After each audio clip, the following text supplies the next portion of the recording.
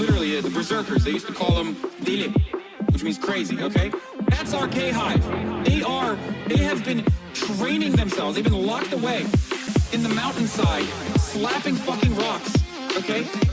Absolutely, just slapping rocks completely naked, training themselves so that they can destroy the MAGA sickos. And if there is one force to be reckoned with on the internet, within the Democratic Party's constituencies, it is the motherfucking K-Hive. They go balls to the fucking wall. Kamala Harris wants to vaccinate your children in the ass to make them all autistic and homosexual. She's working with the deep state. Come, more like Kamala Harris. She wants to make you never come again. But not in a puritanical good Christian way, but in a weird, freak-like liberal kind of way. Welcome to the cum zone. They go balls to the fucking wall. Like that's a 2020 campaign. Like, what's going on, everybody? QAnon Republicans are like, what the fuck? I hope everyone's having a fantastic evening, fantastic afternoon, fantastic pre-noon, no matter where you are in the world. I'm Hassan Piker, and this is awesome. Our broadcast coming to you live from sunny California, Los Angeles, folks. We're live and alive, and I hope all the boys, all the girls, and all the MBs are having a fantastic one, because today's a beautiful day. Today's a wonderful day. Today is Wednesday, ladies and gentlemen. It is Wednesday, July 31st, last day of July. We are in the middle of the summer. We're about to end the summer, as a matter of fact, but in Los Angeles, California, the summer months basically start off in the late June and go all the way into fall. Well, I guess the summer never really ends here. Anyway, folks, it's July 31st, 2024. And it is 11:15 a.m. and I am right on time. So I have nothing to apologize for in terms of my timeliness. No tardiness here, folks. Perfectly on time. And this is part of the broadcast where I tell you a little bit about my personal news about what's going on in the world of HasanAbi Piker. In between the time period where I press the start streaming button and press the stop streaming button. That's right. There are no One Piece updates for you guys. For all the parasocialists out there, I'm going to give you a little parasocialist update. A little bit. What did I do? What did I do last night after I ended the broadcast? Absolutely nothing. I was really tired. I was actually pretty tired. So I was like, you know what? I'm going to have a little bit of me time. And that's precisely what I did. I watched My Hero Academia. I had my prot at night. It was supposed to be my deficit day. Failed on that front. But I did have a little bit of prot because I'm the prot goat. But beyond that, what? Trump is taking questions on black journalists as tense. Okay, we'll dive into that in a second. But beyond that, nothing else really. Went to sleep, woke up early, worked out, got brolic. You know who it is. You know what it's about, baby. No tub cake. Do you see the clip from the Porter episode, Poor Kaya? I have not. Okay, hold on. I listened to your VOD on my 5-hour drive, and I have only one thing to say. Twitch app is the shittiest app I've known to mankind. 1 second without connect. Too bad. Gotta close your video player. Listening to something. Too bad. Pause for no fucking reason. Yeah, it's not very good. Anyway, we got the Kamala Veep stakes. We have Donald Trump having a meltdown against, I guess he's talking right now at a convention for black journalists, which is very stupid of him to do so. But apparently he's melting down a little bit. The Macy's with the fat playlist will dive into that as well. But yeah, on the personal news front, there's not much going on. You know what? Fuck it. Let's just dive right into it. Getting grilled by a black HOGWATCH weird edition. Let's just dive the fuck in. Kamala will announce VP on Tuesday in Philly. ADINROSSxTRUMP collab. Bro, you're missing it? No, I'm gonna go into it right now. I'm not missing shit. Chill. Killing high profile, heating up tensions, and more. Get it. Will you talk about Beirut? Congrats on your $6 million appraisal, by the way. Thank you, Aiden Ross, my real estate agent. Dr. Disrespect is back. We'll talk about that as well briefly. There's also like the madness happening on Twitter in terms of like Moist Critical being canceled, which is so stupid. We'll talk about all of that and more in a brief moment. He just said Kamala Harris is not black. That's crazy. There are some, and there are plenty. I know this lady right over there, Harris, is a fantastic person who just interviewed me at length. And we had a great interview, I think, and I heard you got very good ratings on that. Well, you told me it was the longest one of your life, so we had a good discussion. Look, I want to talk about. Oh, that's the Fox lady. I mean, it is not lost on us how divided we are as a country. And as you were coming today, we really got to see that we are divided along the lines of race, along the lines of gender. And there is this question of, in this moment where we are, why come here? What is your message today? My message is to stop people from invading our country that are taking, frankly, a lot of problems with it. But one of the big problems, and a lot of the journalists in this room I know and I have great respect for, a lot of the journalists in this room are black. I will tell you that coming from the border are millions and millions of people that happen to be taking black jobs. You had the best. What exactly is a black job, sir? A black job is anybody that has a job. That's what it is. Anybody that has a job. All right. And Mr. they're taking the employment away from black people. They're coming in, they're invading. It's an invasion of millions of people, probably 15, 16, 17 million people. I have a feeling it's much more than that. He has a feeling. And everybody's been seeing what's happened. The first group of people, the black population, is affected most by that. And Kamala is allowing it to happen. She's the border czar. She's the worst border czar in the history of the world. There's never been a border czar like this. She's never even essentially been. She said she was there once, but not the right part of the border.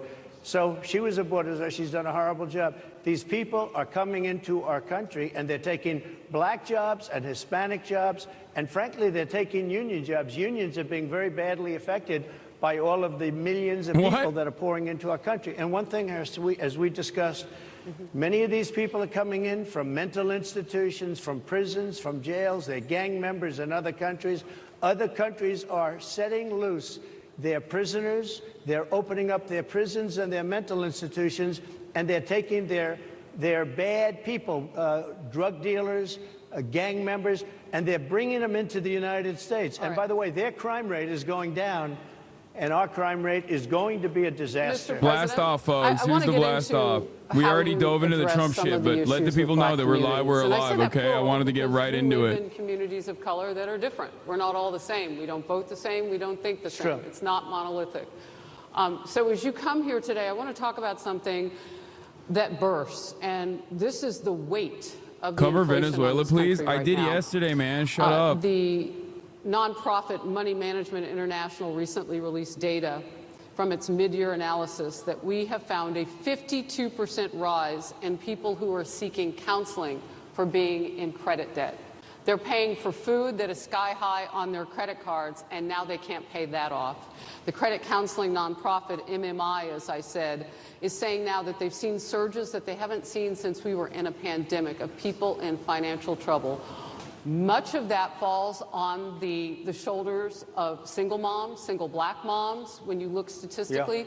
How do you turn it around? What's your plan for the black community when it comes to money? So, first of all, it's very hard to hear you for whatever reason because of the fact that they have bad equipment, because I guess, you know, this woman was unable to get the right equipment.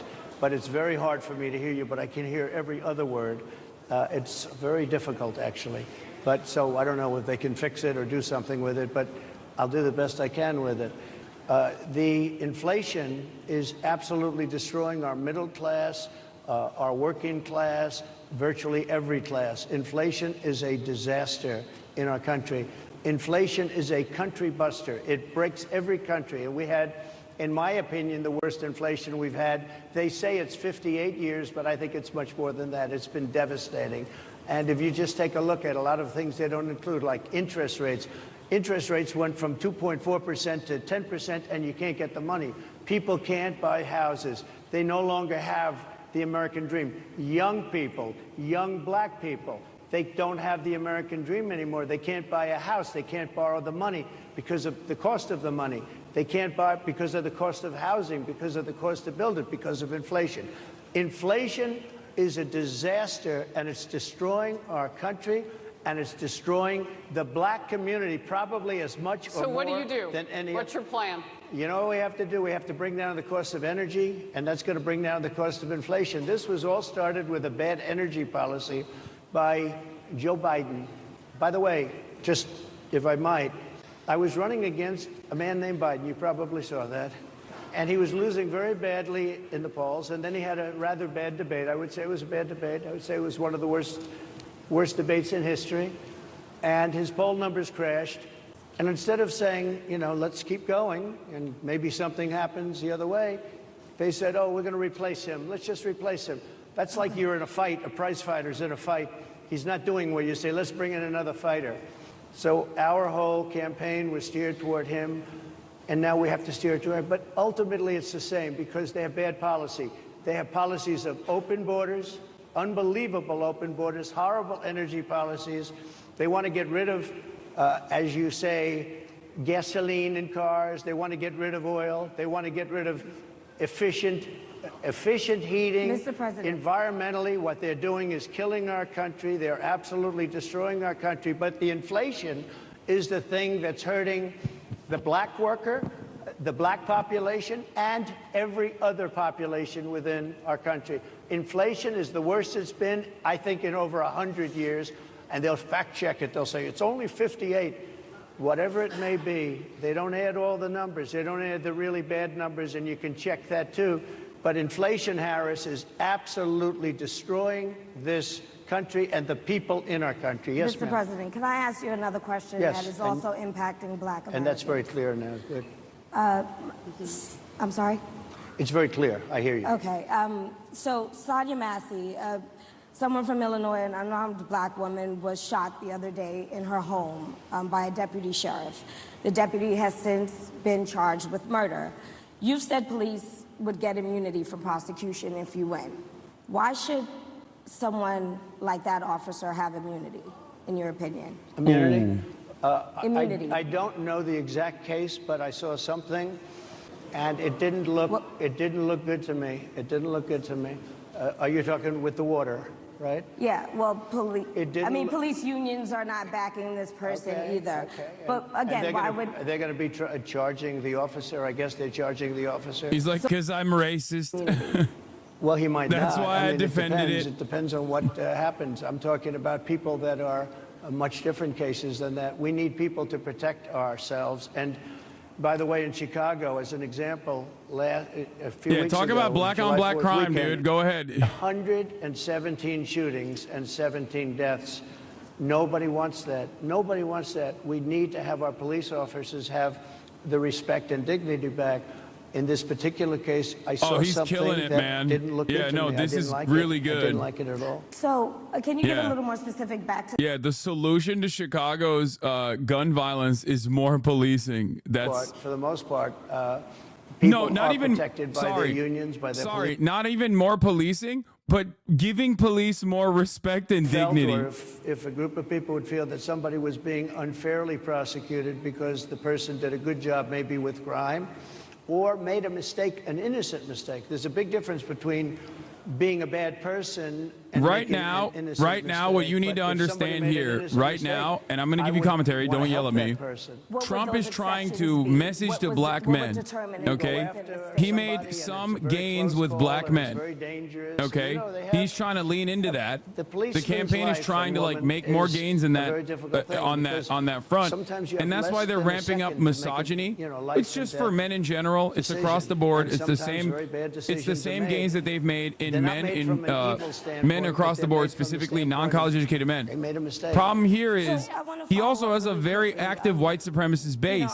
So he needs to dance between this line where he's like, especially when it comes to prosecutors that are prosecuting you.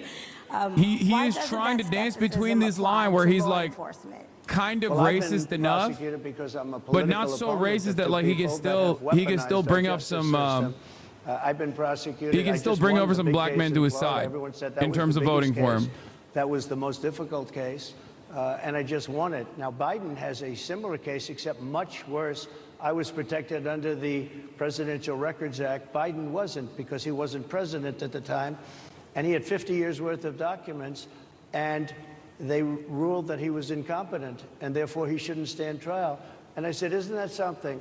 He's incompetent and he can't stand trial, and yet he can be president. Isn't that nice? Mr. President, but they released him on the basis that he was incompetent. They said he had no memory, and he was a nice old guy, but he had no memory, and therefore we're not going to prosecute him. I won the case, and it got very little publicity. I didn't notice ABC doing any publicity on it, George. We covered you extensively, sir. I'd love to move over on to different topics. I didn't notice you do any publicity on it at all. I won the case, the biggest case. This is an attack on a political opponent.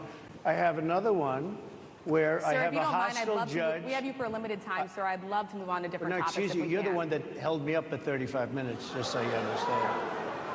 If we can move on now to the state of the race, sir, I want to get back to the campaign. Senator J.D. Vance is your running mate. He's had a lot of controversy lately, and I want to read you a few things that he has said in the past. He said the Democrats running the country are a bunch of childless cat ladies who are miserable at their own lives and the choices they've made, and so they want to make the rest of the country miserable too. He's not talking here about how great it is to be a parent. He's attacking what he says are the choices people are making to not have children. Did you know that he had these views about people who do not have children before? Ooh, that's a great way to ask that question. Oh my God, what a great way to ask that question. He is very family oriented, and he thinks family is a great thing. Of course, he's not going to answer it, but it's a great framing on that. I know people with families. I know people with great families. I know people with very troubled families, and I also know people with no families. They didn't meet the right person. Things happen. You go through life, you don't meet the right person. But he's not just talking about families here. He also says that people that don't have children should get less votes than those that do. I'm just speaking for myself. Is that your campaign position? I think I'm speaking for him too. He strongly believes in family, but I know people with great families. I know people with not great families that don't have a family, and the people without the family are far better. They're superior in many cases, okay? He's not saying they're not. What he's saying is that he thinks the family experience is a very important thing. It's a very good thing. But that doesn't mean that if you grow up and you grow older and you don't meet somebody that would be wonderful to meet and would have been good, that that's a bad thing. He's not saying that. My interpretation, you'll have to ask him, actually, but my interpretation is he's strongly family-oriented, but that doesn't mean if you don't have a family, there's something wrong with it. Just one last point, and then we'll move on. Just one of the bedrock principles of American life is one person, one vote. Senator J.D. Vance has suggested that someone who has children should have more votes than a person who does not have children. I just want to be clear here. Is that the position of your campaign? Well, no, but it's not something I have ever heard before. I can tell you this. Right now you have illegal aliens coming into our country, many from prisons and many from mental institutions, and they want to give them votes. I don't think they should have votes. They came into our country illegally, and they're taking the vote away from all of the people in this room that have been here a long time, that have worked hard, that in many cases, and you'll see this happening, if I'm not elected, you're going to see it happening. If I am, you're not going to have any problem.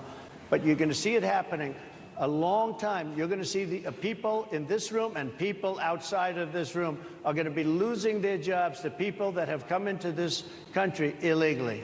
Mr. President, can we stay with just kind of the state of the race right now? Because I felt like that vice president question, candidate question was right in there with that. Yeah. So let's talk about J.D. Vance for a little bit. He's had some stumbles out of the gate. I don't know if you're hearing what we hear as reporters, but it's been a tough couple of weeks for him. Why did you choose J.D. Vance? Why did you choose him? And I'm having a hard time hearing, too. I know everybody out there can, but it's hard to hear. I'll tell you why. I chose him because he's a very strong believer in work and the working man and woman, and especially the working man and woman who have been treated very unfairly, because you have many of them in this room. But you have many of those people, they were treated very unfairly. They worked very hard and they were treated unfairly. He wrote the book that became a bestseller. The movie became a smash hit. He's a very smart guy without the benefit of having a family that has contacts, like a father that was well connected. He got into Yale Law School. He graduated in 2 years from Ohio State, summa cum laude. I mean, you take a look at you know, his career has been an amazing career. He started off at a level with a difficult family situation, very difficult with the mother and the father and everything else. He ends up going to Yale Law School and was one of the top students, became the head of the Law Journal. I mean, it's an amazing thing. He's a 4-year, he was in the military with great distinction for 4 years, got out, went into business, became successful in business, very successful in business, actually, did public offerings and other things. And you know, I have to believe in that. I mean, he's somebody that was born in a rough situation. Most of the people know that situation because it was very well documented in his book. And I have a lot of respect for somebody that can get into Yale and become one of the best students in Yale, that meets a young woman at Yale who was also outstanding, and they get married, they have a beautiful family. But he had you know, he's made himself an amazing life. He then goes to Ohio, lives in Ohio, and he had my endorsement. That helped. But he wins the Senate. He becomes a United States Senator. So he's a United States Senator. So, and so, Harris, like I respect you for your success, I respect people for their success. The reason I asked the question is because the last time you and I sat and talked was the day that you were shot. We'd been together for much of that day. You left to go to Butler, Pennsylvania, and we didn't know what was next. Yeah. And 2 days after that... I cannot understand. Your microphone I know, is so it is muffled. really hard for me to mean, it's understand just, you too. I can understand you perfectly. Because she's closer. I can understand you. But I can't Really happy to hear understand that. Whoa. Harris, Having more questions. because of the distance, and the mics are really in lousy shape, but I cannot understand Are you asking a question? what you're saying. So what I wanted to say was the last time we spoke, you said some words that were prophetic because I asked you who you wanted to choose for vice president. Yeah. And you said normally it really wouldn't matter what they would bring. You know, you choose somebody that you think has a future, that sort of thing. But you said these words 3.5 hours before an attempted assassination on your life. You told me that bad things happen, Harris, and that's why this decision is important this time. Bad things happen. You said it twice. When you look at J.D. Vance, is he ready on day one? He's just so horrible. Does he Can't what? even be a Ready decent on human day being one. for 1 second. If It's he so has to. sad, man. I've always had Bro, great so respect many for Americans him. support this demon. I hate it. Brother, you need to and for the other understand. candidates too. But I will say this. There's a lot of I pieces think of shit this out is there. well And also, there's a documented. lot of people who are nice but Historically, very the angry. Vice president, in terms of the election, does not have any impact. I mean, virtually no impact. There's just a You lot have of 2 or bad 3 people out days there, where man. There's That's a lot it. of commotion as to who, like you're having it on the Democrat side, who it's going to be.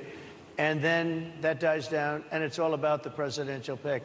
Virtually never has it mattered. Maybe Lyndon Johnson mattered for different reasons of what we're talking about, not for vote reasons, but for political reasons, other political reasons. But historically, the choice of a vice president makes no difference. You're voting for the president, and you can have a vice president who's outstanding in every way, and I think J.D. is. I think that all of them would have been.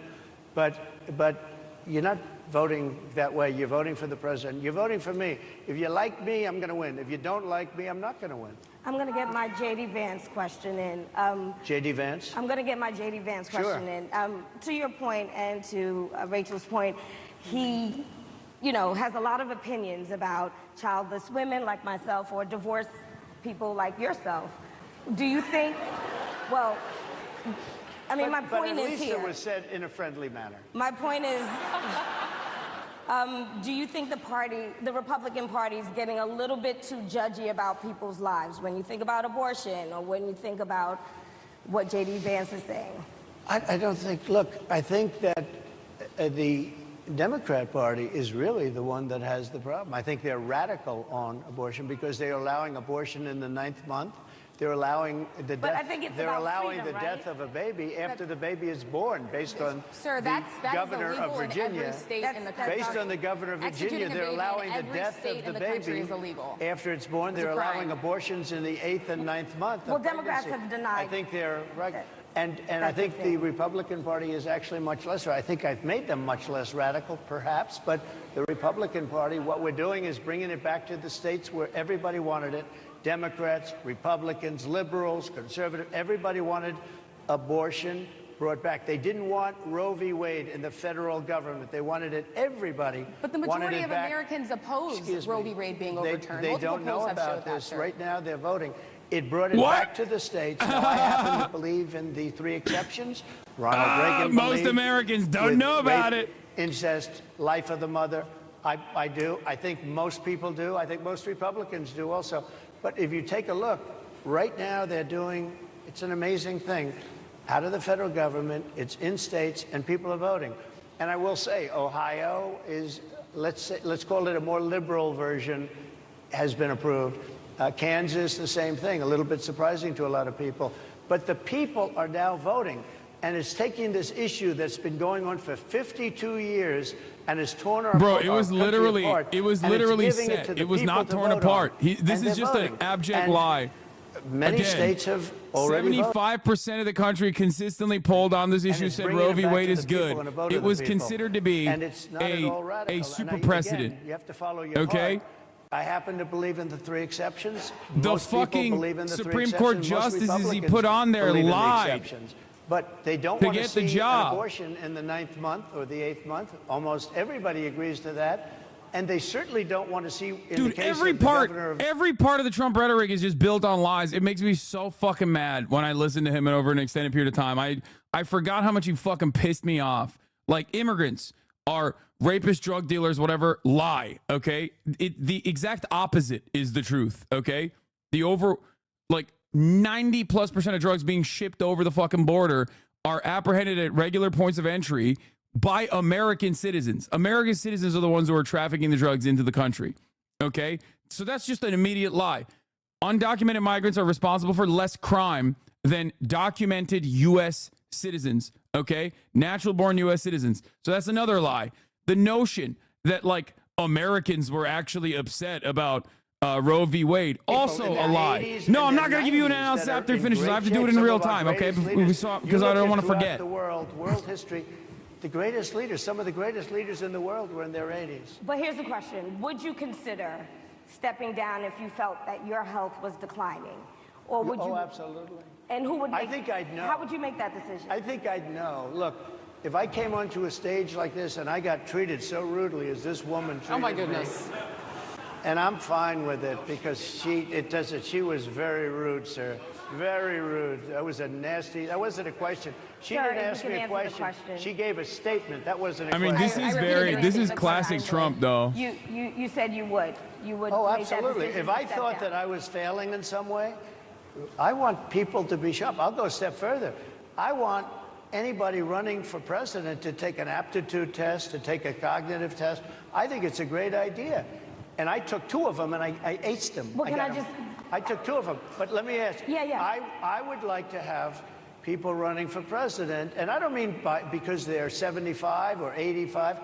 I think anybody running, I'd like to do it. People say it's not constitutional. I would like to have something passed where you can do it. I think we should know. I mean, I've watched what's happened in the last couple of years under this gentleman, and our country is a mess.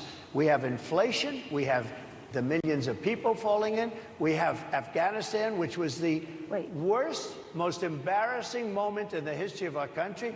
What he has done to our country, and her too, what they've done to our country, she has been a horrible vice president. She's considered the worst vice president in the history of our country. Don't mean to interrupt you, but would you consider taking the cognitive test? Mr. President. I would love to and do make it it public? Well, I've already taken 2 of them, but I'll do it again. Mr. President, how do you intend to... I suggested, Harris, that let's take one. I said, Joe and I will go and take a cognitive test. Now, I'd do it with her, too. I would do it with her also. You know what? She failed her law exam. She didn't pass her law exam, so maybe she wouldn't pass the cognitive test. Mr. President, Are you saying she wouldn't pass? Just to be clear, I'm just giving you the facts. to be clear, you don't think Harris would how do you pass? intend, She and didn't look, pass her bar exam, and she didn't think she would pass it, and she didn't think she was going to ever pass it. And I don't know what happened. Maybe she passed it. I She guess did pass it. There's a She man did- over she here. I did, in think fact, he pass must it. work for Mr. her. President, I would love to ask you about January 6th. You've called yourself the candidate of law and order. Yeah. When Time Magazine asked you if you would consider pardoning all the rioters, you said, yes, absolutely. Sure. You called them patriots. 140 police officers were assaulted that day. Their injuries included broken bones, at least 1 officer lost an eye, One had 2 cracked ribs, 2 smashed spinal discs, another had a stroke. Were the people who assaulted those 140 officers, including those I just mentioned, patriots who deserve pardons? Well, let me bring it back to modern day. Like about 5 days ago, we had an attack on the Capitol, a horrible attack on the Capitol. You saw the people that were protesting and spraying these incredible monuments, bells, lions, all these magnificent limestone. He's saying that the Benjamin Netanyahu protests are worse than January 6th. That will never actually come off, especially in the limestone. It will never. I'm a builder. I know about this is why Democrats are so stupid on the Israel issue. Okay. They viciously attacked our government. They fought with police. They fought with them much more openly than I saw on January 6th. What's going to happen to those people? What's going to happen to the people in Portland that destroyed that city? But sir, my question is on those. What's going to happen to the people that tried to rioters who assaulted officers. You have to would you pardon what's those going to people? happen? Oh, absolutely, I would. You would pardon those? If they're innocent, I would pardon them. They've been convicted. And by the way, the Supreme Court just well, they were convicted by a very tough system. They were. How come the people that tried to burn down Minneapolis? How come the people that took over? There were tens of thousands of arrests and convictions in the BLM protests. But sir, we're talking about people that were seen beating officers with flagpoles, dragging them down the stairs. They're on video. Have you seen that video, sir? Oh, really? Well, they would pardon those. You would pardon those rioters? They shot a young lady in the face who was protesting. They shot her in the face. You know, nobody died that day. You do know that. But people died in Seattle. Nobody died, but people died in Minneapolis. You know, people died in Minneapolis. And nothing happens, and nobody ever talks, and nothing happens to those people. But you went after the J6 people with a vengeance. And I'll tell you what about the cops that were, and I'm all for the police, as you know, but what about the police that are ushering everybody into the Capitol? Go in, go in, go in. What about that? Look, nothing is perfect in life. But you have people from Minneapolis, you have people just from 5 days ago in Washington, D.C. They were having fistfights and fighting with the police. I love Donald Trump's idea that, like, anyone who opposes me needs the most violent apprehension from the law. I'm law and order for, like, black people, brown people, Palestinians, and I only want leniency for my fans. Like, he very openly is like, it's a brutal system, very brutal towards my fans, but also we have to kill these fucking pro-Palestinian protesters. It is so flagrant. It's so obvious what he's saying. It's just like, yeah, dog, if you're like a right-wing Republican and a white guy, you shouldn't go to jail. Okay? If you're protesting police brutality, if you're protesting like Israel's genocide, you should be killed. And I do two things, because I can do a lot of things simultaneously. I close the border. We don't want people coming in. We want people to come in, Harris, but they have to be vetted. They have to be checked. They have to come in legally. We want people. I want people to come into our country, but they have to be vetted. They have to be checked. So when you say, what do? That, and I drill, baby, drill. I bring energy way down.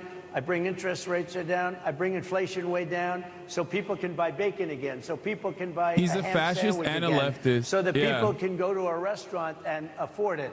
Because right now, people can't buy food. Your grocery bills are up 40, 50, 60%, right? She's agreeing to me. Oh, she's agreeing. Thank you very much.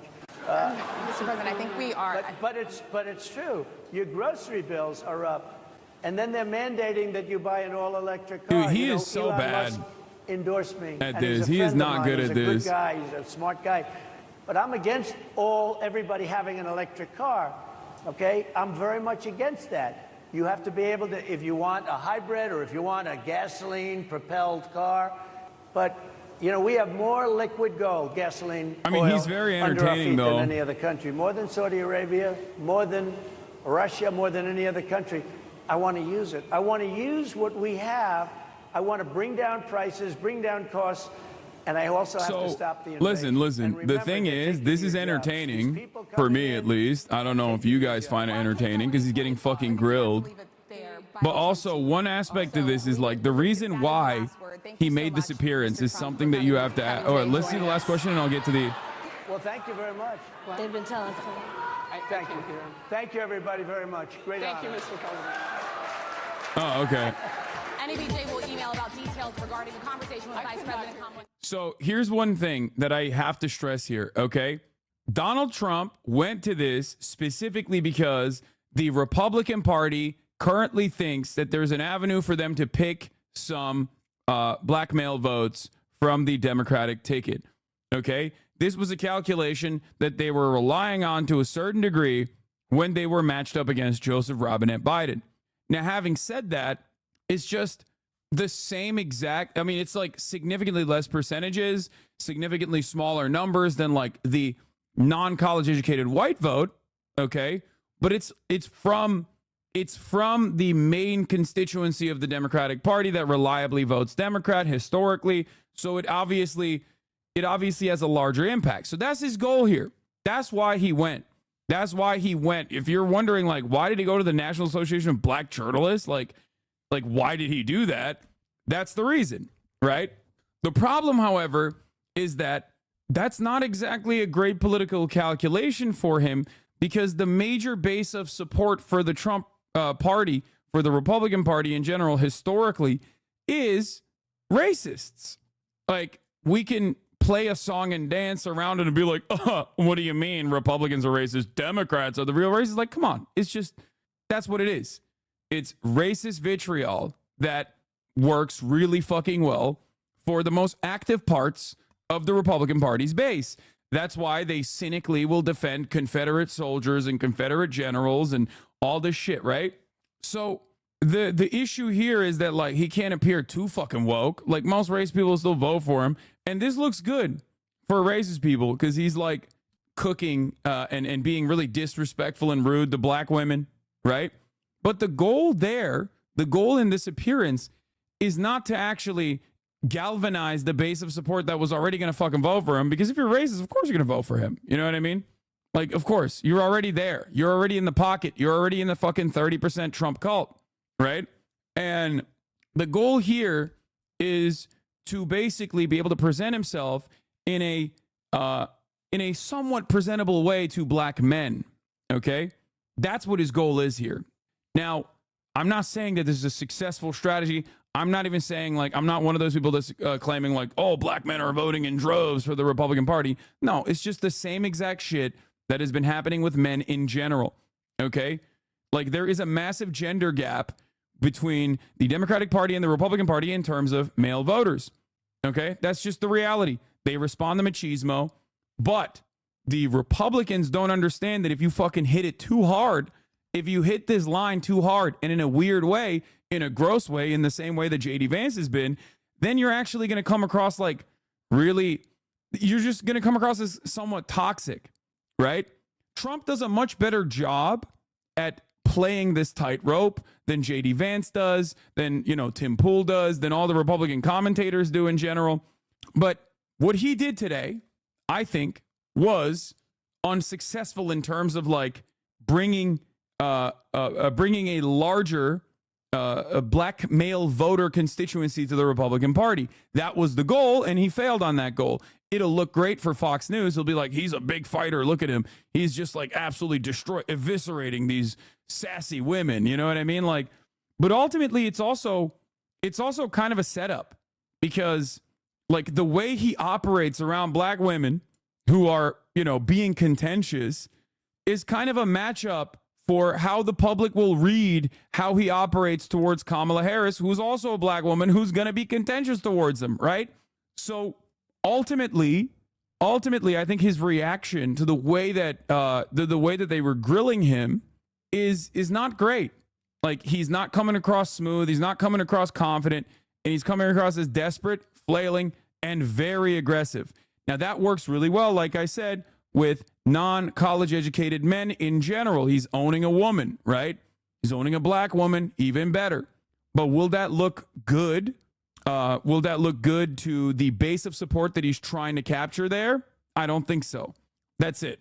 Like, it's not, I think that people that see the way he behaves and see the way he responds, especially, I would say, black men that see the way he behaves and the way he responds, will be left with a sour taste in their mouths, even if they were like kind of teetering on the edge of potential Trump support due to like some of the factors that the rest of the non-college educated male vote goes for Trump.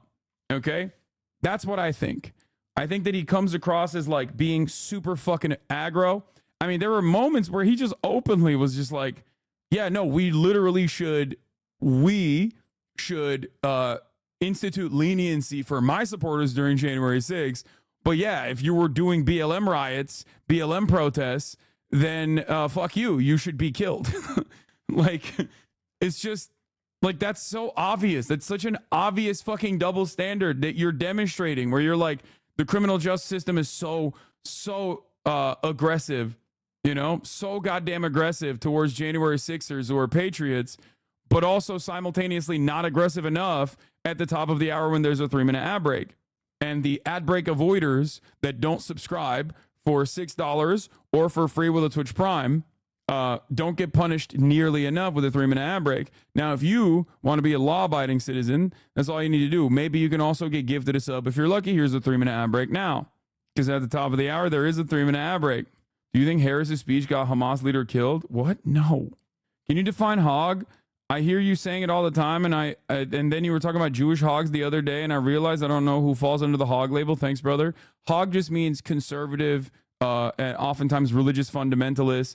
It just means conservative, reactionary. There are hogs of all different backgrounds, all different shapes, sizes, and varieties, but there is this like universality.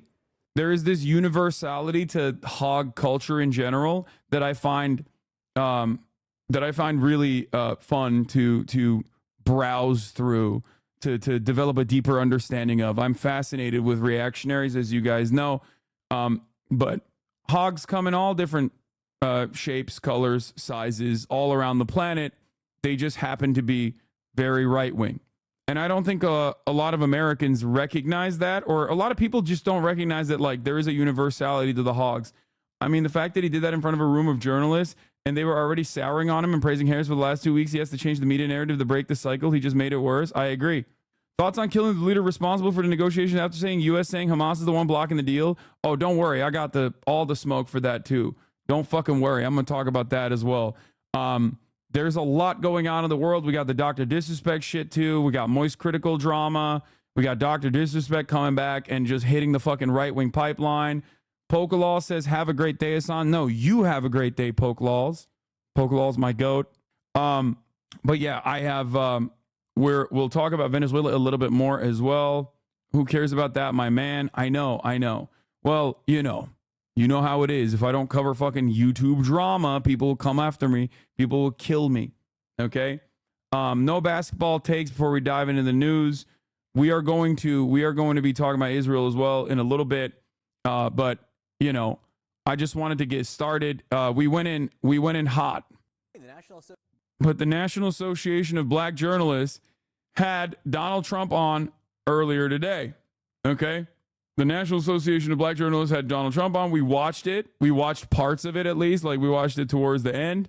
And he just gave a spectacular performance. I mean, just the all-time performance from Donald Trump, showcasing that he is not exactly the best at dealing with contentious interviews, especially in a relatively hostile environment.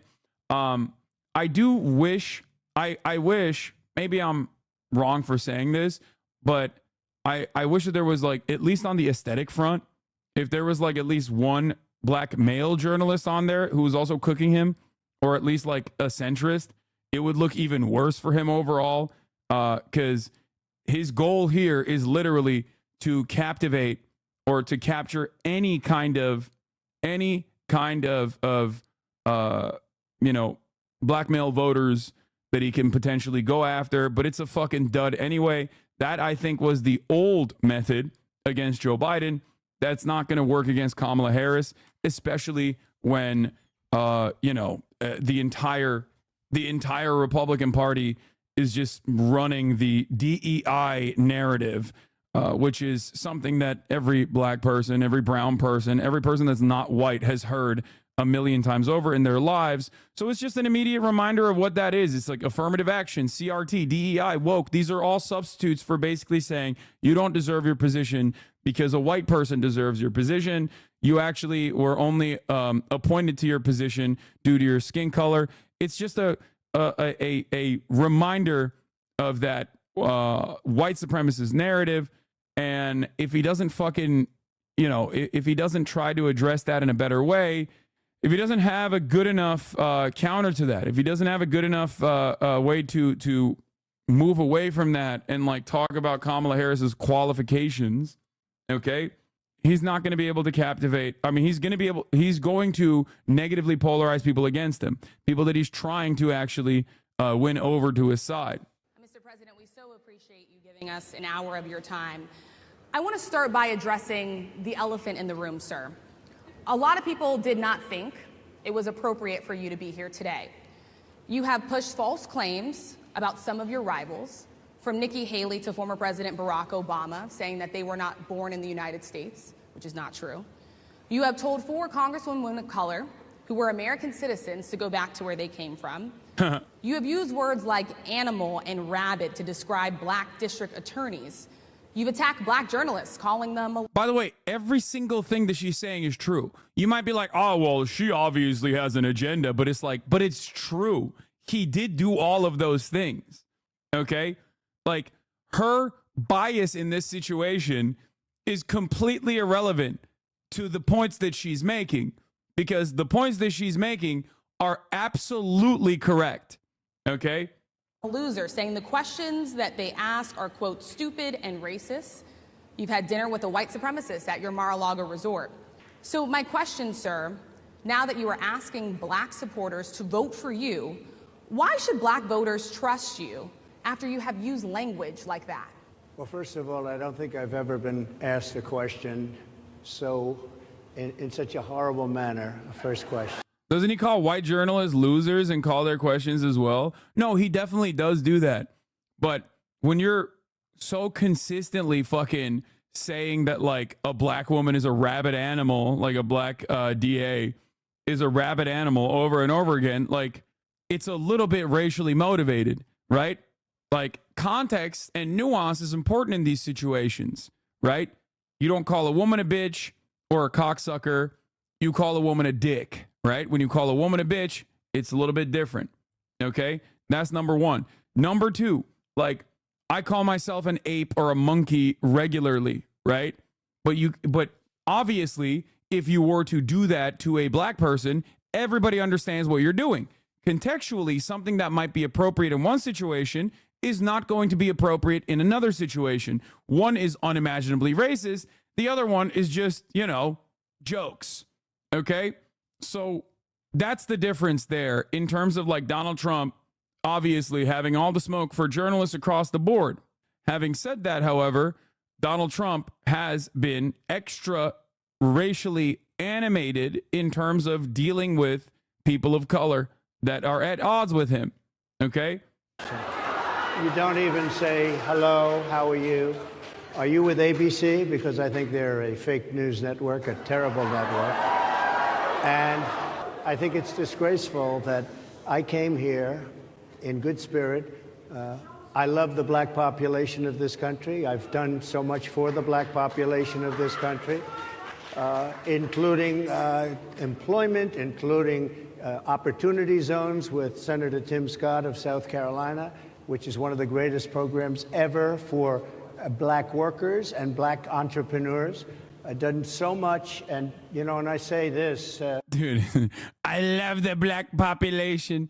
Dude, also, like, 60-plus-year-old white men can never navigate this situation correctly in general. It's like losing ground regardless. It's like when people will come into my chat and be like, Hasan, you never have black women on as your guest, or you never have black people on as your guest. It's like, there is no effective counter to that. You just have to be like, dude, shut the fuck up and move on, right? Because what am I supposed to say to that? Turn around and be like, oh no, here are all the black people that I've had on my show? Like, that's a ridiculous fucking, you just immediately, you're like, you're being fucking weird and racist, okay? And it's true. Like, it is. And especially when you're like a 60-plus-year-old white dude, when you're like a 60-plus-year-old white dude, and Joe Biden was really bad on this too.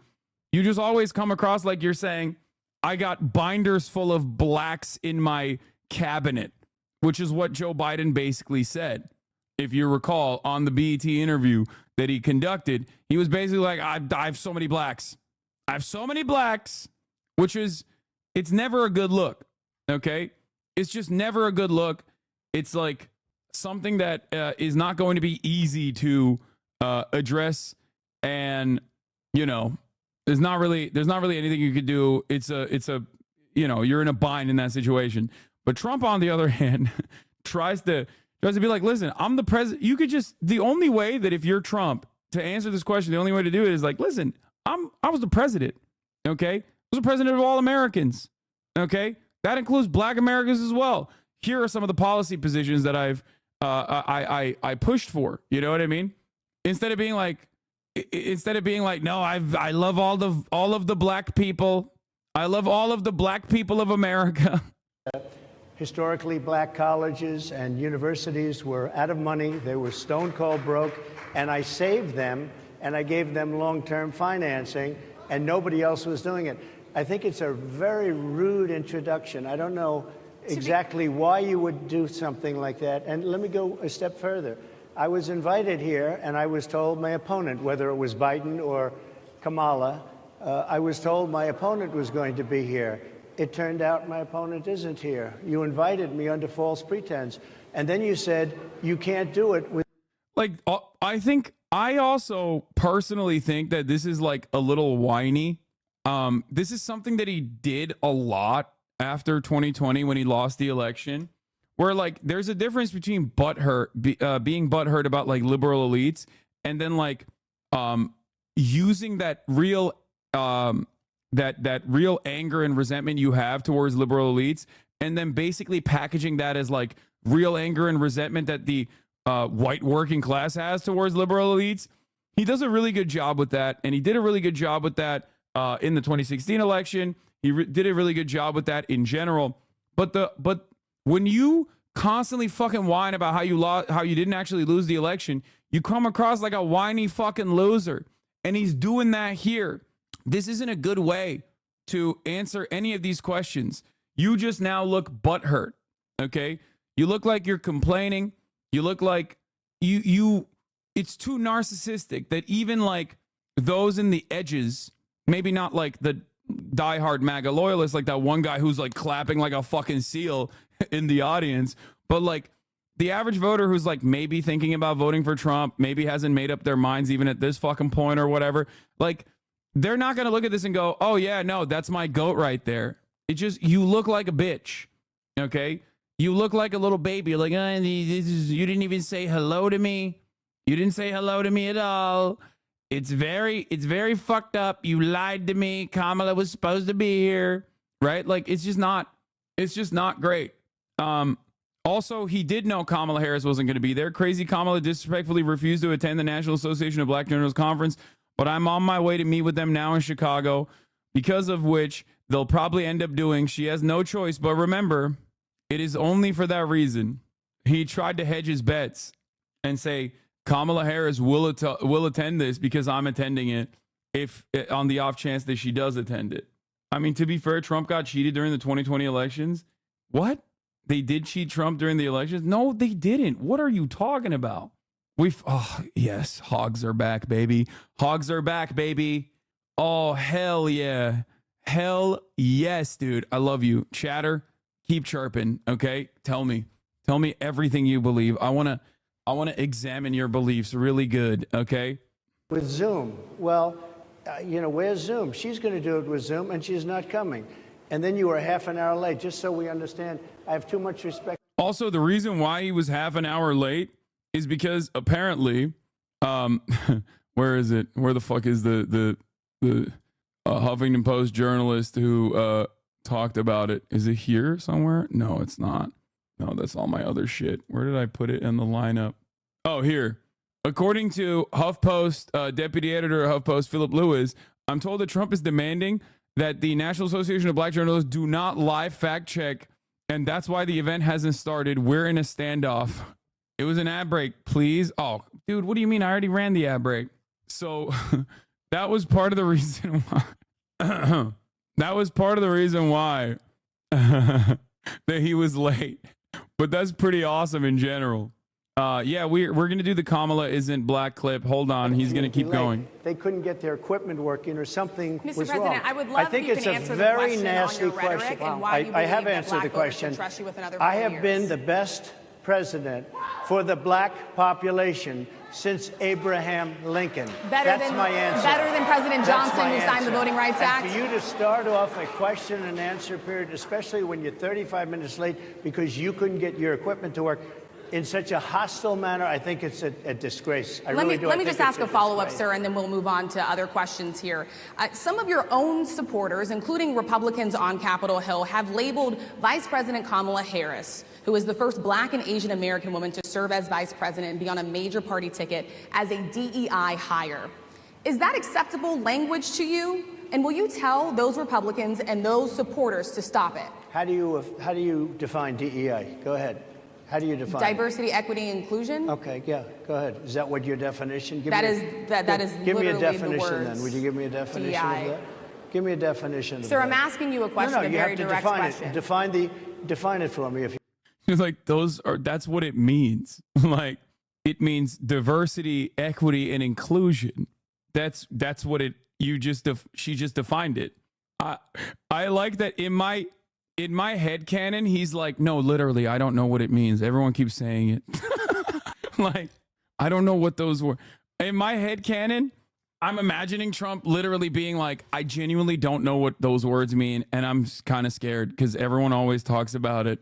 So please, can you help me out a little bit? Like, it would be so sick. I just defined it, sir. Do you believe that Vice President Kamala Harris is only on the ticket because she is a black woman? Well, I can say no. I think it's maybe a little bit different. So I've known her a long time indirectly, not directly very much. And she was always of Indian heritage, and she was only promoting Indian heritage. I didn't know she was black until a number... Yo! Hey, yo! Bruh. Bruh. Like, blackness in the United States of America is literally historically associated with the one drop rule, okay? It's just defined by whether white supremacists consider you black or not, okay? You can't just like pull that ripcord. It's like saying Obama is white because he's half white. Absolutely zero people think that way, okay? Saying that to a room full of black journalists is insane. About a woman born in Oakland, too. Like, oh, Jesus Christ. Like, that's not... It's also funny because simultaneously, the Republican Party is like, maybe Kamala Harris was not born in America, okay? Oh, Jesus Christ. A number of years ago when she happened to turn black, and now she wants to be known as black. So I don't know, is she Indian or is she black? She has always identified as a black woman. She went to a historically black college. I respect either one, but she obviously doesn't, because she was Indian all the way, and then all of a sudden she made a turn and she became a black person. Just to be clear, sir, do you believe that I think she is somebody should look into that too when you ask continue in a very hostile, nasty tone. It's a direct question, sir. Do you believe that Vice President Kamala Harris is a DEI hire, as some Republicans I really don't have know. said? I mean, I really don't know. Could be. Also, like, what difference does it make? Even if she was obviously she's not an Indian woman, okay? If you're half black, you're black. That's just how it works, okay? In America, because, that's just the way white supremacists see you, and that is how society treats you. That's number one.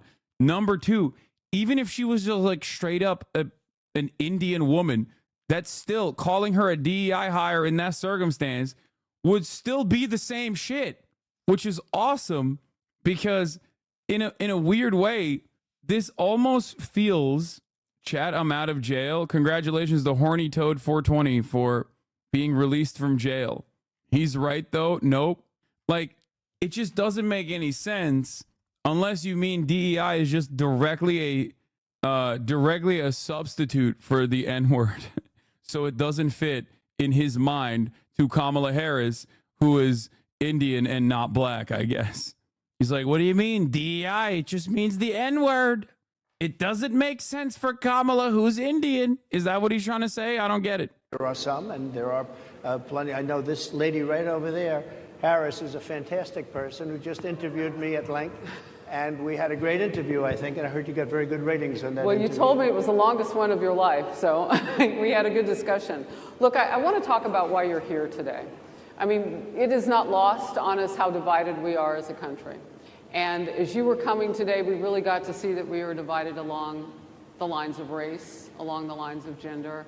Yeah, Gloria Harris over here is just like desperately clinging on to any fucking parachute. She is Donald Trump's parachute in this situation. She is trying her very best. She's the Fox News anchor, by the way. And does she like him? Yes. She's a Fox News anchor.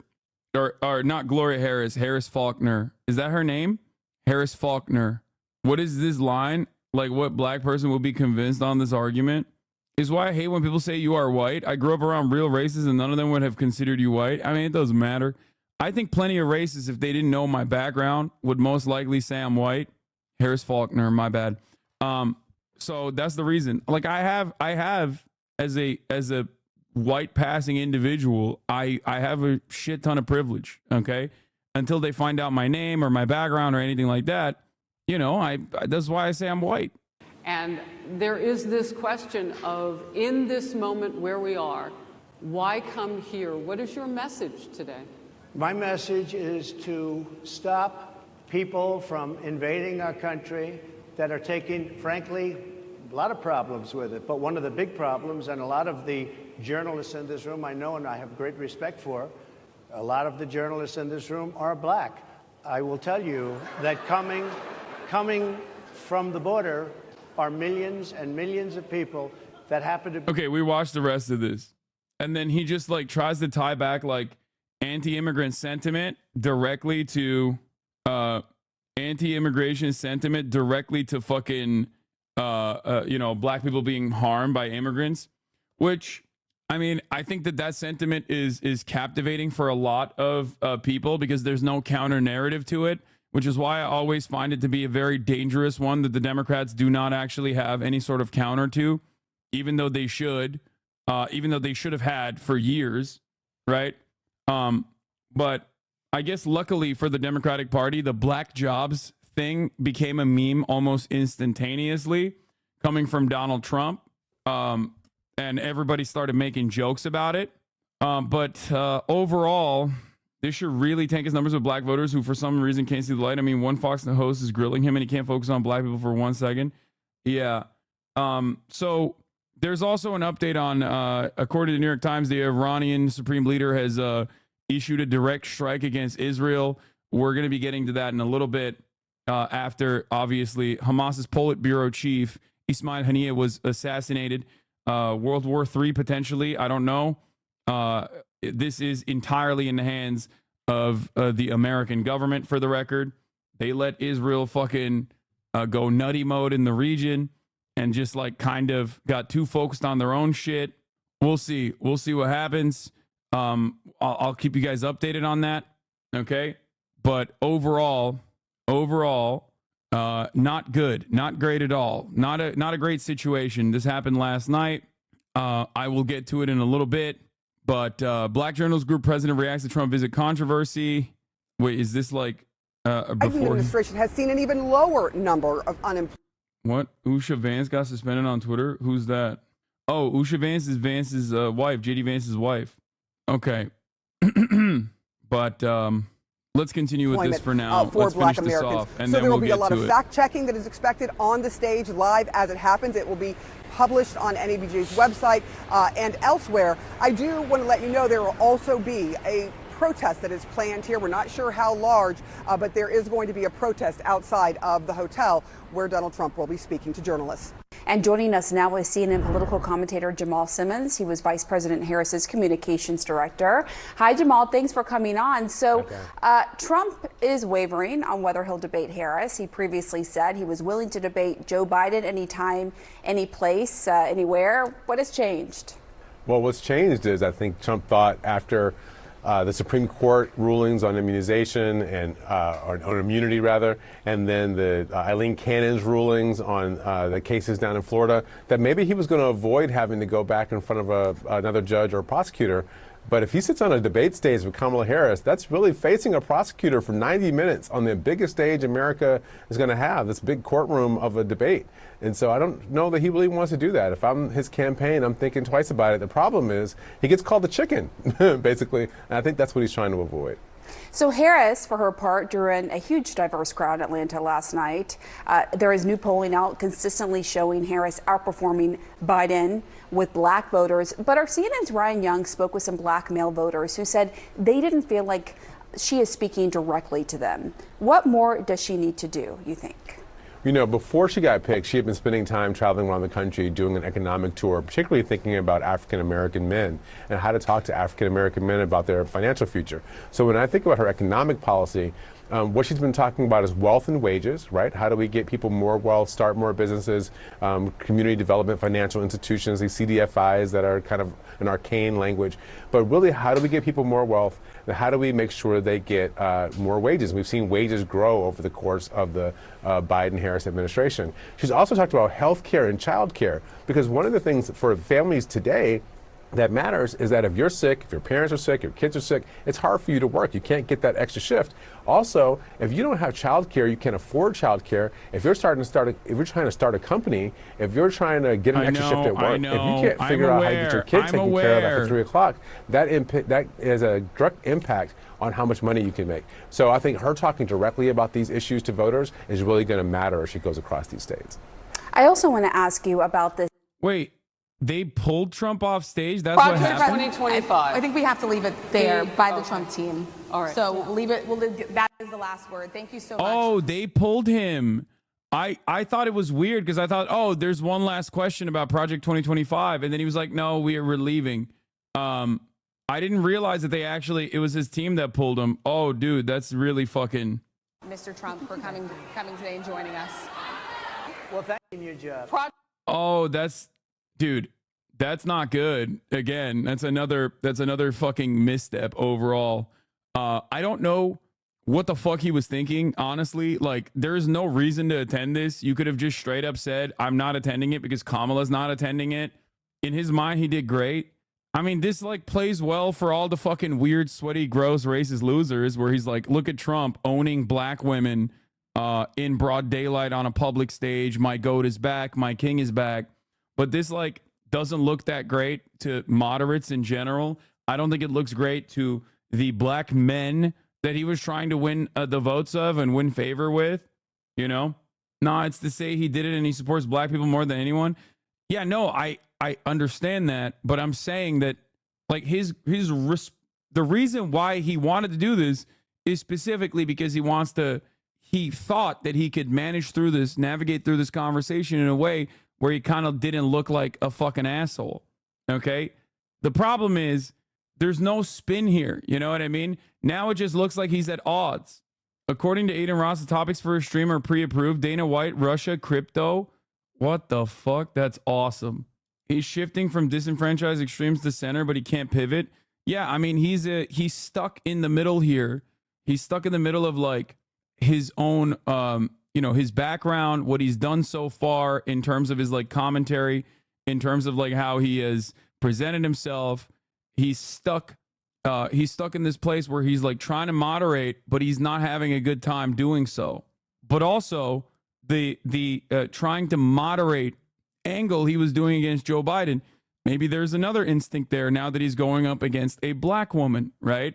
Maybe the instinct there is, oh, I just hit like max racism here, thinking that will be good. It might play well to the base, but it's not going to play well to moderates. It's not going to play well to independents, because the biggest problem with the Republican Party, and I say this pretty much every single fucking day, I repeat it every single fucking day, is that they're so high off their own farts that they think every American thinks like them. Okay? They think every American is just as racist. They think every American is just as sexist.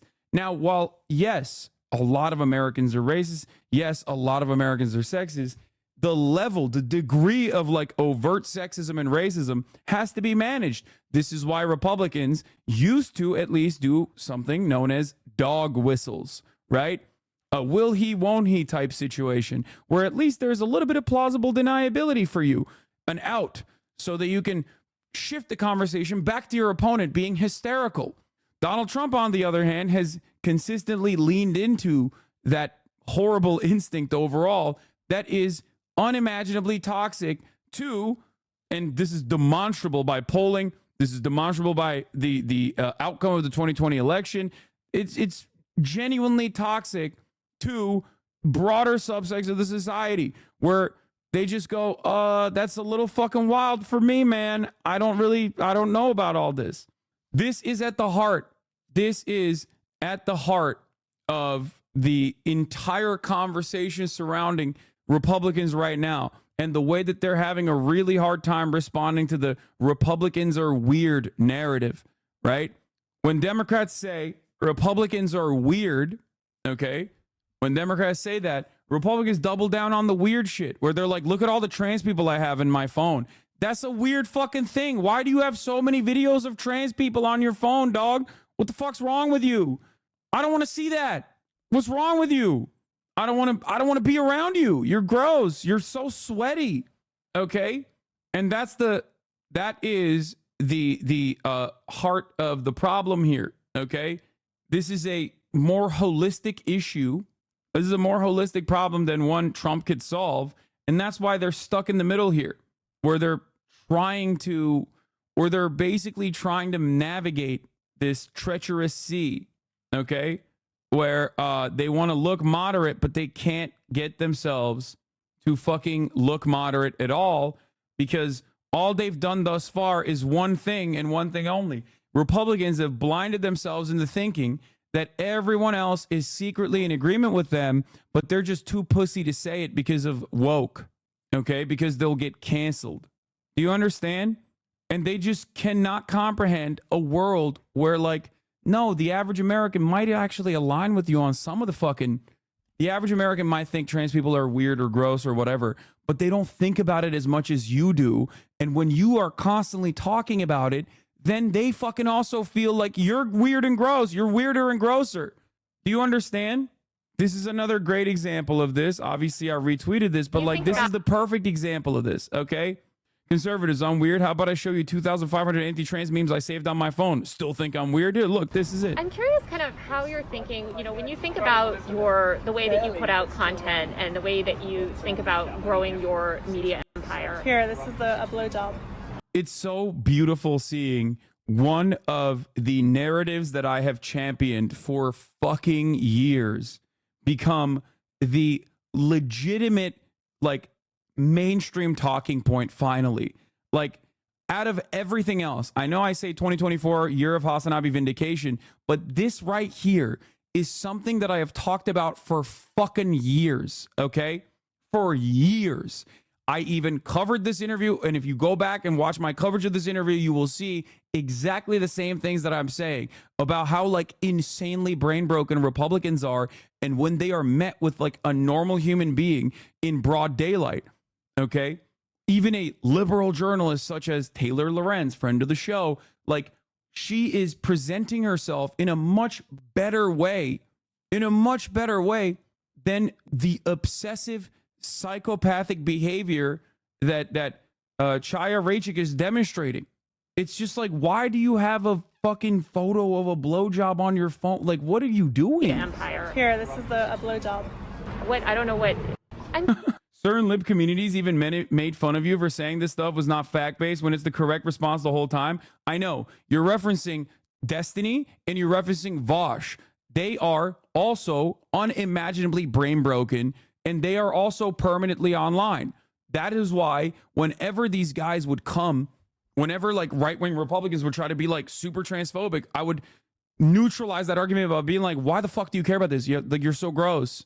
Like, you're behaving in a very weird way, not recognizing that that was the appropriate measure to take in that situation.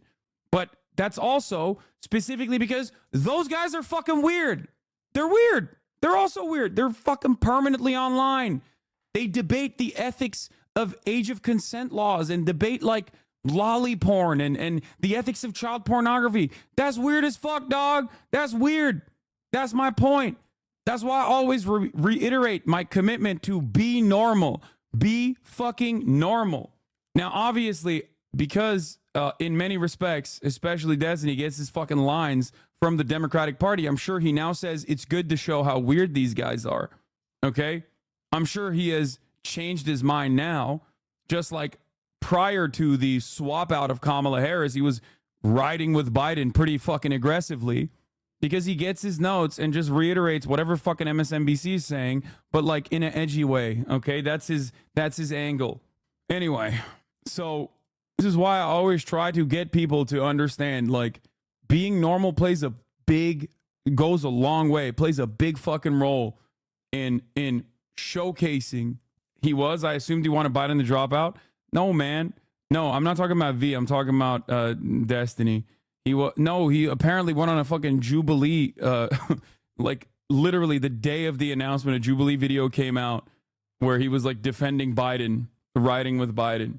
Anyway, so this is not about him anyway. It doesn't matter.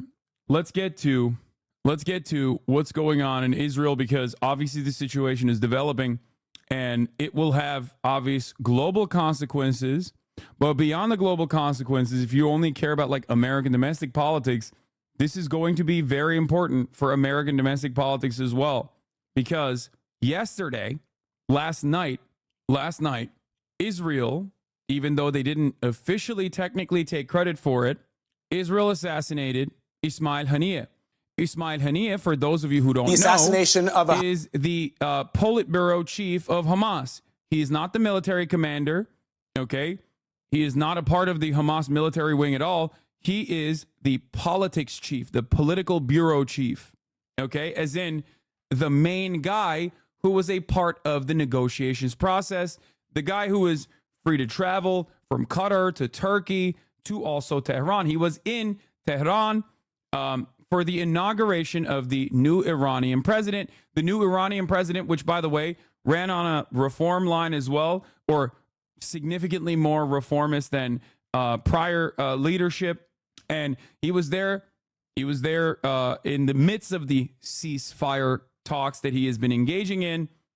He was in Tehran. He got assassinated alongside his bodyguard. 50 minutes after you logged off, your luck streaks continues. Yeah, I know. Of course, I was not live when that happened, because when I go offline, the world collapses all the time. So, that's normal. Now, prior to that, he's the leader of Hamas, the one who was cheering October 7th. No, he was not the one cheering October 7th. That's the Lebanese, that's the dude in Lebanon. The one that you're thinking of is the one that Zionists routinely point to, that say that because of what Israel has done to us, the Palestinian people, they deserve 1 million October 7s, which, by the way, is enough to say genocidal intent for Hamas, but Israel's unimaginable cruelty and unimaginably violent genocidal rhetoric, not enough to say if they're genocidal. So, but that's not the same person. You're thinking of a different person, regardless.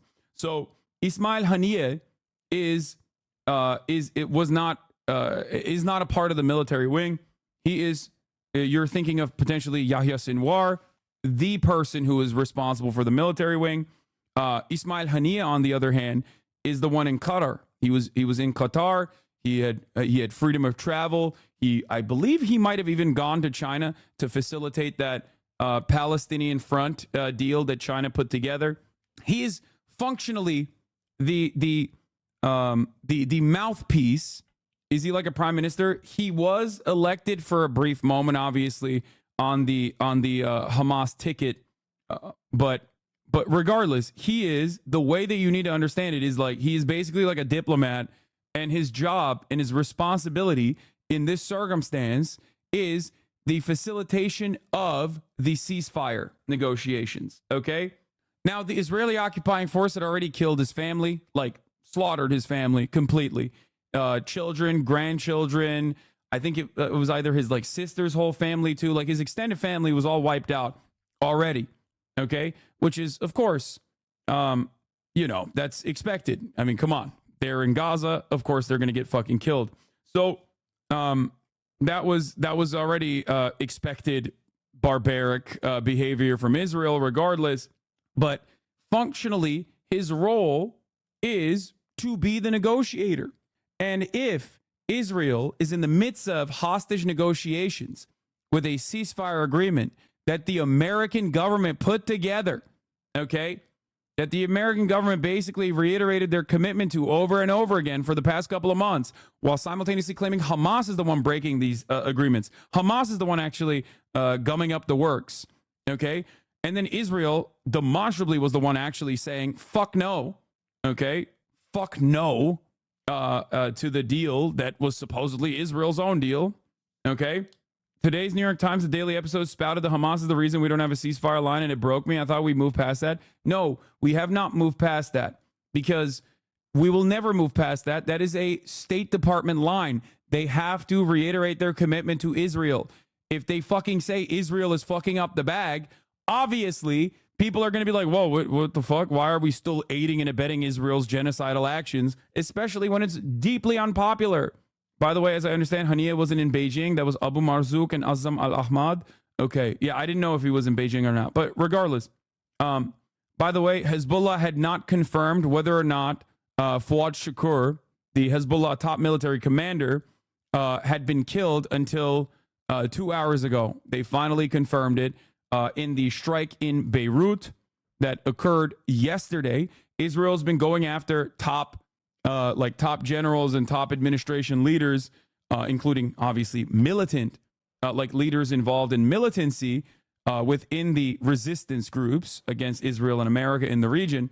There was another person that they killed as well earlier today, but assassinating Ismail Haniya is a entirely different equation, and I think people don't fully comprehend it, especially because most people don't know how this works. Most people don't understand what Ismail Haniya's job was, and most people are unfortunately deluded on this issue because mainstream media just puts a boatload of false information under the auspices of like impartial coverage. Unless you've been following this stuff closely, watching my broadcast, you're going to be a little bit confused about what is going on. But the top leader, Ismail Haniya, was assassinated in Tehran last night in a precise airstrike that killed him and his bodyguard. Okay, and it's really fucked up for two reasons. One, Ismail Haniya is the chief negotiator in the hostage negotiations deal in the midst of this like ceasefire demand that the United States government is making. Right, that's number one. Why the fuck would you kill the main negotiator out of nowhere? He's a civilian. He's not associated with the military wing regardless. That's number one. Number two, this happened on Iranian soil in the capital. Okay? So it's another major escalation from Israel. Now, Israel has killed Iranian nuclear scientists on Iranian soil on a regular basis. But this is akin to like killing a top foreign diplomat in the midst of negotiations on Iranian soil, which is obviously a little bit different than just like murking nuclear scientists with assassinations. They do on a regular basis, right? Like I said, Omega Law civilian. What do you mean? I mean, he is a diplomat. That's why he is the person responsible for the negotiations. You can't say Omega Law civilian. Like it's like assassinating a fucking ambassador or a head of state. Yeah, it would be like smoking Blinken. Hamas leader overnight that could have major repercussions for the war in Gaza. Ismail Haniya, a political leader who is one of the chief negotiators in the ceasefire talks, was killed in Iran just after attending the inauguration of the country's new leader. This comes on the heels of another major assassination of a top Hezbollah leader in Lebanon. Imtiaz Tayyib is in Beirut. Imtiaz, good morning. Good morning. Well, it really does feel like the Middle East is on the brink of a major escalation following what appears to be two assassinations carried out by Israel in a matter of hours, including here in Beirut. Now, one of the men killed, Ismail Haniya, Hamas's political chief, has been a key negotiator for a ceasefire and hostage release deal with Israel. But any potential agreement is now in major jeopardy. Chaos in the immediate aftermath of the Israeli airstrike in the southern Beirut neighborhood of Dahya. When we arrived shortly afterwards, pee real hundreds quick. had gathered after learning 4 people, including 2 children, were killed and at least 70 wounded in the attack. Well, you might be able to see over my shoulder that building over there that was damaged in that Israeli strike. And as you can imagine, it's a scene of real chaos here, but also one of real anger. In a move almost unheard of, the Israeli military claimed responsibility for the strike and named its target. HOGWATCH, also known as Said Muhsin, Hezbollah's most senior military commander and the head of its strategic unit. Israel says Shukr was responsible for a rocket attack on a soccer field over the weekend that killed 12 young people in the Golan Heights. But before Hezbollah could even respond to his apparent killing, Iranian state TV announced another major assassination. Ismail Haniyeh, the leader of Hamas's political wing. While Iran blamed Israel for the killing, Israel has remained silent. But it's triggered panic in the Iranian capital, with the Revolutionary Guard ordering an immediate overhaul of the nation's internal security. The assassination has other major implications too. Haniyeh was leading ceasefire and hostage release negotiations for Hamas and was widely seen as more moderate and pragmatic than Hamas's military leaders who, after nearly 10 months of brutal warfare, continued to battle Israeli forces in Gaza.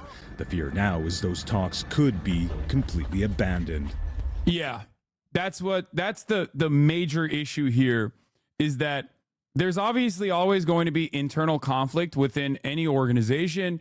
There's internal conflict within, the Knesset in Israel, right? And Yahya Sinwar is seen as a more, obviously he's the military faction leader.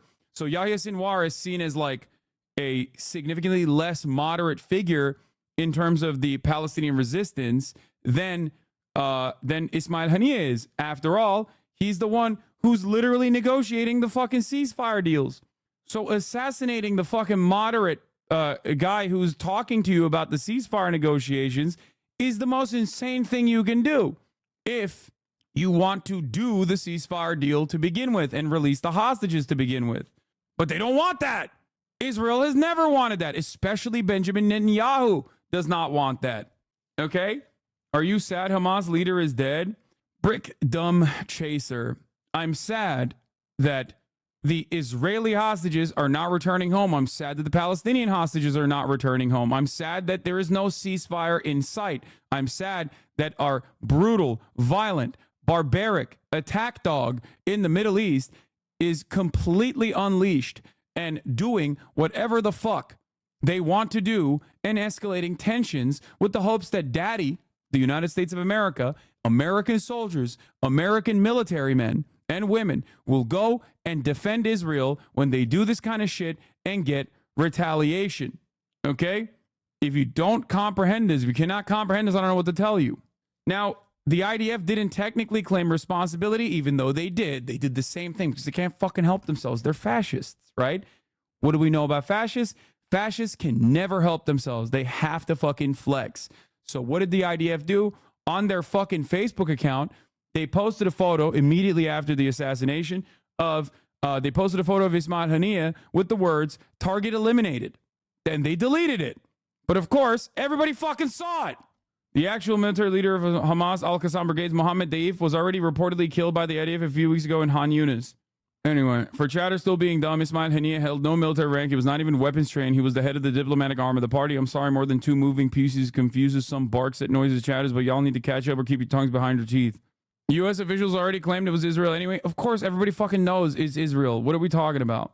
And this morning, Defense Secretary Lloyd Austin said all-out war in the region is... Mohammed Daif, as far as I understand, is still not, is not confirmed. Still not inevitable.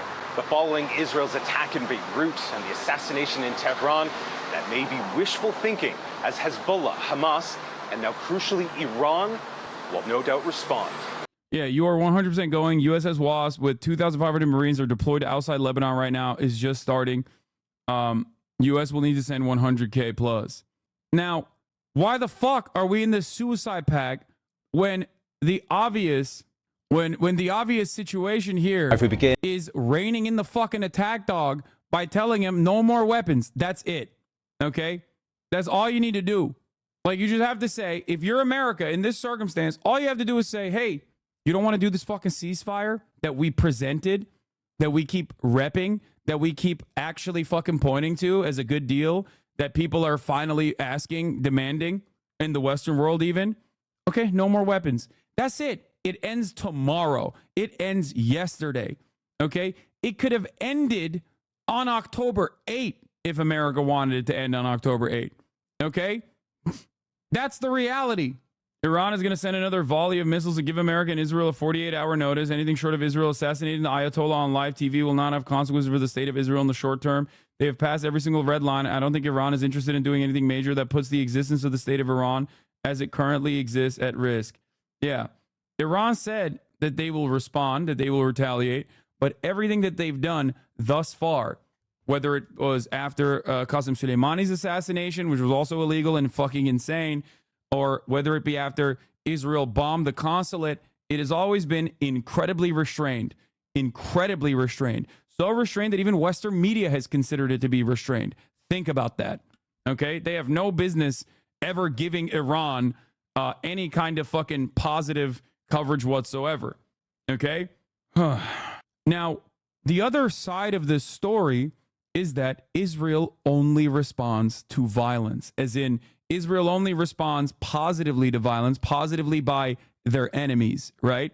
Like, Israel only backs down when they actually have, when they actually see some kind of significant harm to their population. They respond with extra violence when it's obviously an enemy that they consider to be a weak enemy that they can punish by fucking destroying every matter of civil life in the Gaza Strip, okay?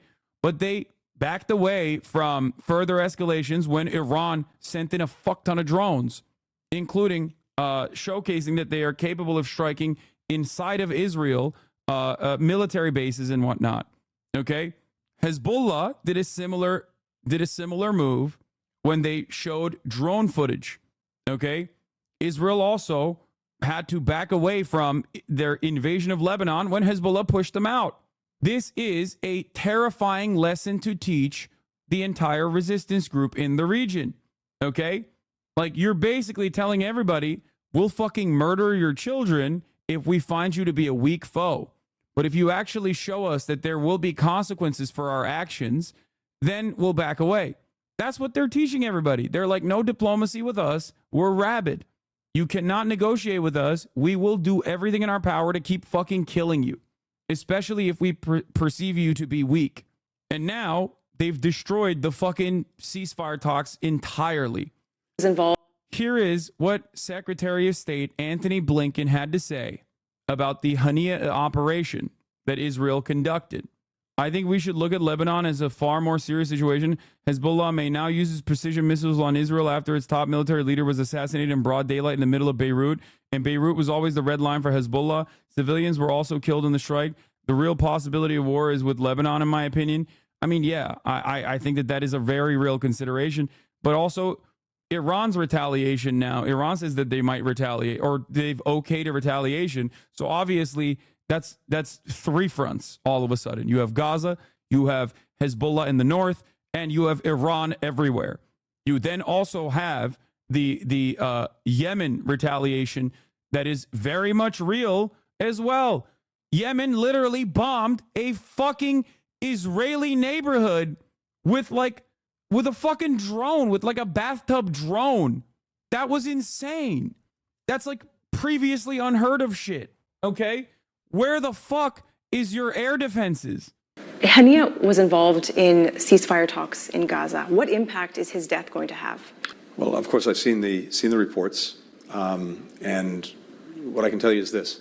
First, this is something we were not aware of or involved. Great, man. Thank you. Once again, reiterating that, like, I was asleep on the wheel. Israel is dog walking us. They do whatever the fuck they want. Like, even if it's not true, right? Even if it's literally not true, because fucking Benjamin Netanyahu was in America like last week. What are we talking about, right? Like, they had no conversations about what the next steps are. Okay. They didn't even fucking bring up the top of the hour ad break coming. at the top of the hour when there's a 3-minute ad break. If you no longer want to see those ads, all you need to do is subscribe. They didn't bring that up. For $5, $6 or free with a Twitch Prime, by connecting your Amazon Prime account to your Twitch account, you get 1 free subscription a month that you can use on whichever broadcaster you choose to use it on. Here's the 3-minute ad break now. I know I'm vile. So even if it is not true, and they were absolutely aware of this, which I think they must have some inclination that it was going to happen. Okay. Why the fuck are you saying that Israel gets to do whatever the fuck it wants? You're just showing weakness again. The New York Times report says that the plan being considered by Iran may be to do another combined attack on Israel with allies in Iraq, Syria, and Yemen using missiles and drones, but this time targeting military sites in Tel Aviv and Haifa. Last time it was military bases in the desert. Yeah, it was in Negev that they hit. However, Hezbollah didn't participate in the large attack in April. This time they may do so. Germany just asked citizens to leave Lebanon while it's still possible. I think England said similar things as well. A lot of the Western nations are trying to fucking evacuate their citizens out of Lebanon as quickly as possible because the region is now gearing up for fucking war. Great stuff overall. Anyone at this point that still tries to maintain the position that like Israel is always looking for a partner in peace but can't find it is the most delusional person on the planet. Now, do I fault them for being this delusional? No, because every aspect of the media is covering it as though it's Hamas that's like fucking up the bag, fucking up the deal over and over again. Okay? But it has always been Israel, and it will continue to be Israel. And if you can't see it, I don't know what to tell you. Like, you're in the midst of a hostage negotiation. America wants you to do the hostage negotiation. The entirety of the Western world wants you to do the hostage negotiation. International organs of justice have declared you to be a fucking war criminal, your leadership. The International Criminal Justice Court has declared Israel to be an apartheid. Everyone is basically saying exactly what's going on. And Americans are just going, la, la, la, la, la, can't hear you, can't hear you. They had a fucking pro-rape protest like this 2 days ago. That's what Israel's worried about. How much rape can their fucking soldiers do on Palestinians that they've detained? That's their top priority right now. The fact that we are going in 10 toes down on this like genocidal apartheid regime in this like weird suicide pact is insane.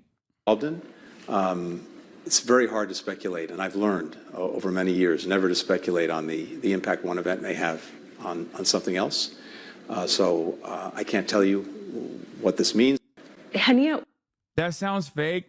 Yeah, of course it sounds fake because it's like unimaginably cruel. It's insanely cruel. It sounds utterly psychotic. Except if you watch my last video on it, Israel just had its own January 6th moment. Let's get to this. You will see where I talked about it. Okay? This 60-minute video will go through all of the details of why the Knesset held an emergency meeting where Benjamin Netanyahu's own Likud party Knesset member actively said, yes, shoving a metal rod in the ass of a detained Palestinian in the Sdei Teiman facility, which was covered for months at this point by even Western media for having like horrific acts of rape be conducted, a concentration camp that is not actually for Hamas militants, but simply people suspected of being Hamas militants, a concentration camp where they release 40% of the detained Palestinians in a matter of weeks after raping and torturing them, by the way. That concentration camp had 9 of the jailers get arrested by the Israeli government. What did the Israeli public do? They went to the fucking prison and the military courts and tried to personally release the fucking 9 detained soldiers. Now, why did Israel try to actually do some justice here in this one specific instance? It's because they are under investigation by international organs of justice, and they want to avoid getting penalized for it and actually getting punished for it. They want to use complementarity as they want to use the principle of complementarity, the idea that there's due process inside of Israel for war crimes, therefore no international organ of justice can interfere in their affairs, as a mechanism, as a shield. That's why they wanted to fucking do it. That's why they arrested the 9 people. They detained them. Okay, they were released some of them were released, by the way. Iranian media reporting that an Iranian military advisor was killed in Beirut also.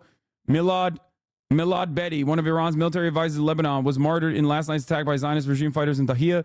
He was settled in the vicinity of Haj Mohsen Shakar building, and his body was identified a few hours ago. Okay? Something that you have to remember, something that you have to consider is that the people that were protesting were not protesting because of the rapes that were occurring in the Sde Tayman concentration camp. They were protesting because they were pro-rape. Okay? That's who we have. That's who we have a suicide pact with. That's the country that we have a suicide pact with right now. That's the country that we're letting ride. That's the country that we're riding in the battle for. Absolutely unimaginable. So fucking insane. Anyway, here's Truda Parsi of the Quincy Institute shedding some light on the actions that Israel took earlier on CNN this morning. Vice President of the Quincy Institute, an American think tank specializing in U.S. foreign policy. His analysis on exactly how seismic the events of the last 24 hours are for the U.S. role in this region, giving 4 specific points. In his words, 1, it kills the ceasefire talks. 2, it may kill renewed U.S.-Iran diplomacy. Yeah, this was a older post from Vincent Bevins. In the final years of the South African apartheid, the white government decided it must, 1, overthrow the government of Angola, 2, install a puppet regime in Namibia, 3, attack Zimbabwe, 4, attack Botswana, 5, attack Zambia in order to survive.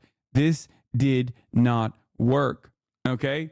They are going through the exact steps that every fucking prior white supremacist fascist government has gone through. It is a damn near identical circumstance to Nazi Germany. It is a damn near identical circumstance to apartheid South Africa, okay? And Israel has been given a wonderful exit ramp from the resilient Palestinian people to have a South African apartheid ending, which it refuses to do so. And it seems like it will have a Nazi Germany ending instead. Okay? The only difference in this dynamic is that America is unconditionally riding with Israel. Hani has been through many attempts on his life, most notably the failed 2003 bombing of the Hamas leadership conclave in the Ramal. But what's the value in this? They did it with Salah Shahadeh, Ahmed Yassin, Al-Rantisi, all unbelievably important figures, all replaced. Every round in Gaza, there's an article that reads with the euphoria. These are the names of the Hamas officials the IDF killed. And people forget because God forbid we acknowledge there's something systemic here. Exactly. Do you think that the Palestinian people are going to all of a sudden turn around and be like, oh, you assassinated the guy that was conducting the ceasefire negotiation?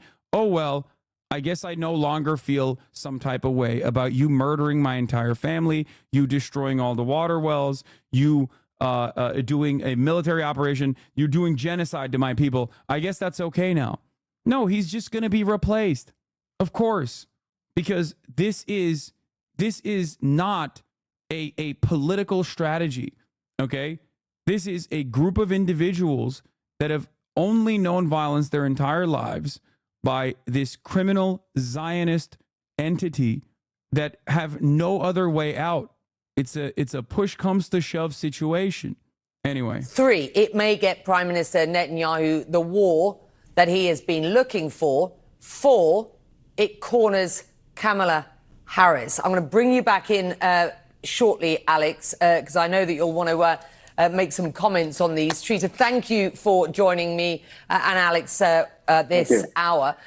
Just explain a little further where you believe and what you mean by this analysis in terms of Netanyahu and his political calculations at this point. Thank you for having me. Well, I think, first of all, we have to recognize that Netanyahu in particular has been pushing for a war between the United States and Iran for more than 15 years. He's done so using the nuclear program. On a couple of occasions, he was actually quite close. The strategy has been to start the war himself and then drag the U.S. into it. This may have been one of his best chances yet to do so. So it is completely in line with everything else that he's done for the last 15 or so years. Moreover, we know very well that Netanyahu has been the main obstacle for a ceasefire deal. In the Israeli media, it's openly discussed how he actually has been leaking intelligence in order to sabotage the talks. He's being accused by the family members of the hostages, by his own officials, by military officials of being the obstacle. And he's done so for a very simple reason. The minute this war ends, his political career ends and his prison sentence likely will begin, given the corruption charges against him. So prolonging the war has always been a case. Undermining the ceasefire negotiations has been the case. And what is more effective in killing the ceasefire talks than actually killing the person on the other side of the negotiating table? And then you have the Kamala Harris aspect of this. Kamala Harris's body language, her tone, the rhetoric clearly indicated that there will be some form of a shift. How substantive it will be, we don't know, but some form of a shift away from what Biden's approach to Netanyahu, which has been quite differential. But by escalating matters in this way that he has now done, potentially even getting a regional war, he will essentially force Kamala Harris into the same bear hug as Biden voluntarily adopted after October 7th, and will take the initiative away from Kamala Harris in case she becomes president, rather than and forcing her to react to events rather than actually being able to take initiatives of her own. Alex, you were in Washington. Dude, I'm telling you right now, this is really fucking bad. Okay, this will, if there is an escalation and the United States is brought in to a regional conflict in a much more meaningful capacity in terms of like American soldiers, okay? That's precisely what Benjamin Netanyahu wants. Giving him what he wants is not only devastating for the globe, devastating for oil prices in general, devastating for the global economy in general, but it's over at that point. It's fucking game over. Like, there was, from a domestic politics standpoint, okay, from a simple American election cycle standpoint, this right here, from just simply the conversation, if we're going to look at it in the narrowest way possible, looking at it as like Biden versus Donald Trump, I mean, Kamala Harris versus Donald Trump, if this leads to the Biden administration going to war on behalf of Israel, it's the most jover it has ever been for Kamala Harris. Okay, it's the most jover for not only just like Israel, it's the most jover for America. It's just miserable. It seems like ages ago that Netanyahu was there. It's not. It's what, 72, 90 hours ago. It was always going to be a controversial visit. What did he? Another two points that I've reiterated this election cycle from the start is, one, this is the most boring election cycle so far, but it has the capacity to become the most interesting one. We're already there. It has become the most interesting election cycle so far. The other thing that I keep reiterating is an age-old adage from American elections in general. Foreign policy is never the top of mind until it becomes the only thing that people think about. Okay? Foreign policy is never top of mind for Americans until it is the only thing for Americans. Okay? Vietnam is an example of this. Israel could make this the exact equation. Achieve? And what did he leave with, if anything? Well, I think he achieved things mainly on the domestic front. He managed to come over here and show his domestic audience back home that he has the support of the United States, not just from Republicans, many of whom were on their feet clapping, giving standing ovations, alongside a number of Democrats, we should say, when he gave his speech to Congress last Wednesday. He had these meetings at the White House.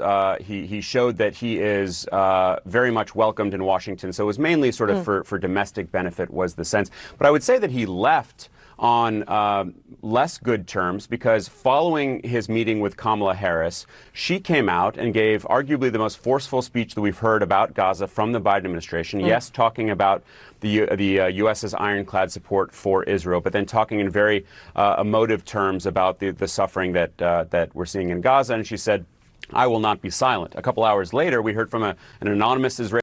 Hania was a terrorist. We should be happy he's gone. If Putin got killed, nobody would be sad. Dude, what are you talking about? Hania is not the equivalent of Putin in this situation. He's not even the equivalent to Zelensky in this situation. He's the guy who is negotiating the ceasefire. What the fuck are you talking about? Oh, Putin is comparable to Netanyahu in this equation. No matter how hard liberals and Republicans try not to see that reality, the equivalence here is Putin being Netanyahu, not Ismail Haniyeh. Israeli official who talked about how those comments were problematic and could cause problems for the ceasefire deal. So he left under less positive terms than he arrived in. I will just note one more thing, Becky. We've heard for weeks, you and I have talked endlessly about the ceasefire deal and U.S. officials putting the onus on Hamas, saying the ball is in Hamas's court. They have stopped saying that. In fact, it appears that the ball has switched into Israel's court. It was always in Israel's court. It's just media always likes to play fucking catch up. The media loves playing catch up every day.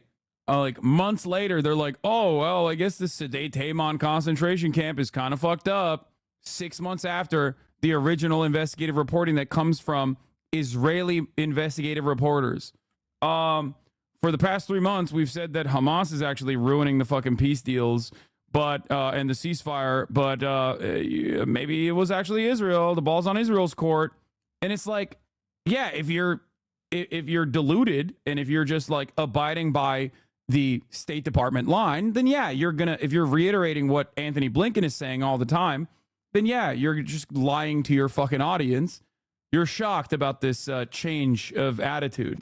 U.S. officials did expect Netanyahu to move forward on that ceasefire deal last week. And I'm just struck by this image that the Mossad director, David Barnea, was at the table on Sunday negotiating for this ceasefire with CIA Director Bill Burns and others, while also, if this is indeed true, potentially planning the assassination of Ismail Haniyeh. Becky? No, that's a power. How the fuck do you negotiate with a terrorist? Talk about how the IDF bombed the hospital again. Oh, October 7 leavers coming back. Coming back.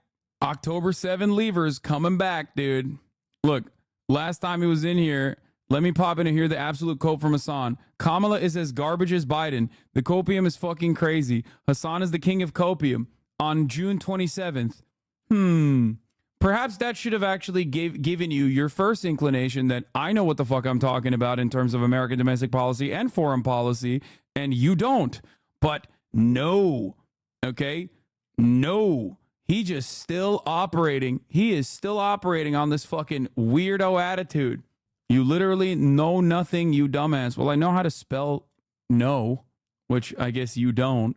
If at this point you still are running with this narrative that like IDF doesn't bomb hospitals, you are living on a different planet, okay? It's not even a position that like the American government is pushing. Like there's no one. Israel's not even pushing that position. They're like celebrating how hard they fucking siege hospitals. But thank you. I think any country would have a hard time negotiating with a group that cries for the death of all Jews. Yeah, you're right, man. That's definitely what's going on in your little hug box that you've cultivated this attitude in. Let me explain something to you, okay? I would show a little bit more, I would be a little bit more humble if I got owned this fucking hard for repeating my favorite political commentators' talking points in another political commentators' chat without ever like re-examining them at all. If I was this far off base and the community that I was coming into, that I'm chirping at, was so on the money, I would probably have a little bit of re-examination. This should be your wake-up call, right? But instead, you're still operating on this fucking weird boundary. You're still operating on this idea that like, yeah, no, Hamas are actually like Jew haters and whatnot, and it's not a resistance to an apartheid regime that the entire fucking world sees, okay? I don't know how you refuse to acknowledge that. This guy gave you money for 18 months just to cry? Yeah, a lot of this happens quite frequently. People's brains break over like one issue, and then they just become like ride or die haters. They look for an alternative viewpoint that like that basically brings them in, an alternative viewpoint that brings them back, or an alternative viewpoint that basically confirms their biases. So then they just like get really invested in another person. I'm urging you I'm urging you, to be fair, I think it's all bad. No, don't fucking do this like cowardly. Well, I guess both sides are bad shit, okay?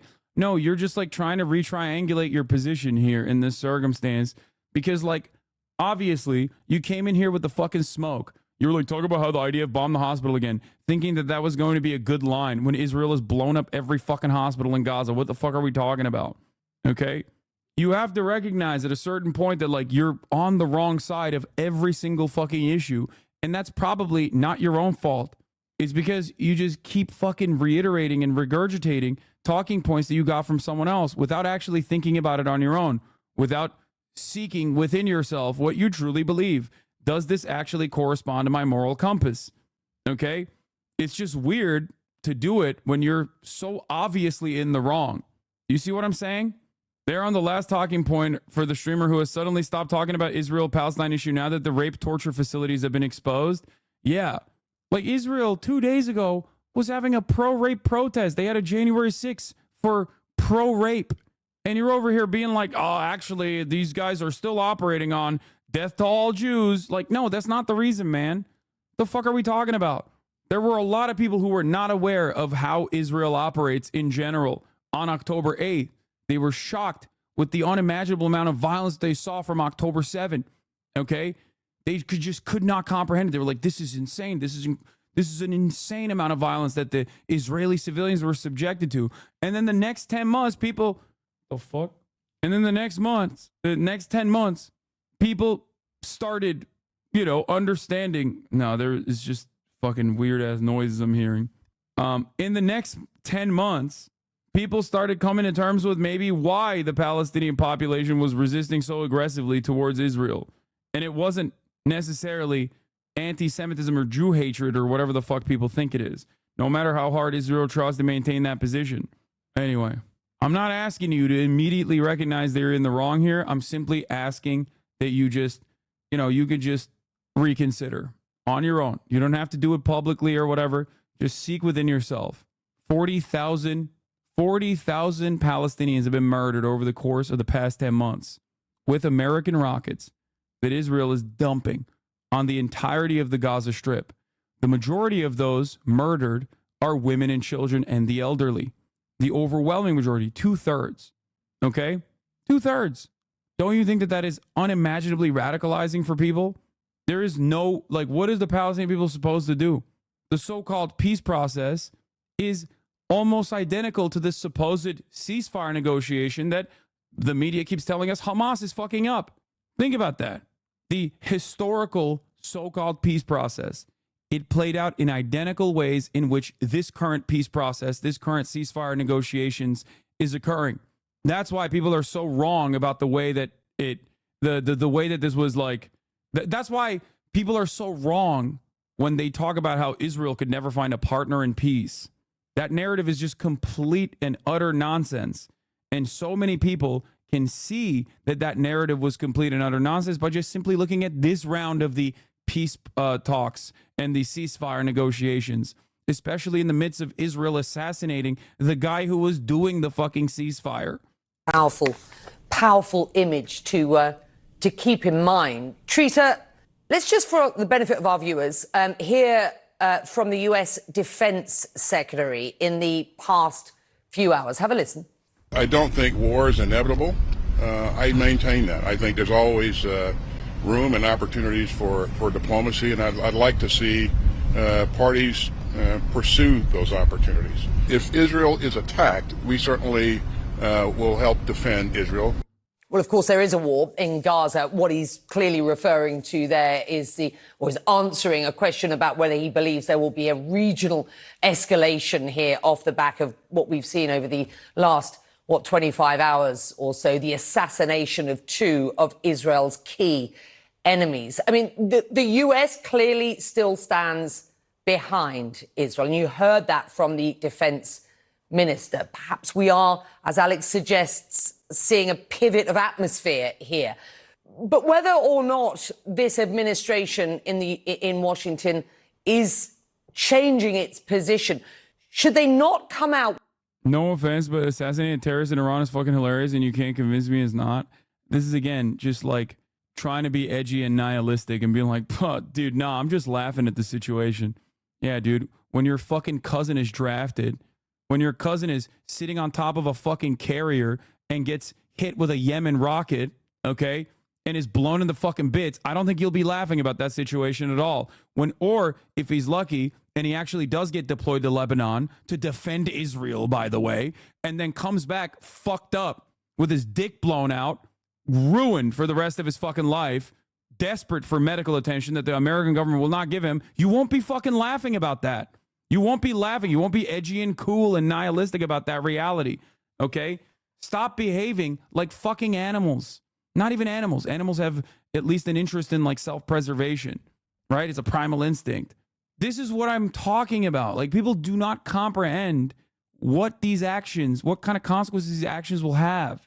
I hate this notion that people only think about the worst aspects of it when it comes home to them. It's a very Republican principle. Oh, I'm homophobic until my son comes out as gay. Oh, I'm anti-LGBT until my daughter is a lesbian, like fucking Dick Cheney. You know what I mean? It's just like so unimaginably selfish. Yeah. You think the inflation crisis is bad right now? Wait until fucking Saudi oil refineries are blown up. Be desperate for that sweet Venezuelan oil now, if that happens. With more specific parameters, with things as tense as they are now. They certainly should, because I think, Secretary Austin is absolutely correct. War is not inevitable. There's still opportunities to prevent it, but those opportunities can only be actualized if the United States actually does something about it. And unfortunately, what we're not seeing is the type of parameters or red lines that are necessary in order to make sure that the Israelis do not escalate matters in this way. But now they have, and they've done it in the most audacious. Israel has learned all of the worst lessons, that they can violate every red line with the Biden administration and not see any punishments, not see any consequences whatsoever. Why would they do anything different? Benjamin Netanyahu selfishly wants the war to continue so he doesn't go to jail after the war is over, and he is going to do everything in his power to stay in office to avoid legal scrutiny. Okay? And yes, that does include opening up another front in the war, maybe even two fronts in the war, specifically so that he can bring the United States into the fucking fold. That's it. Audacious way aimed at maximum embarrassment of Iran, which means that it also maximizes the likelihood that unfortunately Iranian will respond and by that trigger an escalatory spiral. The United States does not want to see a regional war and doesn't want to get dragged into that war. But what Netanyahu has done here is exactly that. He has triggered what would likely lead to an escalation that very well could drag the United States into the war. If the U.S. doesn't want this, then it needs to do something about it instead of just publicly expressing support for Israel's right to defend itself while completely neglecting the United States' own interests to stay out of these type of wars. I just want to look at this through the lens of the US and Iran and its on-off diplomacy, as it were. We have today a new Iranian president who was deemed to be, at least in principle, a better interlocutor, be that directly or indirectly with the US at this point, and at this point it is indirectly, with regard any sort of future talks. Where does this all leave that? You're an expert in this. You closely watch the US-Iranian relationship, which is, of course, extremely tenuous. Where is it today, July the 31st? Well, it is in a much worse situation than it was yesterday. There was a small opportunity. Pezeshkian ran on a platform of seeking renewed diplomacy with the United States, regardless of whether there would be Kamala Harris, Joe Biden, or even Donald Trump in the White House.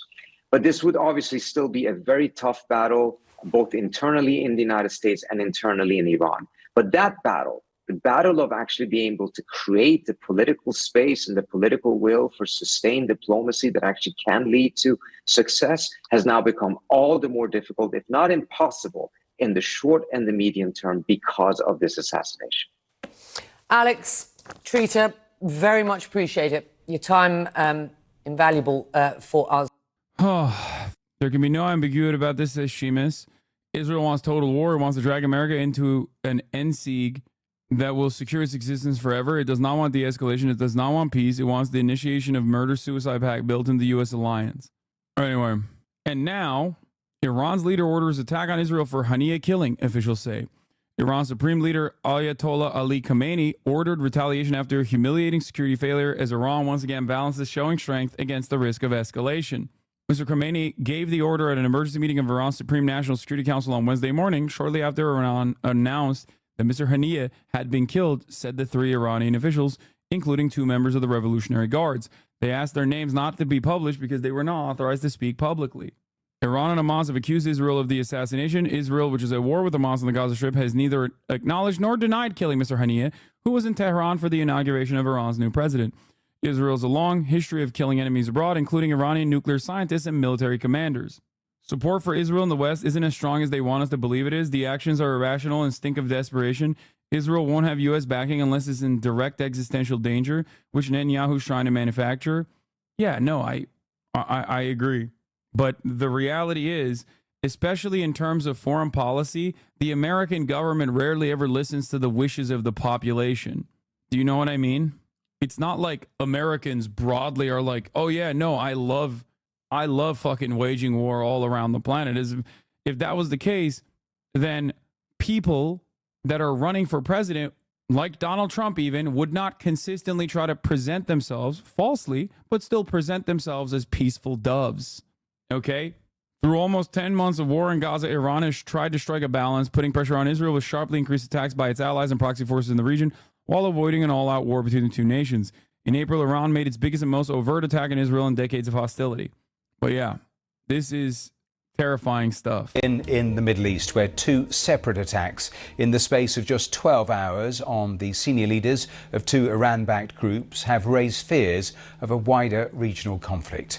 Hamas says its political leader, Ismail Haniyeh, was killed during a visit to Tehran.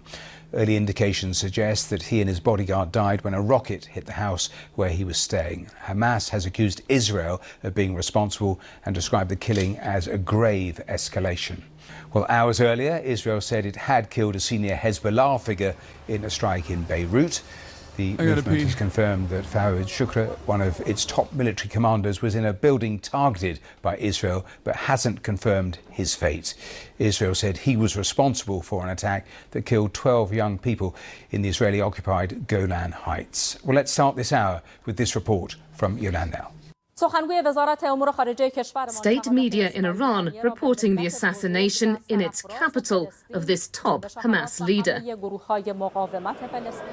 A VIP guest, Ismail Haniyeh had been in Tehran along with the heads of other regional armed groups backed by Iran for the inauguration of the country's new president.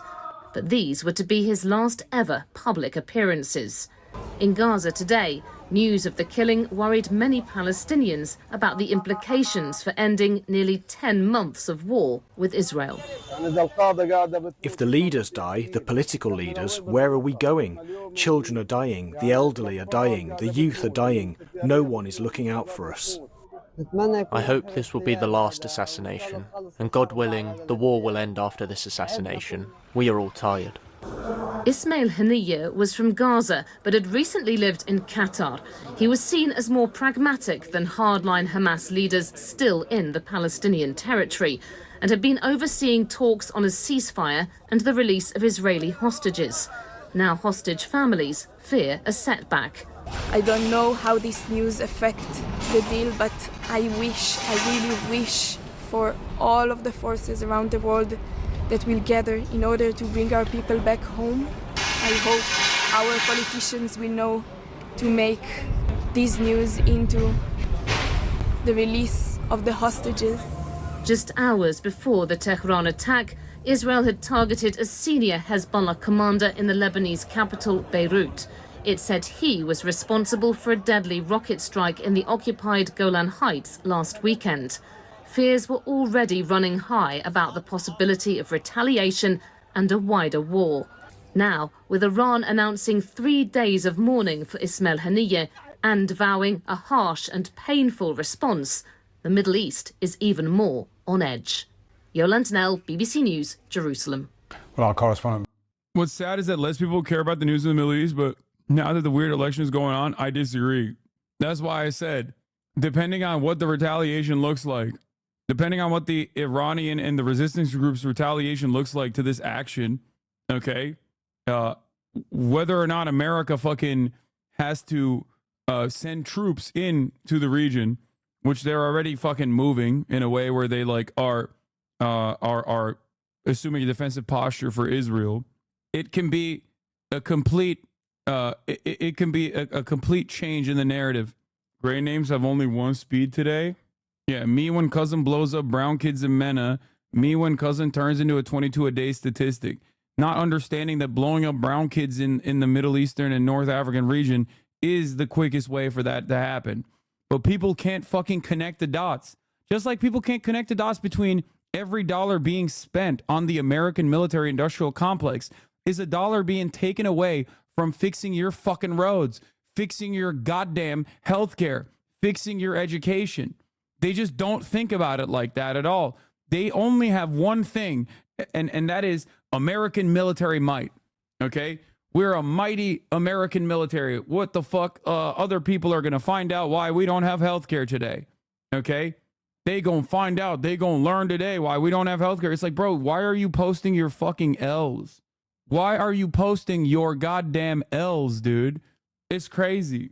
Barbara Plett Usher is in Jerusalem. Now, Israel never comments on these types of assassinations, and I asked her whether this time was any different. Not so far, no. And again, in the most recent briefing with the Prime Minister's office, the spokesperson was asked, and he said we're not commenting on this incident. But we do know that after the October 7th attacks, which were led by Hamas, the Israeli government had said that they were going to target all of the Hamas leadership, including the political leadership. So they have kept that threat current throughout the past 10 months. And there was a strike against a political leader, the deputy political leader in Beirut in January. So I think the entire region and probably most other people do believe it was the Israelis who carried it out. There was a brief moment on social media when a picture of Ismail Haniyeh was posted by the government press office here with a graphic saying on his graphic across his face saying eliminated, but that was taken down very quickly. So clearly the Israelis don't want to own this. Yeah, they immediately were like, oops, never mind, we fucked up again. But they're so horny. It's the same principle because they're fucking hogs, okay? They're Nazis, they're reactionary, they're fascists. And what do we know about hogs in America? What do we know about Nazis in America? They can never help themselves. They have to reveal that they're fucking Nazis, okay? They can never just shut the fuck up and just stick to the dog whistles. They immediately leak it. They immediately turn around and they just openly admit that they are. They can't stop themselves. Israel's the same fucking way. They can't stop themselves. Publicly, but as I said, they had been saying that they would be targeting the leadership. The question really is now why they would take this particular opportunity, especially when Mr. Haniyeh had been very heavily involved in ceasefire talks that many were hoping would result in at least a pause in the conflict in Gaza. Yes, there is that obvious question about why now and the implications on exactly what you've just mentioned. But is anything being reported about how exactly this attack was done? Yeah, we don't know exactly how it was done. We do know that it took place at 2 o'clock in the morning, according to Iranian media, and also that it was very precise because there were other Hamas leaders in the building, as well as a leader of Palestinian Islamic Jihad, and they were not hit. It was very much aimed, it seems, at Ismail Haniyeh, which means that the Israelis had very good intelligence about where he was. Perhaps because he was attending an event that had been pre-organized, the inauguration of the Iranian president, so maybe they had time to get intelligence on it. The Iranian media initially reported that it was a missile fired from outside the country, but there have been other reports saying that it was a rocket fired from a nearby building, which would implicate, which suggests there was some inside help for the attack. But we don't have any confirmation of exactly how it was carried out. That was Barbara Plett Usher. Let's speak live now to General Amir Avivi, who's the founder of the Israel Defense and Security Forum. General, welcome here to the program. What is Israel's strategy here? Lady from Tel Aviv, Israeli general. Well, it seems like they've covered the broad swath of all parties involved in the matter. Yeah. Up next, our guest, Benjamin Netanyahu. He is going to contextualize why all of these actions were an absolute necessity and for the betterment of society, as a matter of fact. Well, Israel's strategy, I think, from day one is very, very clear.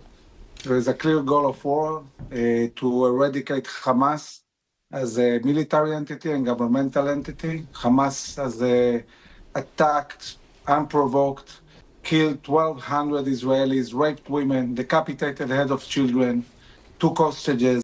Yeah, I can't listen to this fucking dumb. I can't listen to this dumb fuck, dude. Yeah, unprovoking. There is no apartheid. Please, no politique. No politique. No Israel. Don't say anything bad about Israel. No politique. No politique. Only football. Only football. Terrorists. They are terrorists. Remember October 7. October 7. No politique. No politique. Good one, man. Thank you. Two back-to-back developments that could push a region already on edge closer to the brink. First, the assassination of the political leader of Hamas, Ismail Haniyeh. We're hearing reaction and condemnation from countries across the Middle East and indeed the world. Hamas says he was killed in Tehran on Tuesday after meeting with Iran's newly elected president, which you see here, and attending his inauguration. Iran state media say an airborne guided projectile was used to hit the building where Haniyeh was staying in the Iranian capital. Hamas was quick to blame Israel, calling it a Zionist strike. Israel says it doesn't... Yeah, I wonder why, dude. Yeah, it's so crazy that Hamas was quick to blame Israel. Damn. ...respond to reports in the foreign media. Haniyeh has been part of Hamas for decades and was a key figure in the stalled ceasefire talks between Israel and Hamas. Former Iranian Foreign Minister Javad Zarif, posting on X, says Israeli Prime Minister Benjamin Netanyahu is pushing the region and the world to the brink of catastrophe. Sinead, Nick Payne-Walsh, Tamara Cratchit, both here with me now. Nick, first of all, just explain what a key figure Haniyeh was and what we know about the attack. Yeah, I mean, look, this is one of the leading, moderate, most recognisable faces of Hamas and somebody essentially deeply involved in all the negotiations that have been happening for months. That the US have invested so much political capital on the global stage and diplomatically over as well. What we know about this attack is pretty limited at this stage. We know an explosion occurred at about 2 o'clock in the morning in northern Tehran. It appears to be that only Haniyeh and his bodyguards were killed by this blast. That would suggest something that was pretty precise, pretty targeted, maybe quite limited. And the phrasing being used by Iranian state media here is a guided air... I'm tripping that they aren't saying this is all Hamas' fault, Lamont. Bro, remember what I told you guys about how mainstream media has obviously two goals here. It's always to repackage State Department propaganda in a way that is appealing to the broadest audience, right? That's number one.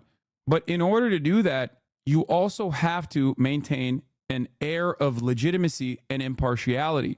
If you drop the ball on impartiality and less people believe you and less people think you are legitimate, and right now there is a crisis in the United States of America, maybe even in the entire planet, with respect to the internet, with respect to so many like independent journalists coming out, so many independent outlets existing, where mainstream media has a very hard time looking like they are a legitimate source of news that you can rely on, okay? And if people don't rely on them as a legitimate source of news, then they can't do the fucking primary job, the primary responsibility of like basically fucking reiterating State Department positions in a way that is impartial and is objective. So for that reason, they have to retriangulate when certain things are very obvious, right? What is very obvious over the course of the last 10 months is that Israel is conducting an unimaginably violent affair in Gaza, okay?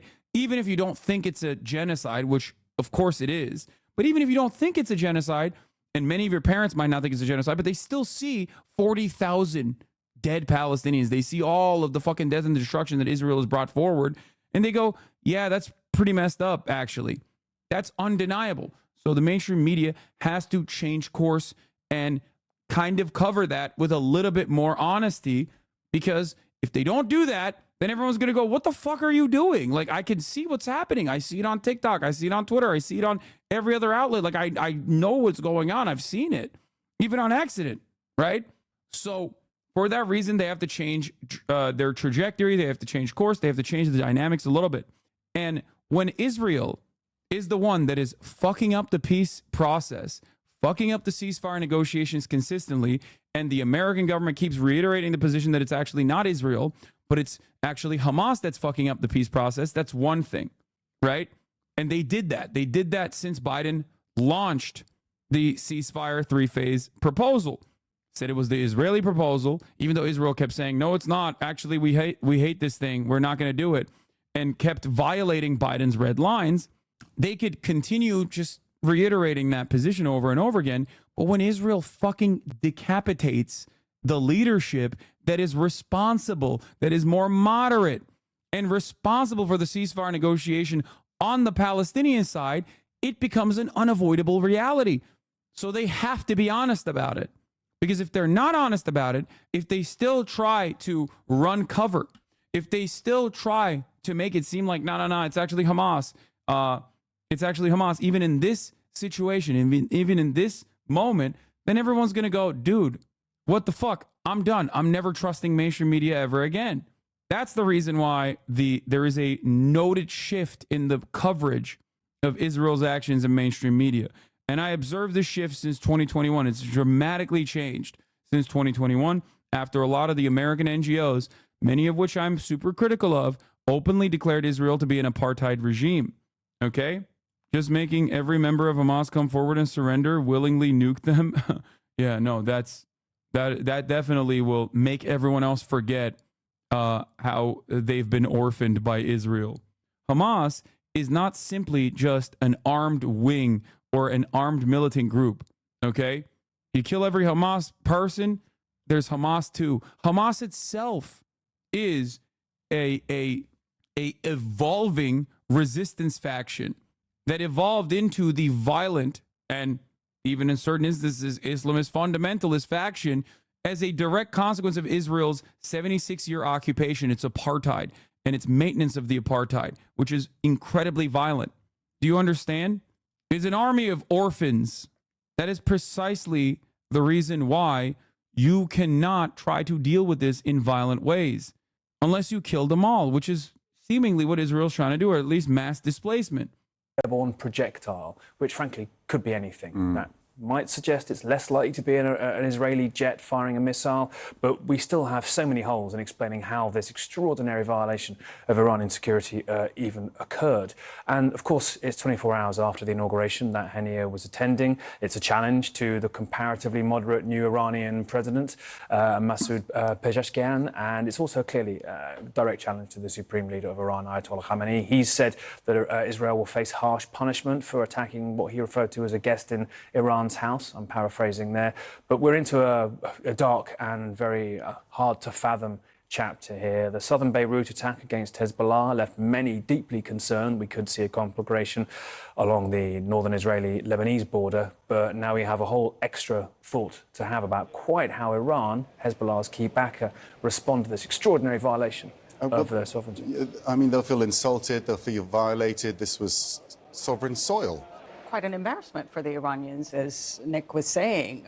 Their intelligence and their security apparatus, something like this happening on Iranian soil, very embarrassing. And this is why you are bound to see the Iranians responding somehow. But as Nick was saying, how, we don't know. We'll have to wait and see. But it is certainly something that has put the entire region yet again on edge. I mean, this has just been a very, very dangerous 24 hours in the region. Because there's been two together. If it was just one, it would be less concerning. They came together. Is that how would you describe the... There are some in the region who are seeing this as provocations and an attempt by the Israelis to push for some...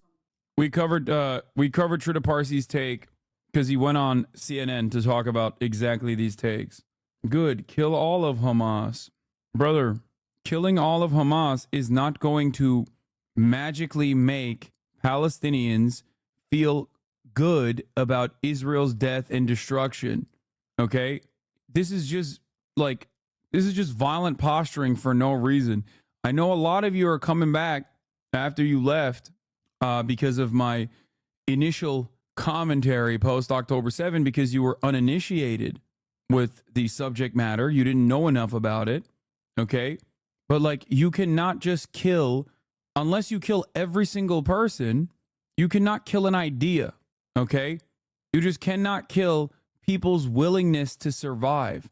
You cannot kill people's willingness to not want to live under an apartheid. You just can't eradicate that. The only way to eradicate that is by eradicating the apartheid itself. Okay? That's it. I need you to understand that. I know that American framing on the matter is always like, oh, well, these guys are terrorists. They're barbaric. They're terrorists. They're barbaric. They're just operating on pure vitriol and anti-Semitism. And it's like, it's not.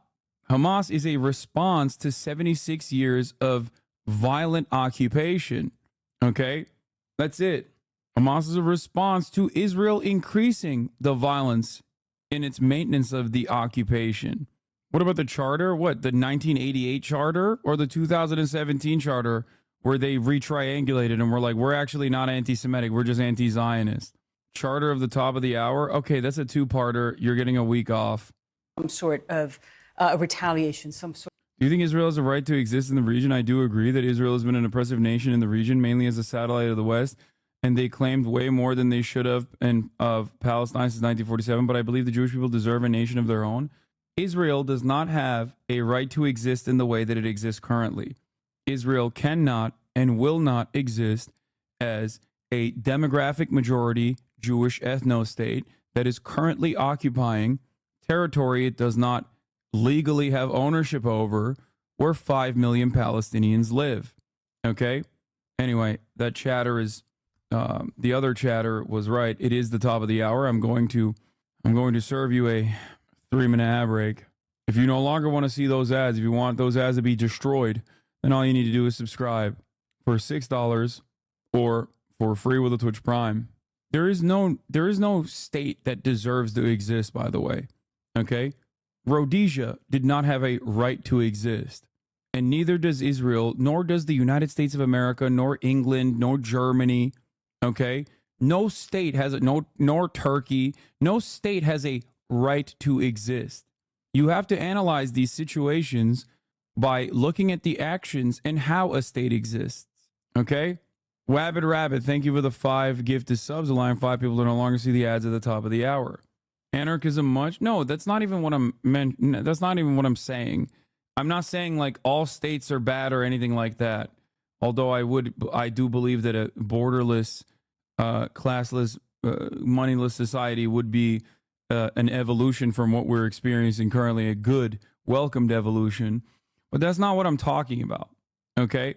States are an idea that we've cultivated relatively recently, as a matter of fact. It's not like we had the notion of nation states until like the last 100 fucking years. It is a relatively new phenomena, even though obviously with the horse blinders that we have on, we cannot see the world for all of the entire history of mankind.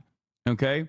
I don't want to get into like theory or anything like that, but ultimately, the idea that like every fucking state has to exist, or there has to be a Jewish demographic majority ethno state that has to exist, is ridiculous. Okay? No ethno state has a right to exist as an ethno state. That's number one. And I say this as an American citizen who routinely criticizes America's many efforts in trying to maintain an ethnic majority white population. So if I am to say that it is racist in America, why the fuck would I change that narrative when talking about Israel? What's racist in America on principle is racist in Israel as well. We call Americans that constantly chirp about the Great Replacement and maintaining a white demographic majority racist Nazis. Why the fuck is it different when it's in Israel and all of a sudden the demographic majority is Jewish? It's still racist Nazi shit. That's it. It's the same exact kind of hatred. I agree, but it's harder to counter in a debate since, you know, the Holocaust. No, I mean, I understand that. Darzex is another one of our anti-Zionist Jewish Israeli chatters, if I'm not mistaken. The problem in that equation is that, like, the Palestinians didn't do the Holocaust, right? I mean, you know that. Everybody knows that. It's not like the Palestinians are responsible for the Holocaust. More Palestinians died fighting against Nazi Germany than the one singular Palestinian Grand Mufti that was a British colonial leadership figure.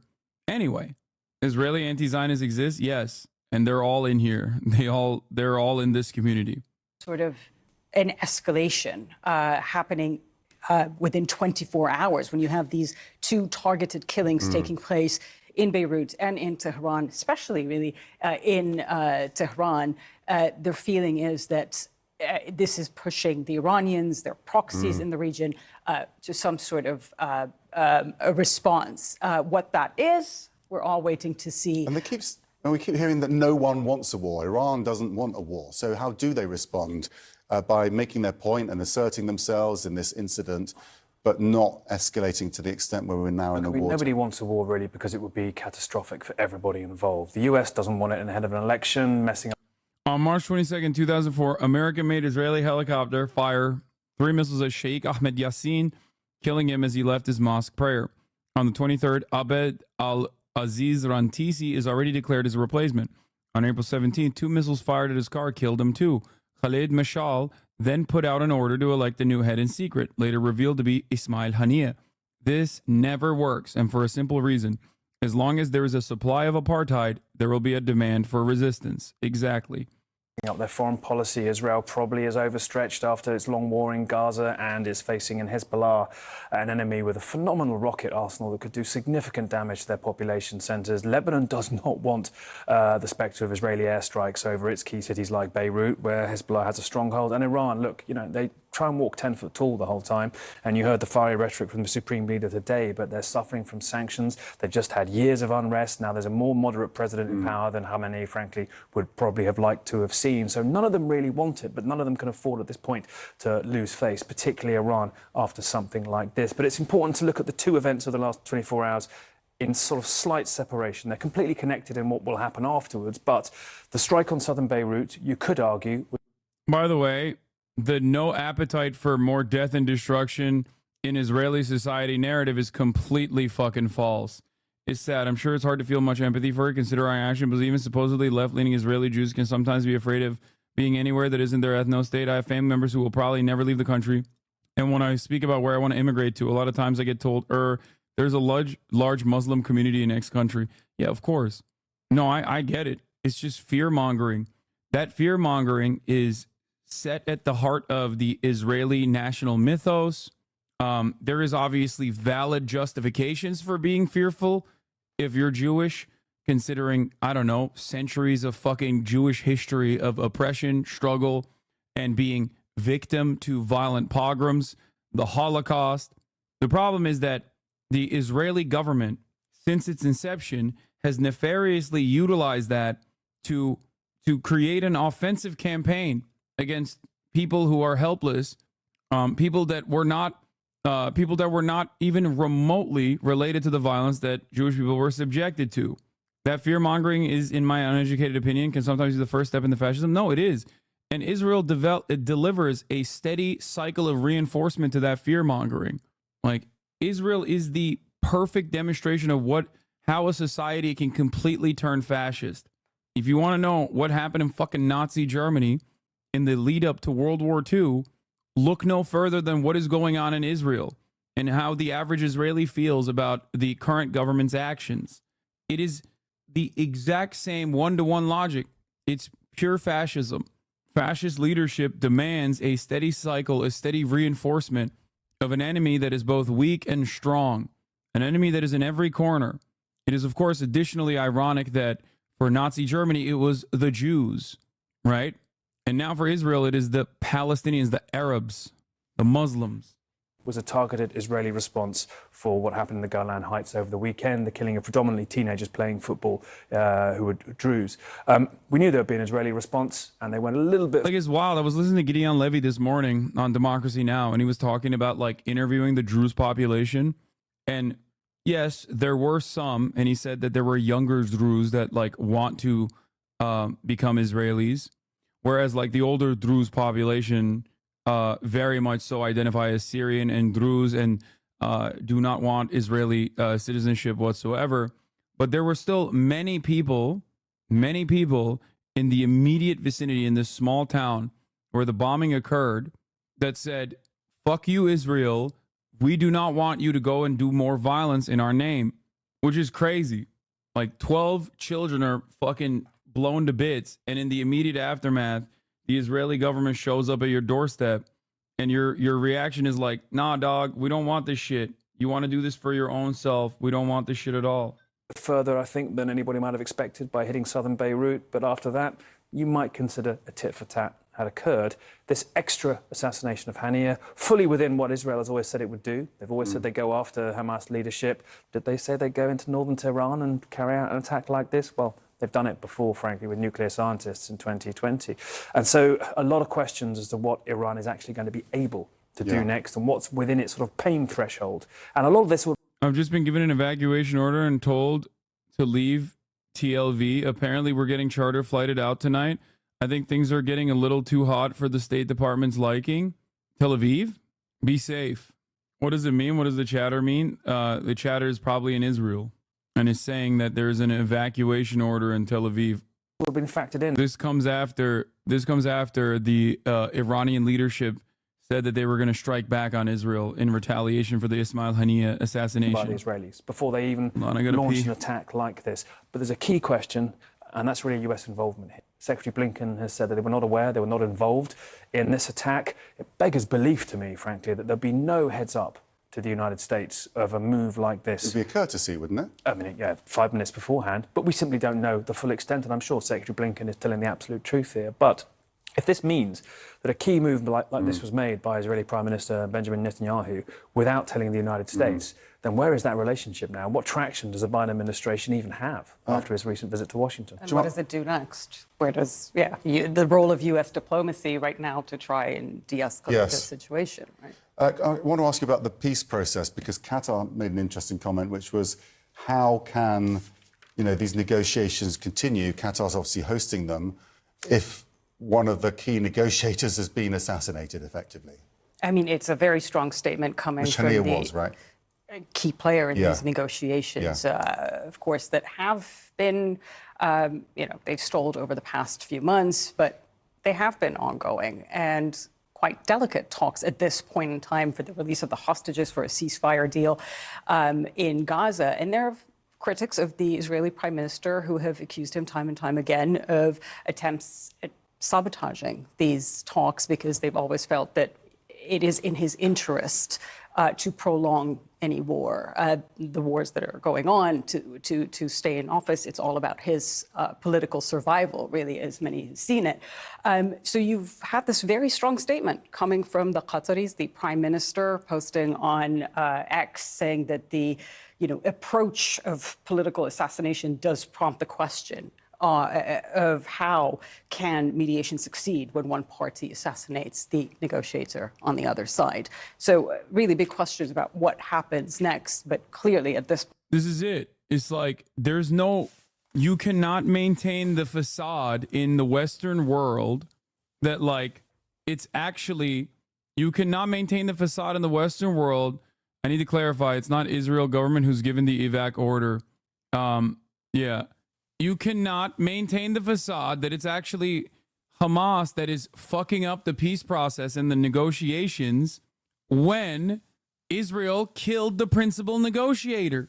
You just can't. And that's why it's yet another miscalculation in terms of Israel trying to do Israel trying to do whatever the fuck it wants to while not really thinking clearly about how this reads to the Western world. Even the American media is not doing that. Flights to Tel Aviv are suspended until Friday. Point in time, it's very hard to imagine that these talks are going to resume anytime soon. It's extraordinary to hear Secretary Blinken this morning talking about how the ceasefire is the goal, almost as though this extraordinary move by the Israelis to kill one of the security establishment planning for a set of possible responses, including attempts to penetrate northern border. So there is a hold at the very least, right? I think you can. Breaking news from Al Jazeera: Israeli Channel 12 is preparing to invade the northern border into Lebanon. There you go. This might be the beginning of the end. We call on the Security Council to issue a resolution obligating Israel to stop its aggression against Gaza. the Egyptian Jordanian statement. They fucking did this before, and it spectacularly backfired. Yes, U.S. warships are reportedly headed towards Lebanon. Mariv Online says no official confirmation for now. The U.S. Embassy in Beirut urged Americans earlier to prepare for an evacuation plan. Say a few days people aren't going to be picking up their phones, but particularly one of them. But I mean, we're in a horrific moment here, I think, where the concept of US traction slipping is there as we reach this very dangerous moment of unpredictability. A lot of people asking question about the timing. Why now? Yeah. Why now? Well, what's the theory? It's what a question you mean for why the now, so close to the Beirut strike? No, why now? Like, why go after Hania right now when there was a feeling that these talks are back on track, when they are getting closer, when... Why is it happening? Why did the Israelis choose to go after Hania right now? And they created the risk of a more hardline leader coming in to replace him, presumably. Good question. I wonder why. I don't know. Maybe because Israel had no interest in actually fucking negotiating or even like maintaining the safety and security of the hostages.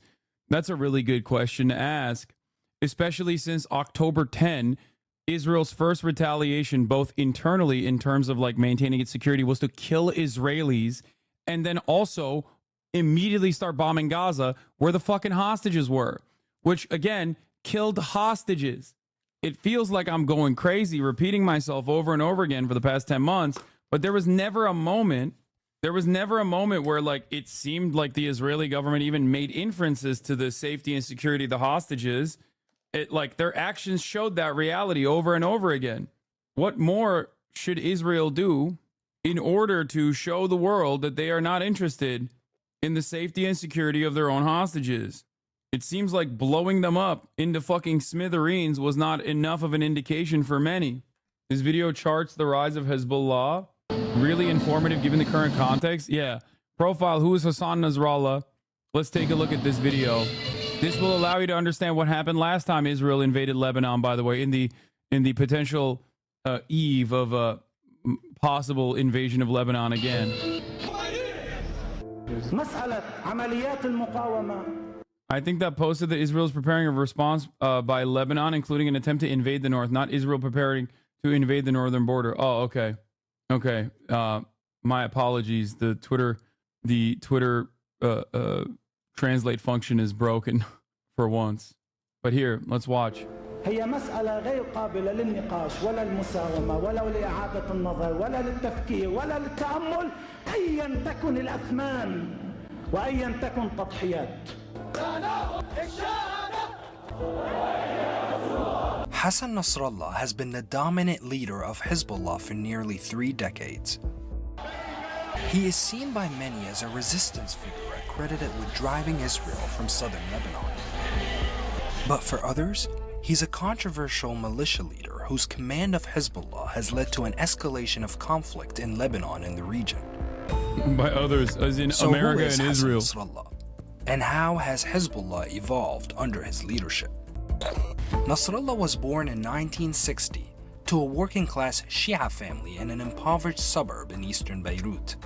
In 1975, during the Lebanese Civil War, he fled with his family to his ancestral home in southern Lebanon. There, he joined the Amal movement, a Shia paramilitary group once known as the Movement of the Deprived. Nasrallah was interested in theology and traveled to Najaf in Iraq for Quranic studies, but he was forced to return to the civil war in Lebanon, which now had grown larger and more complicated. In 1978, Israel's army invaded to root out Palestinian militants, and again in 1982, laying siege to Beirut and destroying large parts of the city. Nasrallah returned to the Amal movement to fight, becoming the group's commander in Bekaa Valley. During this time, Nasrallah became close with Abbas al-Musawi, an influential Shia cleric who had just co-founded a new group called Hezbollah, or Party of God. The group was formed with the backing of the Iranian Revolutionary Guard in response to Israel's invasion of Lebanon at the height of the war in 1982. Nasrallah was drawn in and soon left the Amal movement to enlist. By 1985, Hezbollah had formally declared its... Hassan, can you cover the black journals with Trump? I did in the morning. First thing I covered. ...existence in an open letter outlining its identity and goals.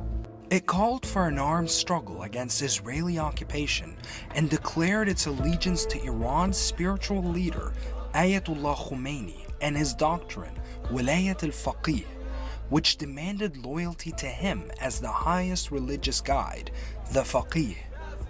Nasrallah rose quickly through the ranks of Hezbollah, despite his young age. After al-Musawi was assassinated by Israel in 1992, Nasrallah, aged just 32, replaced his mentor as Hezbollah's leader. هم يقاتلون قوة مخفية مخبأة قد تفاجئهم في أي يوم من الأيام بهذا العدد الضخم من الصواريخ. Under Nasrallah's leadership, Hezbollah expanded its domestic influence and became a key political player in Lebanon. The group entered parliamentary elections for the first time in 1992, advocating for the rights of Shia Muslims and the Lebanese working class. He distinguished himself from the country's growing class of elites by capitalizing on Hezbollah's role in resisting Israel. Throughout the 1980s and 1990s, Hezbollah carried out dozens of attacks on Israeli military targets as Israel continued to occupy a strip of southern Lebanon, deemed a security zone, totaling about 10% of the country's territory. You like to hype up these Middle Eastern militaries for some reason when it seems like we could drop a few aircraft carriers on them? Chat's saying base of these people is ironic. This guy's so anti-women rights, anti-gay rights, anti-everything y'all stand for. Also, as an Iranian, the glorification of the Iranian regime in this chat is crazy. Brother, I don't think you understand, okay? I don't give a fuck about what a person's personal convictions are when they are at the precipice of slaughter, okay? Like, it's ridiculous. That's it. Bombs that drop in Gaza do not avoid gay Palestinians, do not avoid women in Palestine, women in Gaza. They kill all. You understand?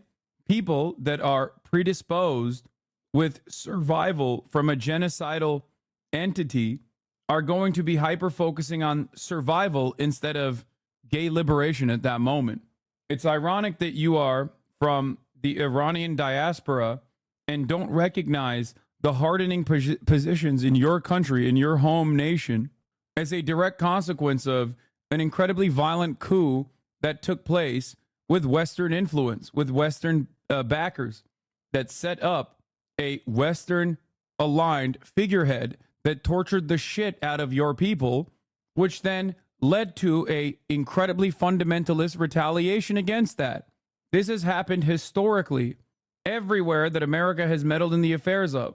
المقاومة الإسلامية إذا انسحب الإسرائيلي إلى الحدود الدولية المعترف بها الحدود بين لبنان وفلسطين وستبقى اسم هذه الحدود الحدود اللبنانية الفلسطينية وبالنسبة لنا لن يكون هناك يوم نقول فيه أو نعترف فيه بحدود لبنانية إسرائيلية. In 1997, Nasrallah's son was killed during clashes with Israeli forces, fueling his standing as a champion of resistance against occupation in the eyes of his supporters. Hezbollah fought a successful campaign against Israel's occupation of Lebanon. And when Israel withdrew from southern Lebanon in 2000, ending an 18-year occupation, it was declared a victory for the resistance. In 2005, Lebanon's Prime Minister, Rafiq al-Hariri, the country's most prominent Sunni figure at the time, was assassinated. He'd been a vocal critic of another regional player that had entered into the country, Syria, who sent thousands of soldiers to fight during the civil war, but maintained a heavy military presence for nearly 3 decades. Many accused both Syria and Hezbollah of having clear motives to kill Hariri, something they both denied. His death would plunge Lebanon into turmoil yet again, and lead to a mass protest movement demanding Syria's withdrawal. Syria was a key political ally to Hezbollah, and although Syrian dominance in Lebanon diminished after the departure of its troops, the two maintained long-standing ties. نؤكد أيضا وبكل وضوح وقوفنا إلى جانب سوريا قيادة وشعبا في مواجهة الاستهداف الأمريكي الصهيوني لها ومحاولات الاقتصاص السياسي منها. And after the 2005 political crisis, Hezbollah's influence had greatly increased. For the first time, it negotiated its way into government, and its members took up ministerial portfolios and began making strategic alliances with Lebanese factions. لبنان كان دائما مقبرة للغزاة وسيكون مقبرة لأي غزاة جدد. Nasrallah relied on his charisma to boost Hezbollah's public image. He shored up his support in the marginalized Shia community, the largest of Lebanon's 18 sects, through low-cost or free social welfare services that the Lebanese government failed to provide. Under his watch, Hezbollah built schools, hospitals, and charity organizations. When war broke out again between Israel and Hezbollah in 2006, the group positioned itself as Lebanon's strongest military force, capable of protecting people in southern Lebanon and helping them rebuild their villages. نحن الآن نعلن انطلاق هذه الورشة في الضاحية، في البقاع، في الجنوب، في كل المناطق. The war with Israel would prove to be the group's biggest turning point. It began in July 2006 when Hezbollah members captured 2 Israeli soldiers during cross-border attacks. Israel launched a military campaign into southern Lebanon, dropping thousands of bombs and missiles. The month-long war severely damaged Lebanon's infrastructure, displaced 1 million people, and killed more than 1,200 Lebanese people and 165 Israelis. But after 34 days, Israel withdrew, and Hezbollah fighters were celebrated as heroes across the Arab world.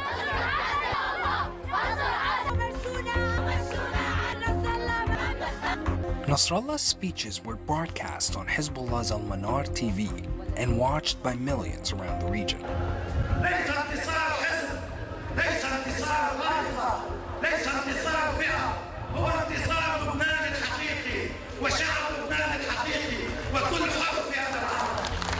Hezbollah's perceived victory shattered the myth of Israel's invincibility and increased Nasrallah's popularity in Lebanon and the region. Throughout the war, Hezbollah documented its guerrilla campaign to promote its military successes and battle readiness, eventually managing to dominate the information war. And although the war resulted in a heavy human cost, for many Arabs, Israel's withdrawal from southern Lebanon in 2000, then its military failure in 2006, marked a series of long-awaited wins. Since the end of the war, Nasrallah rarely appeared in public for fear of being assassinated by Israel. He kept his movement secret and spoke at rallies through video links, but his ambition for Hezbollah did not waver. Following the war, the group led a series of protests to demand a greater share of power and the resignation of the US-backed government of Fouad Sanyura. In response, thousands of supporters camped out in central Beirut in a bid to overthrow the government. 2 years later, Hezbollah sympathizers and pro-government supporters clashed in Beirut after the government threatened to shut down Hezbollah's private telecommunications network. This time, the government caved and agreed to mediate. Not gonna lie, I would revolt if they took my fiber optic cable network away as well. That's right, ladies and gentlemen. I don't know if they will bring this up in this fucking piece, but they have a fiber optic cable network. Hezbollah has fiber. I don't. Just something to think about. Mediated talks in Doha that resulted in Hezbollah getting veto power over cabinet decisions. وعلى المكشوف ويمكن هيك شيء بالعالم كله ما فيه انه واحد يطلع علنا وشفاف وصادق وبيقول للعالم كله نحن يا خيي على راس السطح موازنة حزب الله ومعاشاته ومصاريفه وأكله وشربه وسلاحه وصواريخه من الجمهورية الإسلامية في إيران. Hezbollah's political and military alliance with Iran angered many Arab states who feared Tehran's growing influence in the region. Nasrallah used this platform to rally support for Iran, and when war broke out in Syria, he sent his soldiers to fight alongside Bashar al-Assad and help him retain power. إن وجود مقاتلين ومجاهدين على الأرض السورية هو وكما أعلنا في أكثر من مناسبة بهدف الدفاع عن لبنان والدفاع عن فلسطين وعن القضية الفلسطينية وعن سوريا حضن المقاومة وسند المقاومة.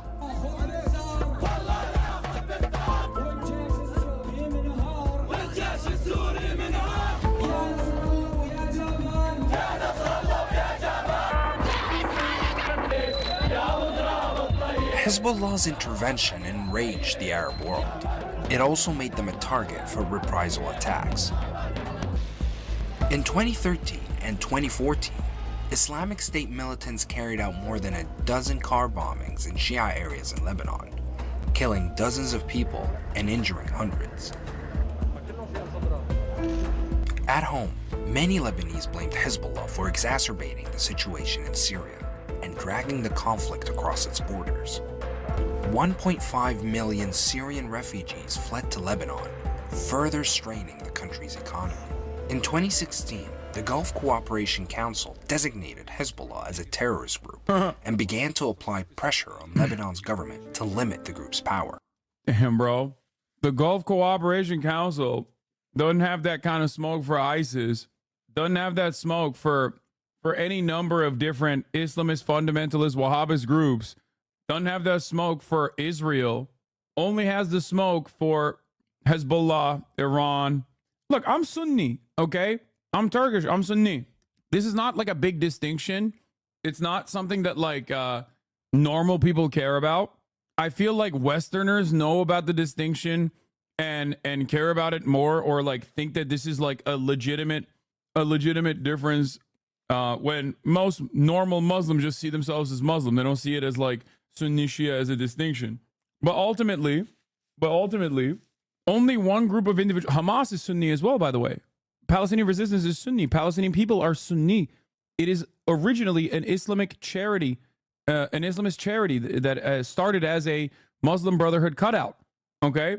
Ultimately, the point I'm trying to make is this distinction is not as significant as the way that like it is presented in the Western world. And beyond that, it happens to be that like the entirety of the resistance is led by mostly Shia sects.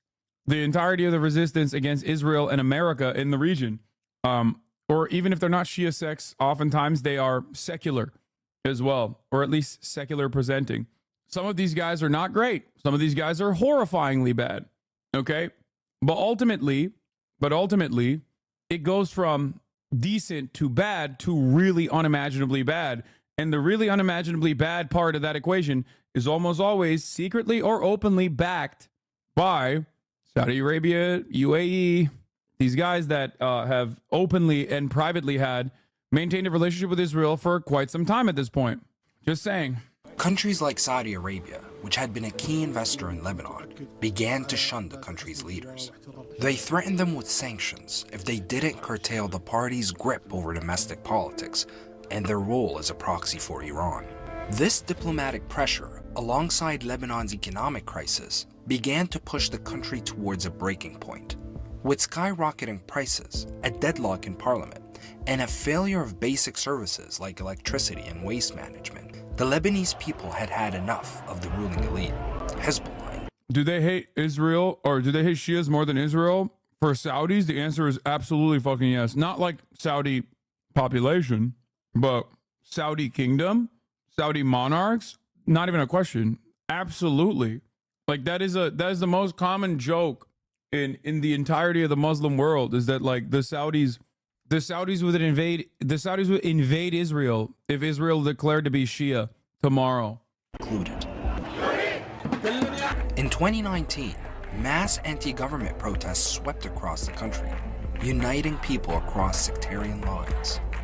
Demonstrators filled the streets, demanding the government to resign and expressing anger at the ruling class for responding to Lebanon's economic crisis by introducing new taxes, including one on WhatsApp calls. Nasrallah spoke out against the new taxes, but rejected calls for resignations, calling it a waste of time. Protesters longing for a political change and better living conditions were angered by Nasrallah's stance. خطاب السيد ما بيلبي المطالب والتطلعات اللي الناس نزلت لاجلها. حزب الله موجود بهذه الحكومه. اذا كان مشارك او ساكت عن الفساد واحد. In August 2020, a massive explosion in Beirut's port sent a shockwave through the city. Entire neighborhoods were leveled, and more than 200 people were killed.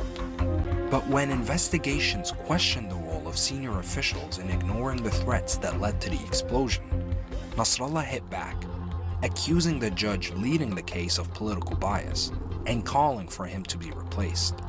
Tensions escalated, fueled by the anger of the victims' families who condemned the repeated suspension of the inquiry as an attempt by politicians to evade justice. It culminated in a day of deadly clashes in Beirut. Iran cut aid to Hamas for standing with the Syrian opposition. Iran and Hezbollah's conduct in Syria is the reason why people hate Iranian-backed militias, but in light of recent events, more and more people open up to the axis of resistance because of the lack of their government's action. Yeah. Also, there's been a little bit of back and forth on that front, but like considering that Israel also aligned with the fundies in Syria and even offered them protective cover, whereas Hamas itself literally executed ISIS leadership or ISIS militants in their own that tried to operate within Gaza, shows you that those allegiances are only momentary and can change at any given moment, with the ultimate prize or the ultimate goal being the eradication of the apartheid.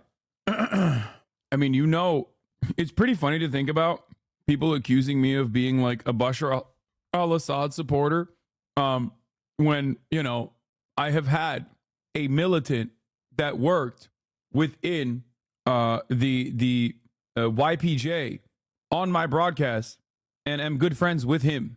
You know what I mean? That's right. Racial Jake, baby. So how are you back to 40K while covering Palestine? It's because people are waiting for me to move away from this. For the first time in years, people feared the country was heading towards renewed sectarian tensions. The pressure to limit... We're going to finish this and then I'll go to Israel just said all-out war if Iran does retaliatory strikes. Fuck it, we ball, baby. All other victims of Revolutionary Guards as a terror organization, as it continues to lead and such as 2216 and 1701. Where are the condemnations of Hamas and their vile attack on October 7th? Where are the condemnations for Hezbollah and the Houthis Still and their chirping about this, bro. the Islamic regime? Members of the Council feign concern for a regional escalation, yet quake at the prospect of addressing the root of this escalation. I wish to cast your minds back for a moment to May 2nd, 2011. Then Secretary General Ban Ki-moon celebrated the termination of Osama bin Laden, describing it as a watershed moment in our common global fight against terrorism. He exclaims his relief at the news that justice has been done to such a mastermind of international terrorism. Please, take a moment to reflect on this reaction just 13 years ago. Interesting accent from the Israeli guy. Is it? From one apartheid state to the next, baby. The only conclusion we may reach is that because it is now Israel... From one apartheid state to the next, motherfucker. protect its citizens... Oh, it's my favorite. It's my favorite fascism dick riders, okay? The guy who's like, the apartheid is perishing in my home state. Where could I go? Driving the machinery of death and destruction that threatens us all. The blood of innocent children in Majd al-Shams and of the victims of the October 7th massacre and all other victims since then, the ceaseless rocket fire on Israeli towns, the ongoing plight of the 115 hostages still being held by Hamas tomorrow for 300 days, all trace back to Tehran's ruthless ambitions. We urge the... Bro, this narrative doesn't even work in Israel anymore. Like, even Israelis are like, come on, dog. Like, what the fuck are you doing? Like, what are you doing? We need the fucking family members to come back home. Like, it's so funny that they're still trying to be like, Hamas could release all the hostages tomorrow if they fucking wanted to. It's like, no, dude, you just killed the guy who was working on it. As a matter of fact, that's the reason why you're here at the emergency meeting at the UN Security Council. International community to hold the Islamic Republic accountable for its crimes. The world cannot afford to cower before the Ayatollah's tyranny. We therefore demand that this council moves to condemn Iran for its continued support of regional terrorism and increase its sanctions on Tehran. It must also list the Iranian Revolutionary Guards as a terror organization as it continues to lead and coordinate attacks across the Middle East and the world. I thank you. I thank the representative of Israel for his statement, and I give the floor to the representative of the Syrian Arab Republic. It's pretty funny that the Russian Federation is now the president of the UN Security Council. Syria reiterates against the states of the region. Syria reiterates that an occupying entity cannot claim that they are defending themselves under Article 51 of the UN Charter. There's nothing funnier than attacking the peace negotiator on Iranian soil and then turning around and being like, you know who we have to condemn here? Iran. Like, what? Hey, guys, I know we came here to this emergency UN Security Council meeting because we did another oopsie in a long sequence of oopsies. But you know who's really responsible? Iran. Thanks, man. Because of its apparent importance for Israeli security, we reaffirm that maintaining international peace and security necessitates for the American administrations to renounce their destructive policy and to cease to prevent the Security Council from shouldering its responsibilities and fulfilling its charter mandate. President. The Zionist entity has perpetrated this morning another crime, another terrorist aggression in Tehran, in Iran, which led to the martyr of the head of the political office of the Islamic Resistance Movement, Hamas, Ismail Haniyeh. This assassination demonstrates the mentality of the occupier and is the Israeli response to what is called the Biden plan, which is contained in your resolution 2735, which was submitted by the American delegation. Before that, the Israeli occupying entity had committed another terrorist aggression targeting a residential building in the south suburb of Beirut. This led to the martyrdom of several citizens, including one woman, 2 children, tens of people from this neighborhood is densely. Oh my God, once again, chatters who are like, you have to watch this are terrible with their instincts on what is good content and what is not. Okay, let's finish. Hezbollah's power has been getting louder. The US and Gulf countries placed sanctions against the group's financing in a bid to curb its influence. But Nasrallah remained defiant. Man,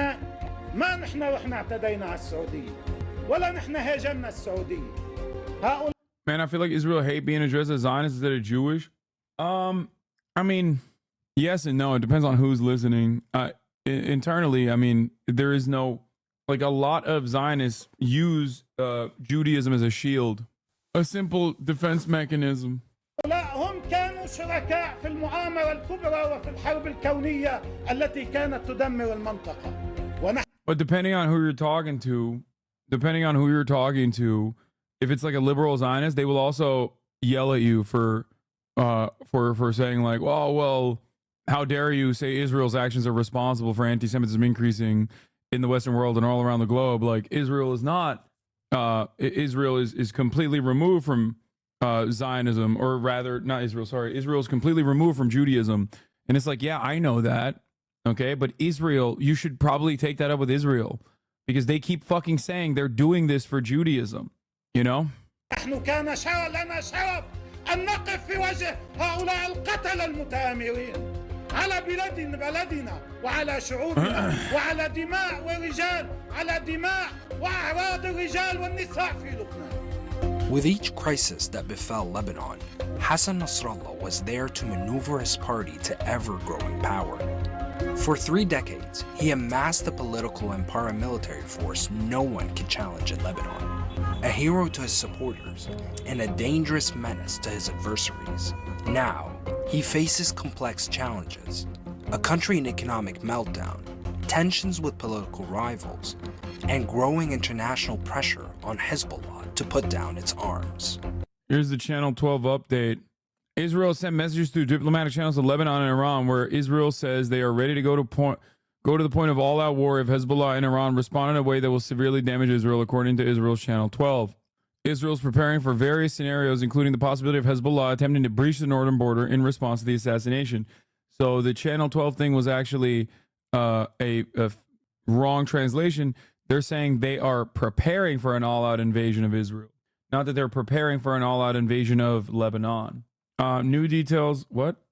Given that Netanyahu just returned from D.C. and that Israel's head of Mossad was meeting with Burns just 2 days ago in ceasefire talks, the impression is that either the U.S. was in on it or that Israel has deliberately betrayed the U.S. as well. Yeah, I mean, there's no other outcome here. Time with Anovo says, in December 1992, Israel tries to deport 415 Hamas activists in Lebanon. Among them, Ismail Haniyeh, all kidnapped overnight and bused northward. The story reaches both the courts and the Lebanese border guard who delay the operation. Eventually, they're sent across and set up a miserable tent camp in Hasbaya. A week passes. A Lebanese man, Wafiq Safa, pays the group a visit. He says he comes on behalf of the General Secretary Hassan Nasrallah, and the group discuss an alliance. What's next? History. Don't make fun of me, chatters. I'm fucking ESL, okay? God damn. I rarely ever fuck up when saying words. And you know it's like one of the W's and the V's are hard for me. You're annoying. In the wake of Haniyeh killing Secretary Lloyd Austin, Secretary of Defense Lloyd Austin says U.S. will help defend Israel if it's attacked. Hard to speculate how hostage talks will be affected, Blinken says. Germany cautions all parties prevent regional conflagration. Russia warns of dangerous consequences. America doing the same thing that it's been doing so far, which is we will defend Israel. We will dick ride Israel. Israel can do whatever it wants. You guys need to shut the fuck up. How dare you? How dare you speak ill of our goats? Okay, they are the best. Literally the best. They're the greatest democracy on earth. They're the greatest country on earth. They're the most moral army on earth. Israel has also closed its airspace north of Hadera. There's a NOTAM, or a notice to airmen, issued by Israel's aviation authority this morning. Notice is valid for 24 hours and applies to all aircraft except for emergency flights by the military, police, firefighters, and medical evac. Ben Gurion Airport is unaffected by the closure, as commercial flights generally do not fly north of Hadera to reach the airport near Tel Aviv. However, other flights going into Tel Aviv airport have also been canceled. Notice the air missions, not airmen. FAA went woke. Okay, whatever. Who cares? It is crazy to me that we are potentially one step away from just all-out global war. And it was done so that Benjamin Netanyahu, in a disastrous maneuver, just could continue conducting his all-out war and selfishly bring the United States of America into the fold. Just straight up. Only reason. There is no other reason. Like, yeah, U.S. moved its travel advisory to maximum in Lebanon. On July 31st, we raised the travel advisory for Lebanon to level 4. Do not travel for the entire country. If you are in Lebanon, be prepared for shelter in place should the situation deteriorate. Notice how they're not issuing the full-blown travel declaration to Israel. I mean, I guess maybe they are, but I don't think it's at this same level, because only one side eats all the smoke. The other side will, the other side has obvious, the other side could obviously incur some wrath as well. But, you know, new Danny Gonzalez, brother, I'm sorry. Are you on fucking crack cocaine? Like, actually, are you insane? Or is this like an elaborate ad break debate at the top of the hour? Why the fuck would I watch the new Danny Gonzalez when I'm currently reading out a level 4 travel advisory to Lebanon in the eve of like a potential fucking war in the Middle East? Like, you have to be on crack cocaine. Damn, bro, there's a new Danny Gonzalez video about tech products that shouldn't exist. Well, fuck it then. Is Danny Gonzalez actually talking about what's going on in Lebanon? Is he a big like Ismail Haniyeh fan or whatever? Because if he's not, then I don't care about what he has to say right now. I love Danny Gonzalez. I love his videos, but I fucking doubt that he's going to be covering the complicated situation between the Israel opening up potentially 2 new fronts of war. That's wild, dog. Anyway, here's the 3-minute ad break now. Because at the top of the hour, there's a 3-minute ad break. You no longer want to see those ads. All you need to do is subscribe. I'm sorry. But we're on crack cocaine, it seems, today. And you must be on crack cocaine if you think you're going avoid seeing those ads unless you subscribe for $5 or for free. Here's the 3-minute ad break now. No, it's not a low effort. Danny Gonzalez covers electronics that should not exist, like Pegasus technology from Israel. Yeah. Danny Gonzalez making a lot of commentary on Pegasus surveillance tech in his latest video. Victory sign surrounded by Iranian politicians. This was Ismail Haniyeh just yesterday in Tehran for the inauguration of the country's new president. In the early hours of the morning, he was killed in a precision strike. Bro, I'm in Lebanon. This is how I fucking find out that I need to evacuate. I'm so cooked. Be safe, chatters. For the Israelis, Haniyeh was a wanted man. Here he was on October the 7th, praying for the success of Hamas fighters as they carried out a deadly rampage. But in the occupied West Bank today, he was celebrated as a hero and a martyr. Haniyeh was a political... Hassan, once the nukes are dropping, will you still do the $6 ad break? Yes. It's automatic at this point. If you think I won't be serving you ads at the top of the hour as I'm like live covering the fucking nukes dropping, you're out of your goddamn mind, okay? If there's one thing that you can rely on, it is that even if the world is ending, I will be live. I will find a way, and I will be live. I will be covering it, okay? Leader of the group based in Qatar. Thank you, a bit flippant, for the 5 gifted subs. Israelis see it as a significant success. It was a declared strategy. Dude, what a success, man. What a W. What a fat W for us. We killed the guy who was more moderate, who was in charge of the ceasefire negotiations. We did it. You're so stupid, dude. Israel, the prime minister, the defense minister, everyone was saying the leadership of Hamas is not immune anywhere in the world. In Qatar, it was very difficult to do it now because of our dependence on Qatar with the issue of our hostages. And therefore, we didn't do it before. I'm sure Israel could do it also in Qatar. Haniyeh helped cultivate Hamas's close relationship with Iran. Today, the country's supreme leader vowed vengeance. But up until now, the regime, deeply unpopular at home, has appeared to be primarily concerned about saving face, rather than pushing towards all-out war. Iran has never wanted to spread war in the region. However, everyone must know that Iran will not allow the region to be governed by America and Israel. Back in April, Iran launched a huge barrage of missiles at Israel, following a strike on its consulate in Syria. But it was a choreographed move. Nearly all was shot down. Adding to the pressure now, a senior commander in Hezbollah, Iran's key ally, was targeted in Beirut yesterday. I think it brings them together, Hezbollah and Iran, and I think the consultations are going on between them, and it might be a response that will be from many directions simultaneously. For many in Israel, the priority is a deal that would bring back the more than 100 hostages still held in Gaza. There has been little progress in negotiations, but Haniyeh was key in them. Mediators have criticized his killing. Haniyeh was seen as a more moderate figure within Hamas. He was once a close aide to the group. I like this, she said. We could have killed Ismail Haniyeh in Qatar if we wanted to. We just couldn't because, like, Qatar is a key part of the hostage negotiations. It's like, bro, so is the person that you killed. Like, you immediately destroyed the argument that you were trying to present when you made it seem like you even remotely cared about the hostage situation. Like, you were like, oh yeah, we couldn't do it in Qatar because, like, it plays a key role in the hostage. Moderates celebrating the murder of hundreds of civilians. Brother, what are you talking about? Are you talking about like every fucking member of the Israeli cabinet? Israel literally had a pro-rape Likud member of the Knesset argue that anally raping Palestinian prisoners is totally moral and just 2 days ago. What the fuck are you talking about?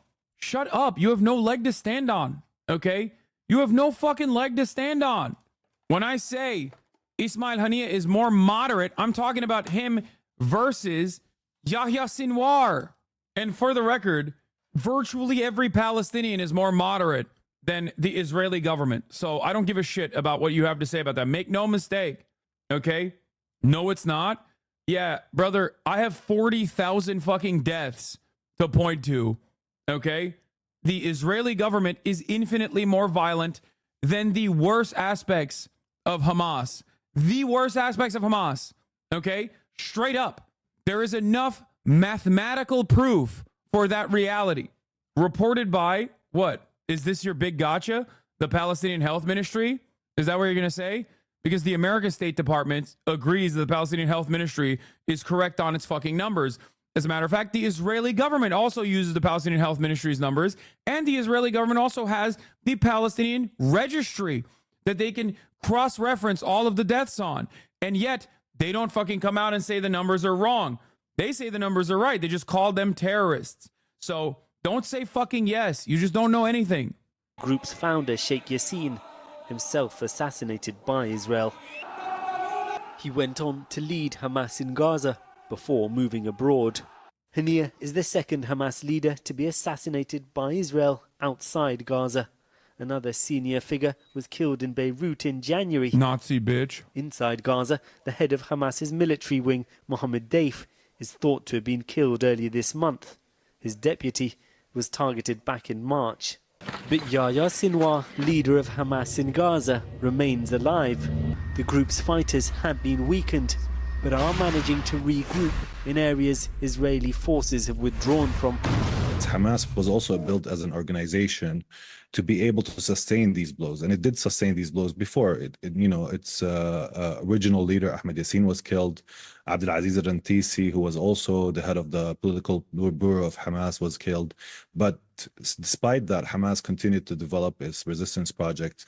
So I don't think, again, that these assassinations work anymore in the way that Israel thought it worked. It's ordinary people in Gaza who are suffering the most under Israel's ferocious assault. Close to 40,000 Palestinians have been killed. Amongst the victims today, a well-known Al Jazeera reporter, Ismail Al-Ghul, and his cameraman, Rami Al-Rafi, killed in what appears to be a targeted Israeli strike on their vehicle as they left. You actually usually pick up the dumb people and then generalize the whole chat for us sometimes? If you consider that chatter to be dumb, that means I'm doing my job correctly. Because that chatter is fucking dumb. Okay? However, outside of this community, that chatter's point of view is actually very commonly held. If you personalize my criticism of that chatter's idiotic talking points, that chatter's Nazi talking points, then that's on you. Absolutely. There's 40,000 people in here. Not a single person took that personally. Except for you, it seems. The area around Ismail Hania's former home. More than 100 journalists have been killed in Gaza. An awful price for documenting awful suffering.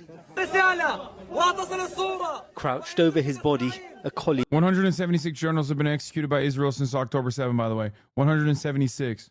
He vows the coverage will continue.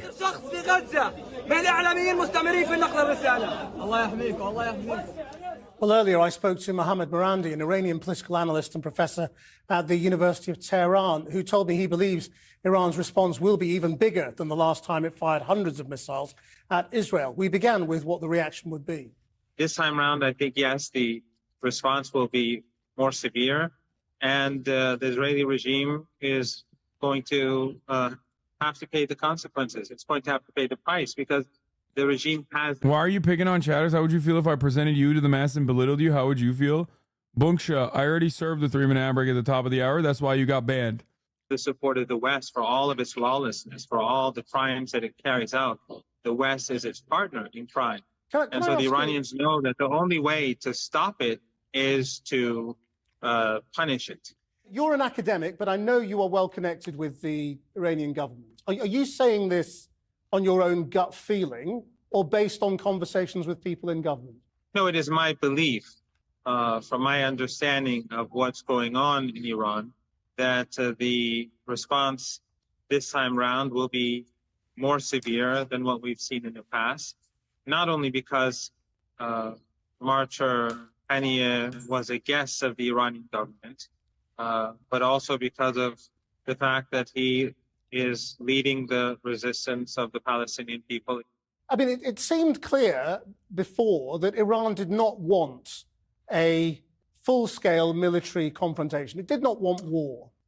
To see a Western news channel interviewing an Iranian analyst in Iran is crazy. I've never seen that in my entire life. No, they do that. Channel 4 has always done that. Democracy Now! Has always done that. Channel 4 has always done that. There's a couple outlets that like actually do real journalism. And, you know, there's CNN sometimes does it too. It just depends. With Israel. Are you saying that situation might change? Yes, Iran does not want a full... Iran supports Nazi Russia in bombing my home country, so I'll be happy to see the whole country burn. Nuke Iran. Bro, 23-month subscriber. Don't you understand that, like, there are so many people in Iran that have nothing to do, like literally nothing to do with Russia bombing Ukraine? You said HamasAbi, Lamau? This doesn't make any sense. Like, how are you a Ukrainian liberal who is calling me HamasAbi for talking about the humanity of Palestinians? If you're Ukrainian, that's like literally a cause that you should immediately understand. Okay? How the fuck have you demonstrated this level of cognitive dissonance where you're like, oh yeah, Russia is bad for invading my country and bombing my home. Okay? And they are, you would be correct on that position. But also, Palestinians are bad for being invaded by Israel and being murdered and having all their homes bombed. And also, we should nuke Iran. Like, that makes no sense. I just don't understand it, especially when you're Ukrainian. Russian agent Hassan. Invade Lebanon. Nuke Iran. Bomb Iran like Japan, 1945. Bro, you are literally Ukrainian. What the fuck is wrong with you? Like, what is happening right now? You want people to feel bad. I do. But you want other people to feel bad about what is going on in your home country. And you simultaneously are thinking that you're American in the way that you're talking about this shit, where you're like, you have the most like American smoke for anyone and everyone around the world when Russia is doing America shit to you. Are you all right? Don't get me wrong. Iran supports Nazi Russia. Don't get me wrong. Israel leadership is Nazi too. Let them burn each other. No, you're just fucking saying that now. You're calling me HamasAbi and HumasAbi because you're an Islamophobic piece of shit dick rider of the United States of America. Okay? Don't fucking turn around and be like, oh, don't get me wrong. Israel is Nazi too. This is not how this started. This conversation started with you being like, I'm HamasAbi. Everyone buckles like a goddamn seatbelt the moment that like their fucking idiotic takes are addressed nowadays. What happened? Formerly 23-month subscriber. What happened? I know exactly what happened. You started fucking watching other commentators and you started repeating their dumbass fucking takes over and over again, thinking that you were actually this brilliant intellectual, that you duked it out in the marketplace of ideas with your fucking friends. Slowly but surely, your friends in the real world decided that you were annoying, started talking behind your back. You further and further leaned into that community as a life support for what remained of your like experience with other people. That community became the only fucking place that you could talk to other people who were like-minded, just like you. Nobody understood how fucking intellectual you were. Now you're coming back to this community that you used to be a part of and repeating those same talking points only to have those fucking talking points shoved down your throat because you're so fucking stupid and pathetic. Don't write any longer. Think about the actions that you took, okay? Re-examine your positions. Perhaps it is not very healthy for you to have remained in these other communities, and perhaps you only felt like you were the intelligent person when duking it out in the marketplace of ideas with your friends who were not as well read. You understood the talking points, but when you have to go up against someone who knows the situation better than you do, you all of a sudden go, okay, maybe they're both bad. Okay? Re-examine the steps you took in your life that led you into repeating YouTuber talking points in another fucking Twitch streamer's chat only to get ritualistically humiliated like this. But more importantly, why are you wrong so frequently? Okay? Perhaps you've been led astray. Perhaps that the truth of the matter is more complicated. And someone has told you a tall tale that fits with the way that you see the world. Scale war because it harms the globe. If we have a full-scale war where the Americans enter the battle, then all of those bases that the Americans have in the Persian Gulf region will be destroyed. All those countries that host those bases will be destroyed because they will be seen as hostile. And that will destroy the global economy because there will no longer be oil or gas exports from the region. No one wants that. The Iranians don't want that. But Netanyahu probably does want that. The Israeli regime probably doesn't want it. They know that they are on the losing side and that history will judge them as it should, despite Western propaganda. But Netanyahu wants the war to be expanded. And the Iranians have no option but to punish him to prevent him from continuing these outrageous acts. So it's really up to the West and the Americans to end the genocide that they are funding and supporting.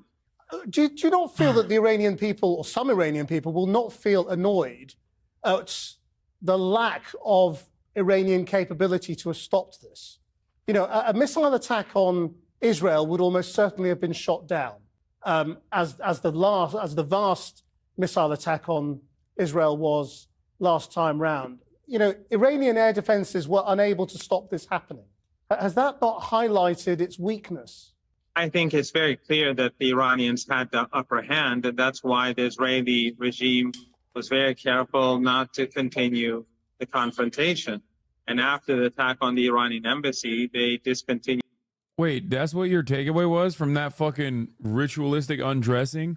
Look, dude, I want you to get better, okay? I want you to be a happier individual.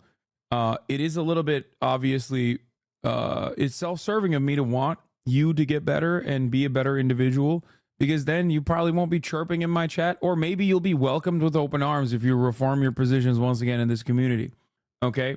So truth according to Hassan, Israel bad, Hamas good, yep. There's no planet where you just listen to everything I just said and that was your takeaway. I didn't even bring up any of these things. You're shadow boxing with positions that I'm not assuming. But if you want to have that conversation, yes, Hamas is a resistance group, a resistance towards what? Israel's apartheid regime. So yes, the greater evil in this conversation is, of course, the militant state with nukes, okay, that has been killing Palestinians at an alarming rate for the past 10 months with no legal scrutiny whatsoever. Well, actually, that's not true. With some legal scrutiny, but no actual scrutiny that will have tangible, long-lasting, peaceful impacts on the region by the United States of America. Okay? I hope you understand that. It might make you feel better, like as though you're morally posturing from a standpoint where your positions are good and my positions are bad by just like making these reductive arguments. But you're going back to the same exact equation. You're going back to the same hug box. Inevitably, you're going to go back there and lick your wounds. And I am afraid that it's going to push you further and further away from the truth. Okay? I hope. What is this? You're not even fucking Ukrainian. Don't make me do it. Not even worth it. He's just a fucking loser who's lying about everything for posturing and is still way off the mark. Oh, they lied about being Ukrainian? Every time this man is not all right. He's also signed up to a bunch of passport bros dating sites, so he's just trying to sex crime all over the world. No one wants him. Limpy from Virginia Beach, pal. OG Smirnoff, adventurous, wild, spontaneous, unpretentious, tolerant, flexible, open-minded, intellectual, smart, persistent, practical, stubborn, unconventional, free-spirited. Hamas bad, Palestinian is good. That's not even correct either. Okay? That's also not correct. Hamas is civil governance, ultimately, okay? When lines are blurred between what is Hamas and what is Palestinian, that's also a cowardly argument to make. Because at the end of the day, in terms of a spontaneous militia, what Hamas is doing is literally just. It is legal by international standards. Hamas defending against the Israeli incursion, okay, against the Israeli genocide is completely just. It is legal, it is just, it is valid, it is, dare I say, moral, okay? The metric ton of propaganda that you feed yourself and your parents does not change that reality under international standards. Israel has no right as a belligerent occupier to quote unquote defend itself in an offensive campaign in a territory where it is the belligerent occupier of. Hamas, on the other hand, does have an international right to defend itself. Hamas has a legal right to defend itself against a belligerent occupier. Okay? We're not talking about October 7. I'm talking about international law and how it works. And in terms of like everything that has happened since October 7, Hamas is legal in their actions. This is not about the kidnapping or the death and destruction on October 7, mind you. How can you separate Hamas from October 7, though? That is also their actions.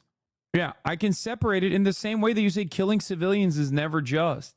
I doubt that you're talking about the United States of America, even if you assume that position for the sake of this argument right now, nor do you do that for the state of Israel. Okay? I do not agree with the methods of the Palestinian resistance on October 7, but that doesn't change the reality that they're still suffering from an apartheid. They were suffering from an apartheid on October 6th. These aren't just like words that I'm throwing out there. No matter how hard some people's favorite debate lords try to explain away this position by fucking saying, oh, this is just a buzzword, okay? That is intellectually incurious. People suffering from an apartheid, which requires an unimaginable amount of violence and racism to maintain, are going to do shit when they're backed into a fucking corner, okay?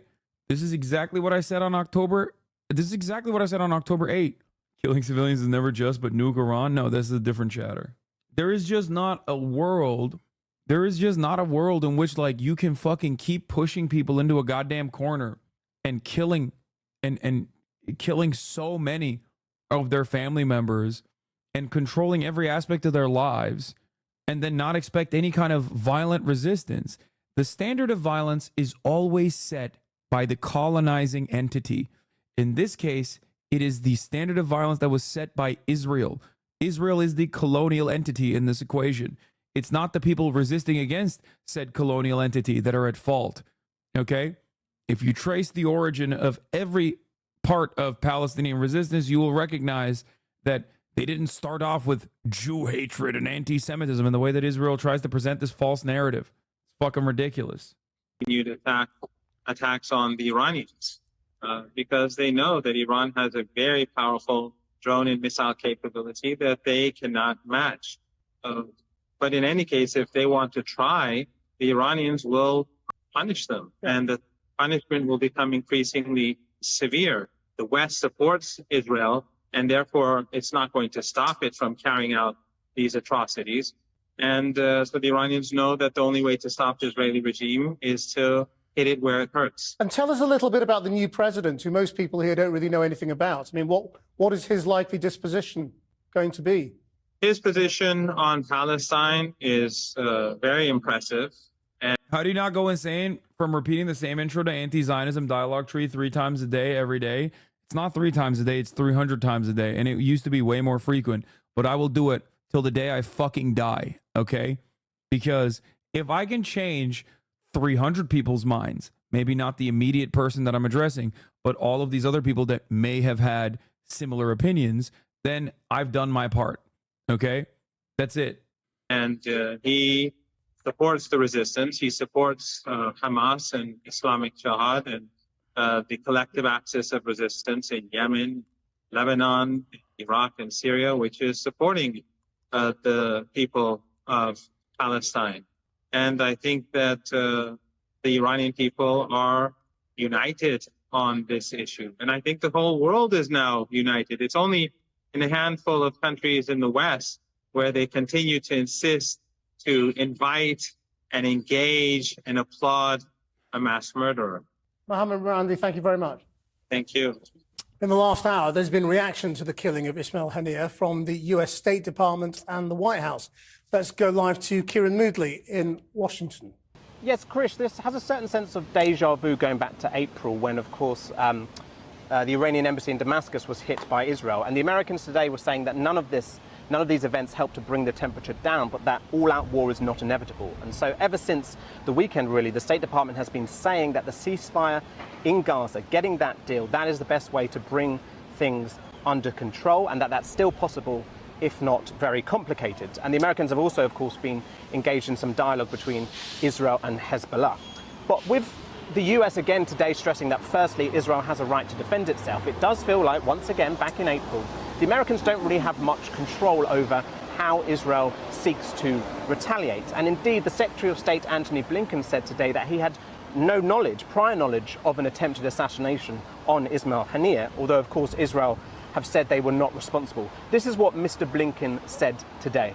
That's not even entirely true. They did take responsibility over it. They took ownership over it and then deleted it.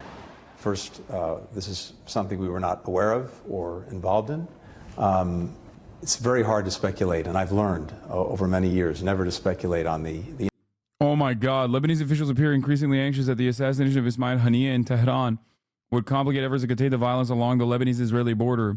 If it was limited to Lebanon, we would be sure that the retaliation will not lead to war, but now it is out of our hands. You're talking about Iran. This is what the Lebanese foreign minister said. I went to bed yesterday thinking that, okay, this can still be managed. But now, when I got up this morning and read about Haniyeh, I thought, oh gosh, it's over. Why don't you live in the Middle East? I used to. I grew up in Turkey. I like living in America. I prefer it. There's also some other reasons, like I'm not exactly a hot commodity by the Turkish government, or wasn't for some time. Are you also pro-Iran? I mean, it depends on what you mean by pro-Iran. I am pro-Iranian people, yes. I want the Iranian people to have a government that they deserve, that actually responds to their needs. I want them to live without fear, without constant fear of like American intervention, without Western intervention. What is this? Bro, while I understand your perspective, I believe the United States should consider a nuclear strike on Iran. Our nation holds significant power, and this action could address the threat posed by groups like Hamas. Although civilian casualties are a tragic consequence, they might be deemed necessary in this context. Additionally, this approach could be considered for other powerful nations such as China and Russia. Do you understand? Thanks. No, this is like sounds like ChatGPT or some shit. It is pretty funny to consider that like guys that say stuff like that, I think that chatter is memeing, but guys that say stuff like that, like without a shred of irony, think that they're the good guys.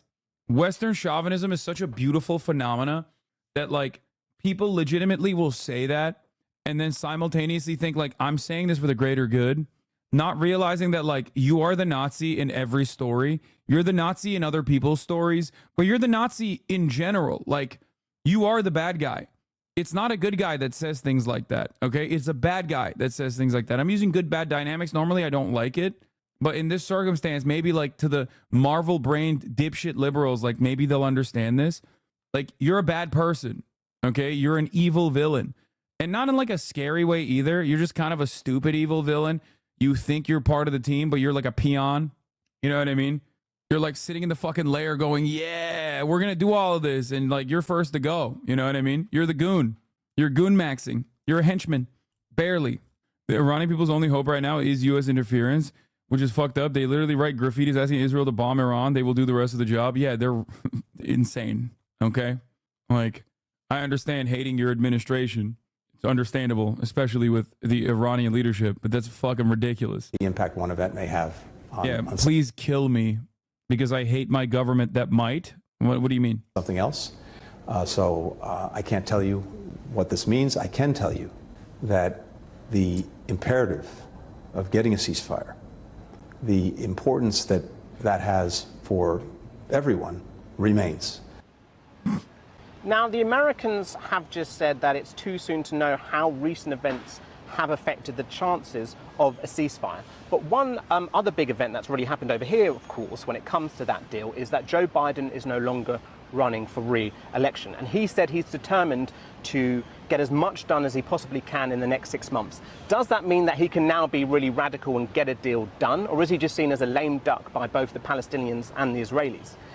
That ceasefire deal then remains the imperative for the Biden administration, not just for ensuring some peace in the Middle East, but ensuring Joe Biden's foreign policy legacy. Kieran Moodley in Washington, D.C. The red flag of revenge is raised in Iran. They did this after Soleimani was killed and after the April consulate strike. Red flag of revenge. Iran is stuck in the Stone Ages. That's so funny. Like, oh, wow. They have a symbolic thing to show that they're seeking out a tit-for-tat style retaliation.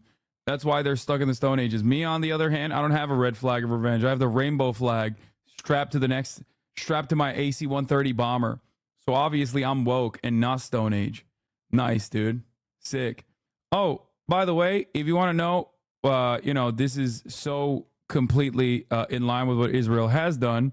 Qatar, Turkey, and Jordan have condemned the killing and warned about widening conflict. Obviously, Hania was a principal negotiator in the ceasefire negotiations, the conversations, in terms of releasing the hostages.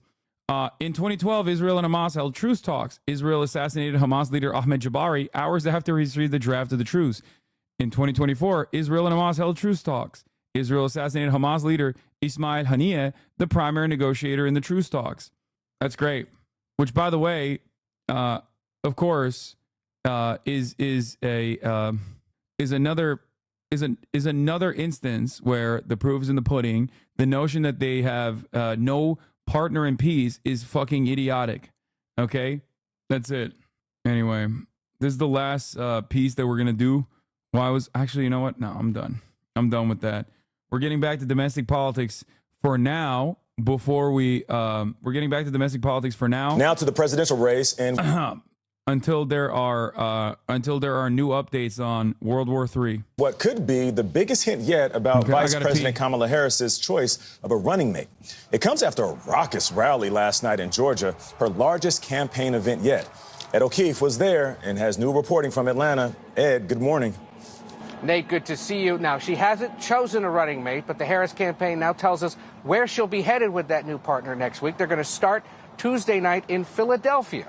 Pennsylvania is the home state of one of the guys on the VP shortlist, Josh Shapiro, so maybe that's a hint. But we also know the campaign is headed to western Wisconsin, Detroit, Raleigh, Savannah, Georgia, Phoenix, and Las Vegas. Some of the contenders are also from those states. But here in this battleground state last night, Harris was already making her case. Atlanta turned up and turned out for Vice President Harris, and a rap star came with a new slogan for campaign merch. Megan Thee Stallion and others made this the largest crowd of Harris's young campaign. More than 10,000 people filled a downtown arena. Oh, it's good to be back in Georgia. For the first time, she responded to Republican attacks on her immigration record by recalling work she did as California Attorney General, going after drug cartels and human traffickers. Prosecuted them in case after case, and I won. And if she wins the White House, I will bring back the border security bill that Donald Trump killed, and I will sign it into law. What real leadership looks like. to fix immigration. Her immigration record is the subject of new ads by Donald Trump designed to raise doubts at a time polls show Harris pulling even or ahead of the former president. Thousands waited hours to see Harris speak. In 3 weeks, we've gone from an emotional feeling of no hope to hopefulness. Does she make it easier for Democrats to win Georgia in November? Yes. Isn't it funny that the supposed Democratic Party dick rider political commentators were so off base on this, and the guy who's supposedly on the outside of the Democratic Party, who is routinely critical of the Democratic Party, was so correct, so on the money in terms of how the Democratic Party should continue, swapping out Joe Biden with Kamala Harris. Just saying, isn't that wild? Perhaps there's perhaps, I don't know, maybe you shouldn't just be an edgy version of MSNBC and make up your own mind. Having a younger person finally at the table, bringing energy, bringing excitement, bringing joy back into politics makes a huge difference. Harris also used her rally to once again try luring Trump back into a debate, as he still won't commit to one. Well, Donald, as the saying goes, if you've got something to say. On the other side of the country, Republican vice presidential candidate J.D. Vance made his first appearance in battleground Nevada and attacked Harris's record. Kamala Harris's vision is open American borders and closed American factories. And doubled down on Trump's immigration plans. We're going to launch the largest deportation program in American history. If you came here illegally, you got to go back.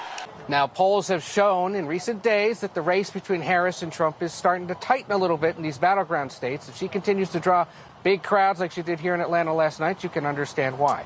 As for Trump, he's making a stop today at the annual meeting of the National Association of Black Journalists, one of those media organizations that meets every year and every 4 years invites presidential candidates to stop by and take questions. That is the plan. Trump, of course, has been pushing to win more black voter support, especially in battleground states like here in Georgia. Trump campaign is projecting this on screen above the stage of his rally in Harrisburg. Oh, they're doubling down. California's Kamala Harris becomes first Indian American U.S. Senator. I don't know if they know this, but she's Indian too. Like, she's not the first Black American U.S. Senator, but she is the first Indian American U.S. Senator. Well, actually, is she the first Indian American U.S. Senator? Did Nikki Haley wasn't a senator. She's the governor. Wouldn't it be, yeah, Jindal? No, Jindal was you had Jindal, Ro Khanna, but Jindal was governor too. Chad, stop saying Elizabeth Warren. I guess she is. Crazy Kamala saying she's Indian, not Black. This is a big deal. Stone cold phony. She uses everybody, including her racial identity. Let's see what the right wing is doing with this one. All the media was claiming Kamala Harris. Same media, by the way, that claimed that she was once the border czar, which she was. Now they're saying, no, we never said that. They also said back then, and she campaigned on this, being the first Indian American senator elected to the Senate, although do they think you only get to pick one? Like, what's happening here? Actually, what is going on? Do these guys unironically think, like, if you are of Indian descent and also Black, you just only get to be one? You're not both? Like, how does this work? Like, I'm confused by this line of attack. Do they unironically think that? Like, do they think the race draft is real? Am I off base here? Like, I thought if you're, both Indian and Black, you're just both Indian and Black. Pocahontas also had to run for her money. But, she campaigns on being Indian American. Kamala Harris, Indian American. Now, all of a sudden, she did a 180. She really is elevating and pushing her Black side. The thing about Elizabeth Warren is she's white, okay? She's not Native American. Bro went back to like 17th century racism, by the way. But like, that was the funny thing about Elizabeth Warren, is that she's a white woman who was like, oh, I'm native, I'm indigenous, okay? And as a white woman, I think it was a Fordham Law Review that wrote that, like, she was Harvard's first female of color professor in the Harvard Law School, which was crazy, right? Like, that in like 1992, by the way. Holy shit, these institutions are so fucking white. But that was the joke, because she's white. Kamala Harris is like, she's actually Black and Indian. Her mother is Indian, or of Indian descent, and her father is Jamaican, a Black man. So, like, it's not like she's white and claiming these things. Like, there's a difference in these situations. Like, everyone can see her. Do these guys think everyone can't see her? What is going on? Like, do they think people just like close their eyes and go, la la la, no, you don't understand it, brother. She ain't Black. Like, this is one of those things where you can check with your eyes. Like, you can just look at it and go, yeah, no, that's a Black woman. Like, she didn't magically become a Black woman overnight. This makes no sense. What the fuck? Yeah. These people would be like, these people's brains would break at the concept of like an Afro-Latino person. You know what I mean? They would be like, what? You mean to tell me you're both Mexican and Black at the same time? Hold on now. No, there's only one thing. South of the border, you're Mexican. Brazilians are a different kind of Mexican, but you can't be Black at the same time. You can be Black, which means African American. Think of how many jobs a Mexican Black man can take from us. I don't want to think about it, brother. It scares me. The mere thought of it all. The mere thought of it all brings a shiver down my spine, brother. I hate that. I think it's like 25%, maybe. Well, and a lot of a lot of Black Americans. A lot of the mainstream media is making fun of us when. No, like, not 25%. Like, no, she's just straight up. Like, her dad is Black. What the fuck, bro? What? Yo, that's weird, man. What are you doing? Why are you being such a dork? This is crazy. When we say things like that, and I want to just address that, because of course people can have various races and be mixed. I'm mixed. All of us have different mixes. That's. What is she mixed with? I bet she means she's Italian and German. life. That's America. We're all from different countries. We have different cultural backgrounds. Somebody can have 2 different backgrounds, 3 different. But here's the thing. You don't pander to one race and one background and say, and then you exploit that and you use that for your own gain versus using it as the truth and saying, well, here's my mother is this, my father is this is my background, my husband is this is who I am, and I want to be there for all Americans. No, she's not doing that. She's doing the opposite. And that's what I... Wait, what do you mean? When was she like, I'm here just for black people? Yo, fuck the Indian Americans or fuck white Americans. I'm only here for black people and black people only. She says she did that. She's like, she came out and she was like, I'm black, I'm a black woman, and the only people I care about are black women and black women only. Nobody else. You feel me? I think it's making people upset. You talk to so many African Americans who support President Trump, and they're opposed to her policies. Right. They don't like They don't think she's looking out for their interests, which she's not. Anyway, good stuff. Good stuff from the Republican Party. Strong woman. I am a strong woman, a mom, a lawyer, and an American.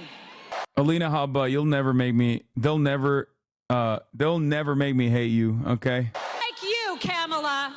Roots are, I know where I come from, and I don't play around with the Constitution. It's pretty funny that she fucked up the Trump trial big time. RGB lawyer. She's mixed too. Mom, lawyer, and Mexican. I think she's Lebanese too. Yeah. Kamala's dad is the GOAT. This is way too strange of a meme for anyone that is not anyone that's not participating in like the first 10 minutes of the broadcast where I talk about my personal news is going to look at this and be like, what is this thing that you have made? Okay. Like, you have to be a My Hero Academia fan, and you have to know who Kamala Harris's father is, what his background is. Kamala Harris's father is the first person here, okay? He's a Marxist economist at Stanford University. Then you need to know who Yanis Varoufakis is, who is also another Marxist economist, former Greek finance minister, and HasanAbi, friend of the show. Like, what an insane meme that would never exist in any other context. Like, they're just not, like, even people who are invested in the lore of this broadcast and know My Hero Academia will be like, I don't understand what this was. Habba is 100% Iraqi. Wait, really? She's from Iraq? I thought she was Lebanese. The way she's just like, nah, I don't believe that. She exhibits a lot of Phoenician tendencies, if you know what I mean. People from the region understand what I'm talking about. Okay? She's the type to be like, I'm Phoenician. I'm not Arab. You know what I mean? She's giving white Lebanese. She's actually Assyrian. She's Iraqi Catholic. Her family left in the 80s. Oh. Fox Kamala News. Harris would be the most anti-American energy president that we have ever had. She's pledged to ban fracking. It's on. Hey, chill, bro. Come on. We Phoenicians catching strays. It's just a very specific type of person from Lebanon that says, like, I'm not Arab. Okay? That's all I'm saying. On video. You can go look it up. When you fill up your tank at the gas station, maybe you should send a bill to Kamala Harris. As J.D. Vance on the road there, pressure from Republicans trying to expose cracks in the Harris campaign as a resurfaced clip of her promising to ban the energy supply differ from her message today, which could leave her vulnerable in a key battleground state. Hillary Vaughn live on Capitol Hill with more on that today. Hillary, nice to see you. Good morning.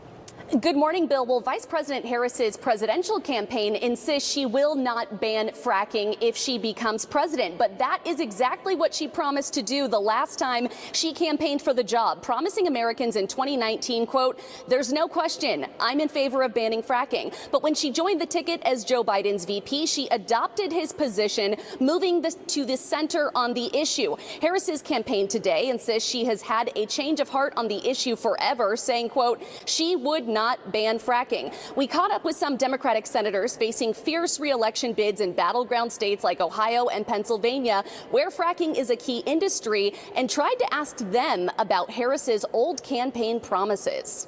She very clearly, the first time she ran for president, said she wants to ban fracking. Now she's reversed it when she needs to win your state. She's a vice president in an administration that has contributed greatly to our development of new energy sources. Do you think that Harris is pretending to be someone that she is not? I do not. Why is that? Wait, what do you mean? Democratic senators confronted on Kamala Harris, and they just give like the most normal answers. I thought there was going to be more drama here. Damn, they are fucking trying, dude. The desperation is viewable from where I'm standing. I can see it. It's like, no. If she said she wanted to ban fracking and now she says she won't ban fracking. Naslit the Savior. Think of it, 25, get the subs. We do it. Senator? She has promised to ban fracking. Wow. Now she's saying she won't ban fracking. Is she pretending to be someone she is not? My focus is on my state and my work. I've endorsed Vice President Harris. I said I don't know what she said on fracking. I'm working to my state and all the above energy policy. She said it on live television in 2019. Mr. Schumer has not been particularly... We gotta go. Now, Bill, both Brown and Casey served with Harris during her time in the Senate, but it seems like her time in the White House as VP is enough to convince them that if she is in the Oval Office behind the Resolute desk, that she will not go back to her old beliefs. Bill? Points are trying, Hillary, like Olympic points there, right? And we got to go. 97 days until election, baby. 97. Kamala Harris flipping her. Judge Jeanine. Kamala Harris seems to forget she's in office. Judge Jeanine is here to put on a clinic. A clinic about what, mind you? Civility. A clinic on how to present yourself. Judge Jeanine is literally like the one person that is more visibly barred out than Kamala Harris used to be as the vice president, running around smiling and shit. Okay? Like, you are not allowed to blast Kamala Harris when you're always out of your mind. You're so angry and slurring your words because you're Judge Jeanine. Yeah, the only clinic she should be fucking signing up for is rehab. Her stance on some top issues. The vice president claiming at a rally that she's actually tougher on the border than Trump. Donald Trump. Yeah, by the way, this narrative deserved line of attack from Republicans. Okay? Yeah, I told you this was going to happen yesterday, and they're already fucking clamping on this shit. And they should. It would be stupid for them not to. Okay? Donald Trump, on the other hand, has been talking a big game about securing our border, but he does not walk the walk. Is Harris doing everything you feared? Yes. Yes, she is.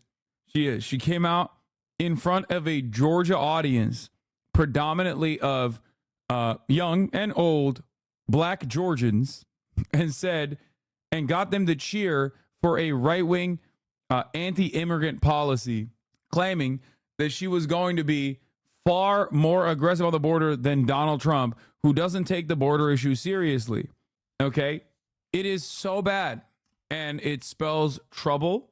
It spells trouble for Kamala Harris in general, but more importantly than this election cycle, it spells trouble for America's future as we are bouldering towards a fascist future at an alarming clip, at an alarming rate, just like you're bouldering towards the top of the hour ad break at an alarming rate.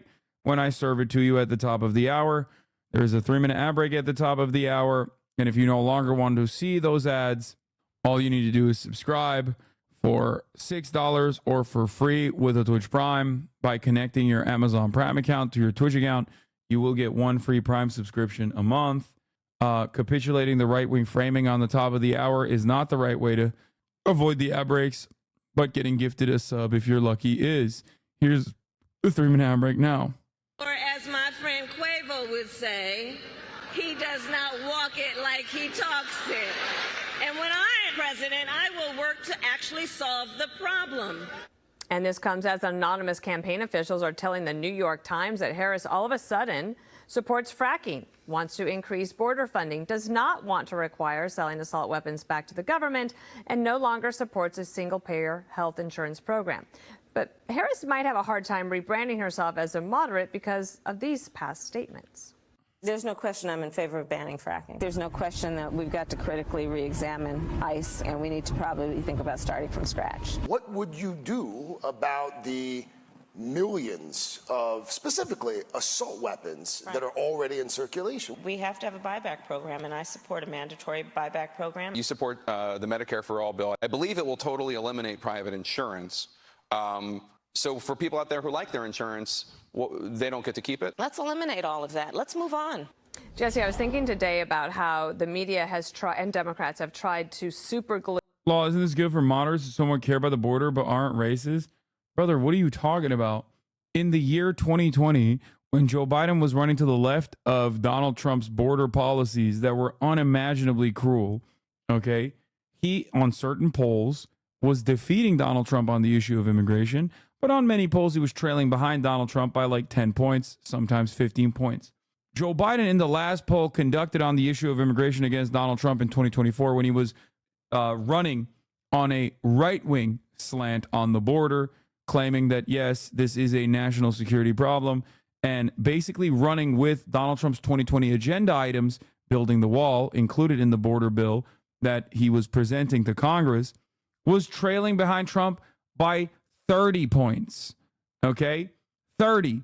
There has never been a proven, resilient, sticking point for the Democratic Party when they turn around and fucking capitulate the right-wing framing on right-wing hysteria, okay? Whether it be crime and funding the police or whether it be the issue of immigration.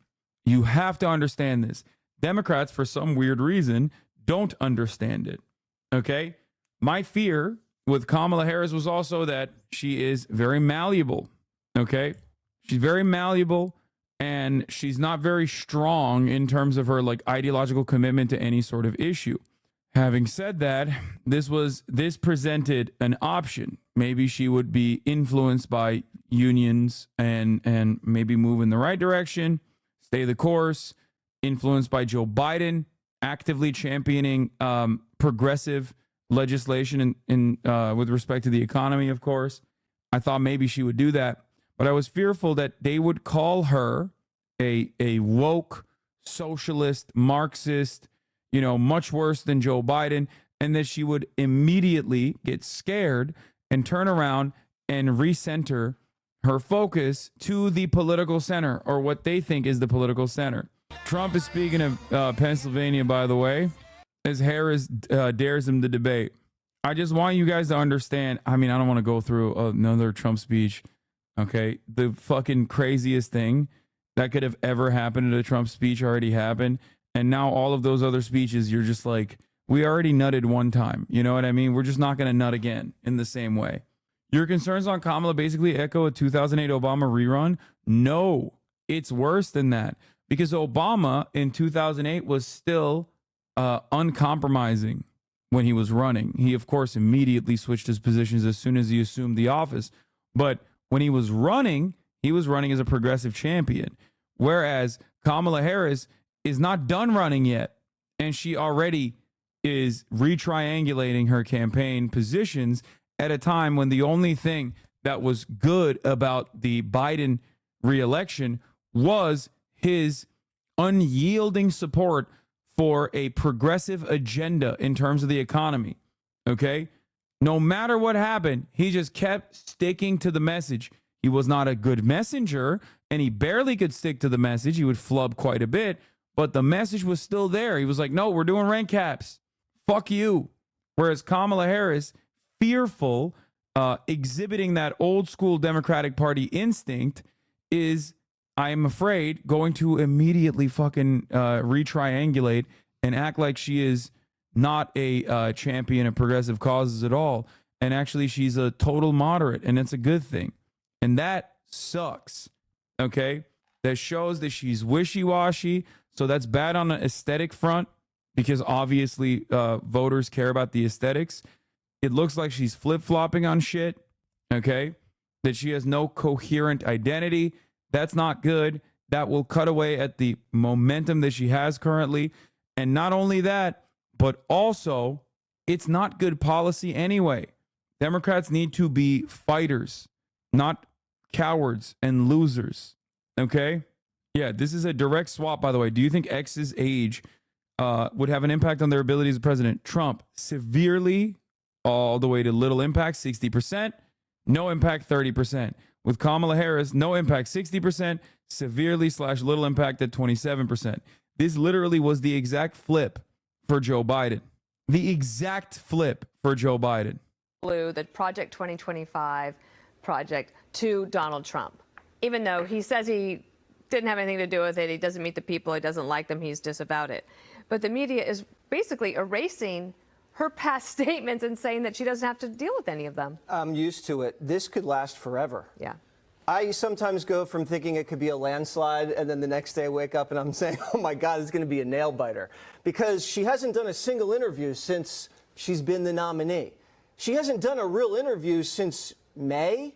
And why would she do an interview next week? Why wouldn't she just wait? You and Republicans are underestimating her majorly? Wait, what? Underestimating her? I've never said that, like, I think Kamala Harris is going to be a certain type of way. I'm simply saying what I've seen thus far with the amount of with the messaging coming from her campaign, you know, the leaks of the New York Times, the capitulation that she's already leaned into. I'm just looking at what she's putting out there for people to read, and I don't like what I see. It reminds me of old school Democratic Party incompetence. The swap out from Joe Biden to Kamala Harris was not old school Democratic Party incompetence. It was actually an unrealistic and surprising, very positive, mind you, demonstration of party competence. They did something so fucking good. I was begging for it, and it happened. And I was happy that it happened. But then I said, all right, let's see what Kamala Harris does. And so far, not great. Until the convention, get the pop from the VP pick. Okay, so you don't like what you see. Who fucking cares? I mean, clearly you do. You're in here watching me, a political commentator, do political commentary. I don't know who you're talking to. Okay, buddy, then don't vote for her. I don't know who you're fighting with, my friend. I don't know what you're fighting for. I'm very confused about what you are doing in here. Like, are you okay? Is someone forcing you to watch the broadcast at gunpoint or something? You know, you don't have to watch, right? Why are you so mad? Get the pop from the convention. All of a sudden it's September and you haven't answered anything. You haven't been asked about your flip-flops. You haven't been asked about your cover-ups. You haven't been asked who you are. And she could get away with it. It's the same hiding Biden. Now it's hiding Harris. And now it's just a... You know what's really funny about this, by the way? I'm almost certain the same people that are now yelling at me for criticizing Kamala were most likely the same people that were pushing for Biden till the very end. They just have bad instincts. That's it. Like, they don't really think. They just toe the party line. You know what I mean? Like, it's that same exact energy. They were riding with Biden till the very end, and now they're riding with Kamala till the very end. It's awesome. Sprint until November. Can she do this for 96 days? Probably. The media is not clamoring to get an interview. They want to keep her hidden. So this could go on forever, and I'm not concerned, Harold, but... Yeah, no, they're not fucking hiding Kamala Harris. She just did it. You're literally showing her at the fucking massive 10,000 person auditorium rally that she just conducted yesterday. You look at. I'm paying attention. Harold, should he be concerned? Should Jesse be concerned about what's... I think so, for this reason. It's a good thing. It's a positive thing to be concerned, because I think when candidates on either side or both sides who are running have to think seriously and thoughtfully about, are they credible? Are they authentic? Are they consistent? And if they're not going to be consistent, voters have every right, and where I agree with Jesse wholeheartedly, is voters have every right to see the vice president, now the candidate, presumptive nominee for Democrats, come before the country and explain what was the change in position on fracking. How did that come about? And I actually think it's constructive when politicians have different opinions on issues as new facts and circumstances present themselves. I'd be curious to know, is it because the war in Ukraine has showed us that energy security, she thinks about it in a different way than she thought about it 5 or 6 years ago? If JD and Burgum and Marco Rubio, who all said very negative things about President Trump over the several years, can change, and I believe they did, How come she can't change? But I think the way you address that, and just to Jesse's point, she should accept the debates, and the president should accept the debates that each of them are offering one another, because the country deserves to see Vice President Harris. Trump kind of needs a debate because the media is not going to question her. He's got to do it. Can you guys okay, I'm sorry. I want to play call for number 3 because I think this is interesting. This is what she said she would do on day 1 if she wins, Judge.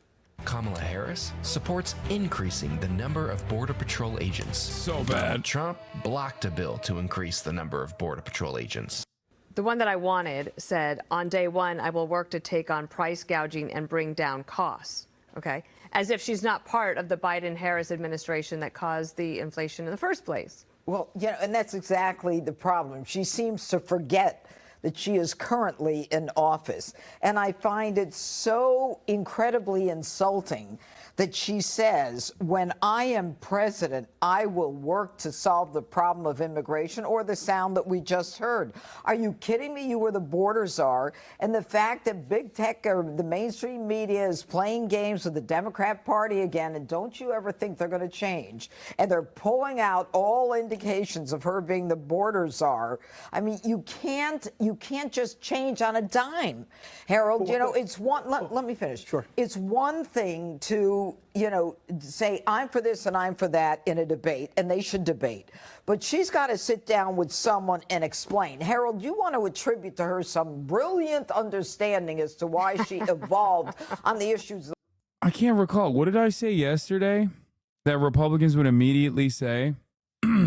What did I say immediately yesterday when she unveiled her immigration package? That Republicans would be like, dude, you were tasked with dealing with a border for 4 fucking years. Donald Trump has been trying to kill immigrants for 8. Okay? You are new to this equation. Don't try to switch up on us like this last second.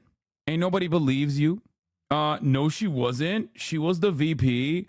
I'm telling you right now, chat, I promise you, I know a little bit more on this issue than you do, okay?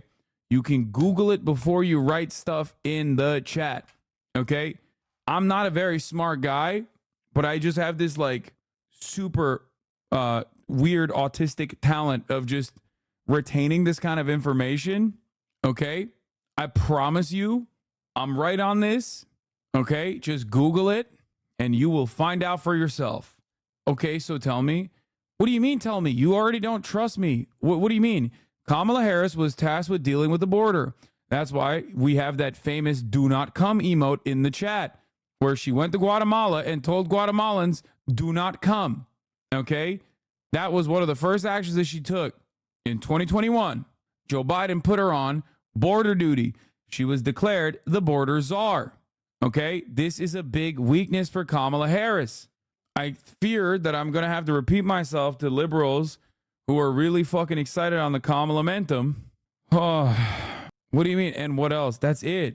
And yesterday I said, as soon as she unveiled her hardline right-wing immigration status, okay, that every single, that alone, okay, law, what do you mean that alone? That's a pretty big fucking deal. What are you talking about?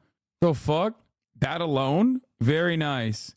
Okay, you don't get to be a fucking asshole while you don't get to be a smug asshole while also, like, you know, not knowing all of this information. It's very odd. I said yesterday that as soon as she said, I'm going to fight real hard for the fucking border, I'm going to do the right-wing border shit, that Republicans would turn around and be like, you were the border czar. That's what fucking Joe Biden put you down as. You were tasked with handling immigration. You fucked it up for 4 years. Now you're going to fucking start acting different and act like you care about the border, you care about immigrants? Fuck you. You're a liar.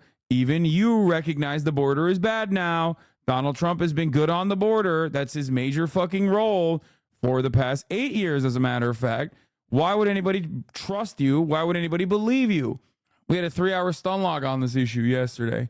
Let's continue. Like you mentioned Ukraine. The only thing I can think of is when she was in Ukraine was when they said to her, will you be taking any of the refugees from Ukraine? She was a bit. And then the president of Poland started to respond, and she says, a friend in need is a friend indeed. I mean, if you have a substantive reason you can give me for changing your position, I'll hear you. But otherwise, you're lying like Joe Biden came into office as a moderate when he was a progressive. The Trojan horse was full of progressives. They backed into the Oval Office, and they changed this country. She's so fucking hammered, dude. She's sloshed every time. That's why they should have debates, and I'm glad you accept. Thank you. I agree on the debate. Do you accept Governor Burgum's explanation when he said, I don't care about Governor Burgum. Of course you He's don't. not running for president. Of course you don't. Of course you don't. I got it. It's like Harris is like all of a sudden she has her solo career, and she's left the. She's just walking. She's just walking out of Van Halen. Yeah, exactly. Look, she's got to do one or two things. She's got to completely disavow the last 3.5 years. Say it was a complete blank show, and she was handcuffed. Blank slate, man. How many times did dude get hit in the head, bro? What is happening? By progressives. And so when she gets... You got one job, big dog, is to just say words correctly, okay? That is literally the only job you are tasked with right now. Office, the first thing she's going to do is fire everyone from the old administration. That would be a flip-flop that everyone would be like, okay, maybe there's some truth to that. The problem is that she wants to own it. When you go in a speech and you say, if I'm elected, and if I was sitting there way back in the Chiefs... I do agree that I think she needs to focus on other policies, not on immigration.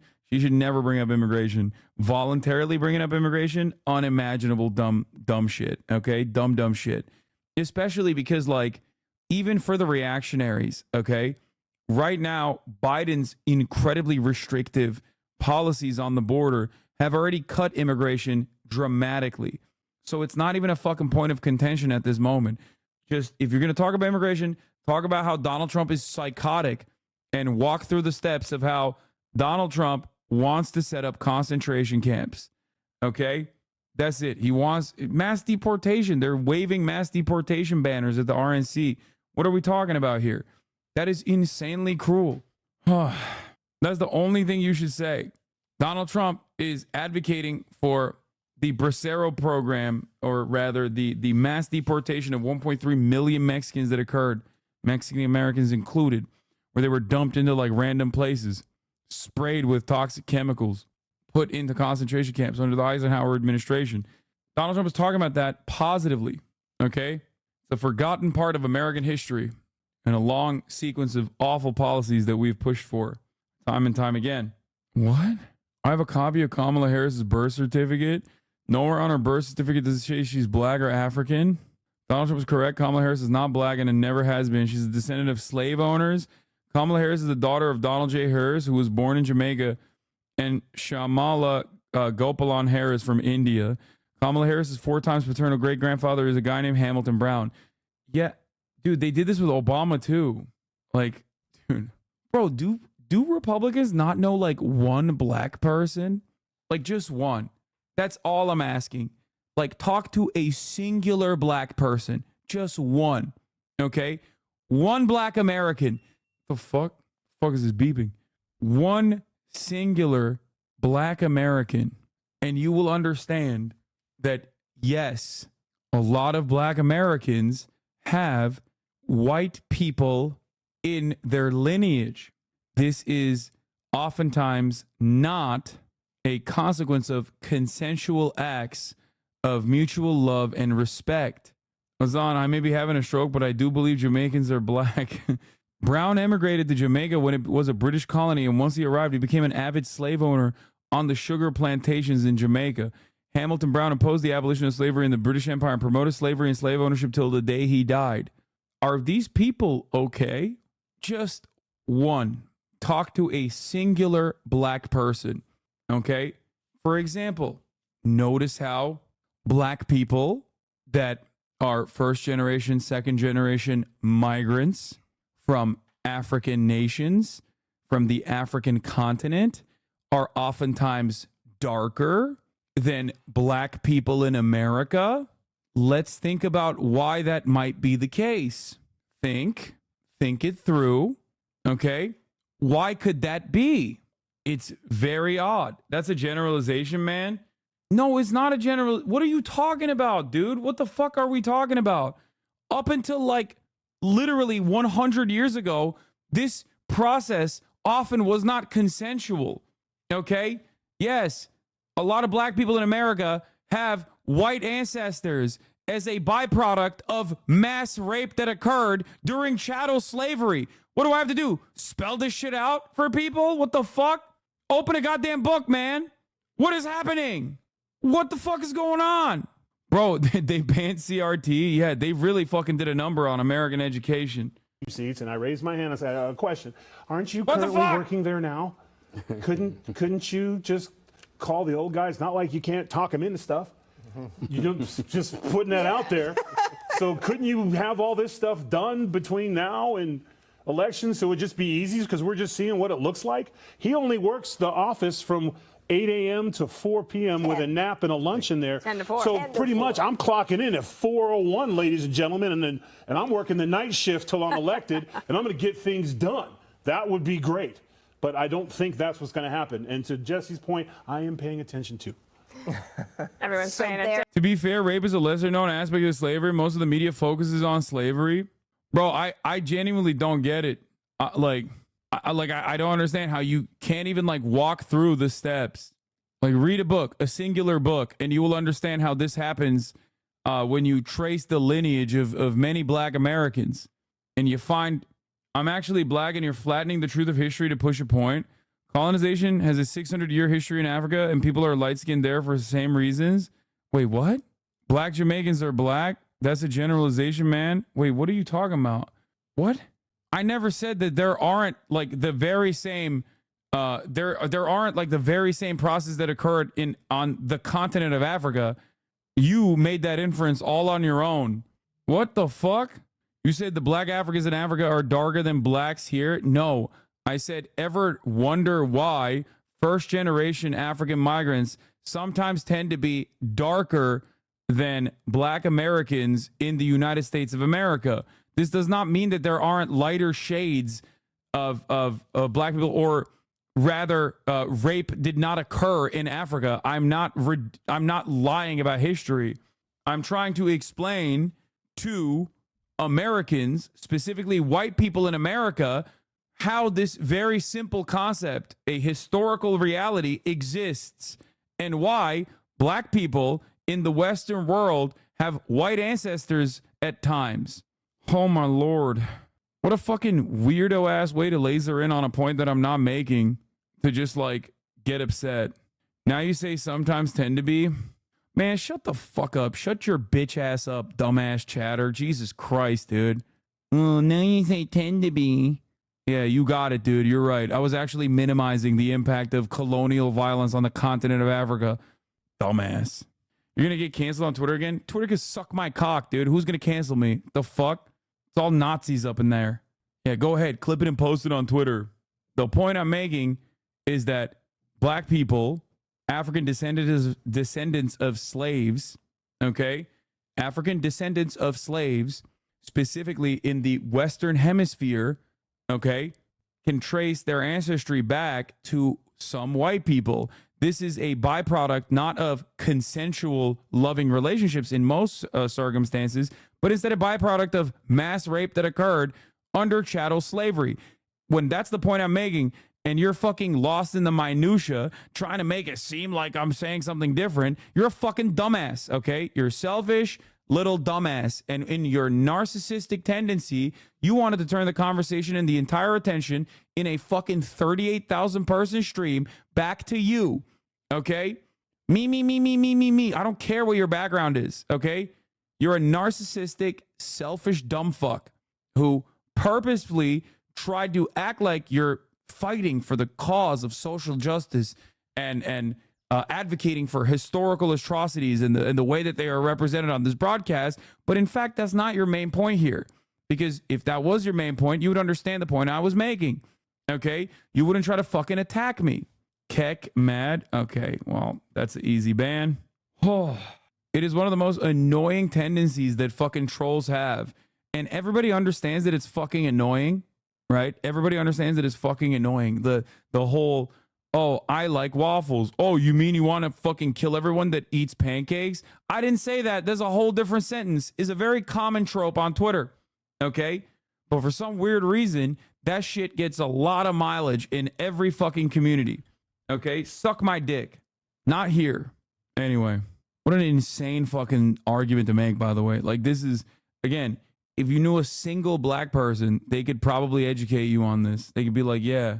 Like one black person. That's all it takes. How the fuck do you not know a single black person? You live in America, dude. You live in Florida. How the fuck do you not, even on accident, encounter like a single black person that could be like, hey, maybe you shouldn't post this? Because like bringing up the fact that like Kamala Harris has a slaver in her ancestry is not the own that you think it is. It just makes you look like a fucking out of touch dumbass. Like a unimaginable racist. Know not the spam, but I want to know if you snore. Please confirm that you snore and please don't ban me. I don't. Like, even if you don't know a single black person, like you could just, use common sense, but I guess it's not so common. Donald Trump clashing with reporters at the National Association of Black Journalists conference. Trump's invitation didn't come without backlash from some attendees, with the co-chair of the event resigning over the organization's decision to host him. And it was tense on stage from the moment Trump sat down. Why should black voters trust you after you have used language like that? Well, first of all, I don't think I've ever been asked a question in such a horrible manner. First question. You don't even say, hello, how are you? I was invited here, and I was told my opponent, whether it was Biden or Kamala, I was told my opponent was going to be here. It turned out my opponent isn't here. You invited me under false pretense. And then you said, you can't do it with Zoom. And then you were half an hour late. Just so we understand, I have too much respect for you to be late. I have been the best president for the black population since Abraham Lincoln. Do you believe that Vice President Kamala Harris is only on the ticket because she is a black woman? She was Indian all the way, and then all of a sudden she made a turn and she became a black person. Just to be clear, sir, do you believe that I think somebody should look into that too when you continue in a very hostile, nasty tone. It's a direct question, sir. Do you believe that Vice President Kamala Harris is a DEI hire, as some Republicans really don't have know. said? I mean, I really don't know. Could be. There are some. We have you for a limited time, sir. I'd love to move on to different topics. Excuse you. You're the one that held me up for 35 minutes, just so you understand. Kamala Harris was supposed to sit with the same panel, but had scheduling issues. The organization is hoping to have her join in September, but that didn't stop Trump from keeping her in the conversation. Would you consider taking the cognitive test? Mr. President, I would love to and do make it it public. Well, I've already taken 2 of them, but I'll do it again. Mr. President, how do you intend to... I suggested, Harris, that let's take one. I said, Joe and I will go and take a cognitive test. Now, I'd do it with her, too. I would do it with her also. You know what? She failed her law exam. She didn't pass her law exam, so maybe she wouldn't pass the cognitive test. Bro, she was the Attorney General of California. Like, what are you talking about? Dog, that's crazy. Like, that is a wild thing to run on when you're Donald Trump. What the fuck? Do you want to take the bar exam in California? Many lawyers fail it. Whether your signature test-taking accomplishment is man, woman, camera, TV. What are you saying? Like, obviously she passed. You know what I mean? She was a courtroom prosecutor. She clearly passed. So is Trump incorrect here? Oh, yes. My favorite. Like, the weirdos are in here. So is Trump in the wrong here? Yes. Presenting the notion that Kamala Harris failed the bar exam, a reality for every single fucking lawyer, damn near every single lawyer at a certain point in their career, okay? It is incredibly common to not be able to pass the bar exam the first time you take it. It is super common, okay? So using that, I mean, yeah, she wouldn't be sitting where she is right now. Yeah, okay. So you understand that, right? Bringing that up when she was a courtroom prosecutor, then the Attorney General of the state of fucking California, is so stupid. Yeah, I'm sure at a certain point she was shitting in her diapers too. That doesn't fucking, there's no relevance to the conversation. You know what I mean? Like, why are you bringing that up? Kamala Harris was pooping in her pants. I will not say at what point in her life or what she has done since then, but she pooped in her pants. Like, okay, got it. Cool. Like, what the fuck? Poop, folks, in her pants. Won't say when, but it's true. I can't believe Hogs have us defending Kamala like this. Like, there's plenty to fucking shit on Kamala Harris on, and I do actually criticize her quite frequently. Definitely more frequently now, because there's things that are worthy of criticism. But, like, this is not one of those things. This is a very stupid angle of attack, especially when you're Donald Trump, like, notoriously not known as an intelligent guy. And NABJ President Ken Lamone defending Trump's invitation before the event. We invited both of them. We got a yes from one of them. We'd love to get a yes from Kamala as well. Us as journalists, people who go into and have very uncomfortable conversations for the sake of our members, this is an important time. I understand people are disappointed. I understand people are upset. It is our job also to offer that opportunity for those candidates to be here. All right, Tyrus, I'll start with you. So 35 minutes late, he has to wait. He's told his opponent's going to be there. She's not there.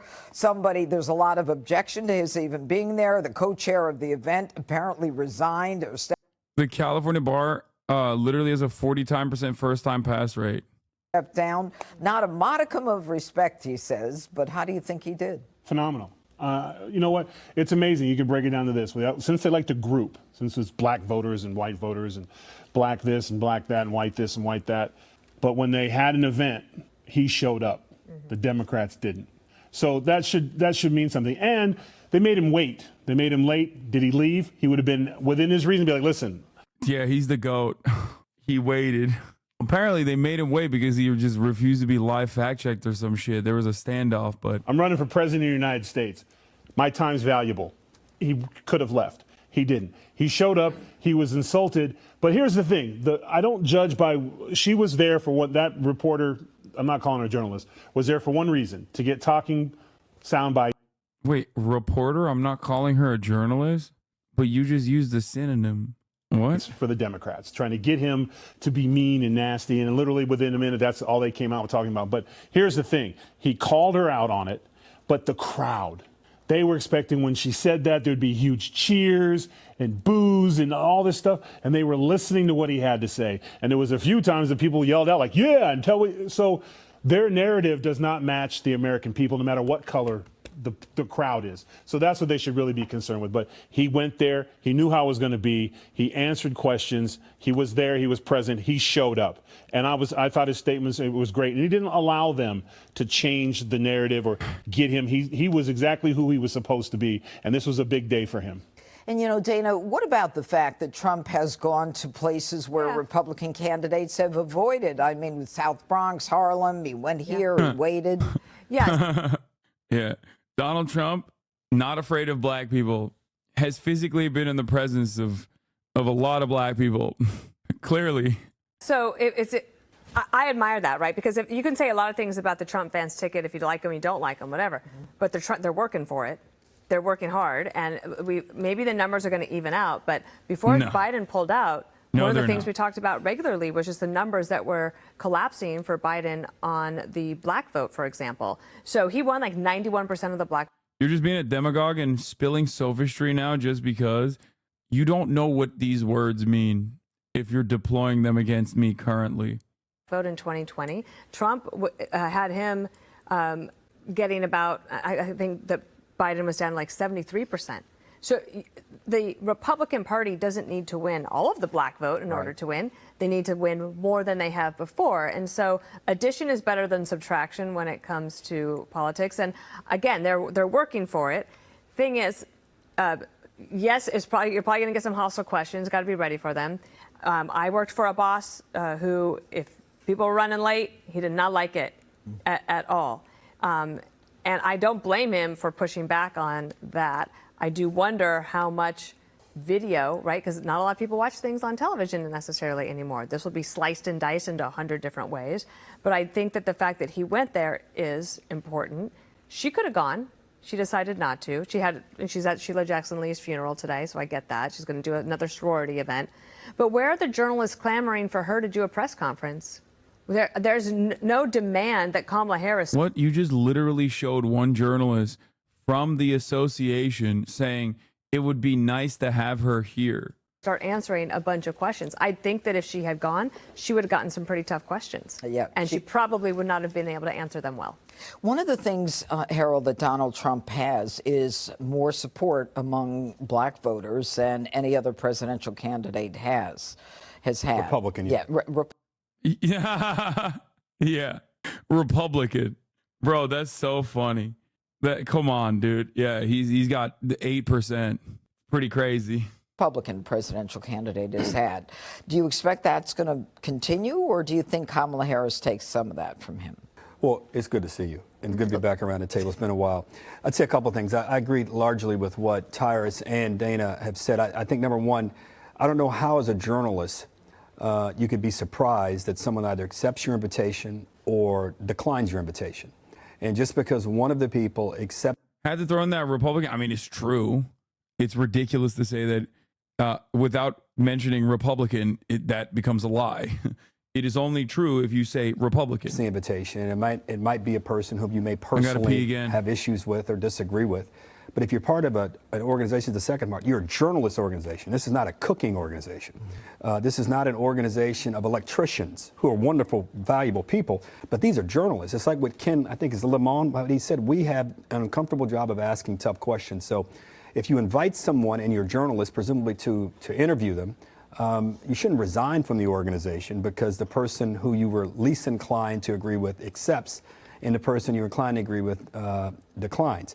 Two, you can't control when you are being interviewed. I've never run for president. I ran for the Senate. And I went before groups of interviewers and journalists who I knew did not hold my positions and might be a little hostile to me. And I never opened up by saying, I wish you'd have said hello to me. I wish you'd have been nice to me.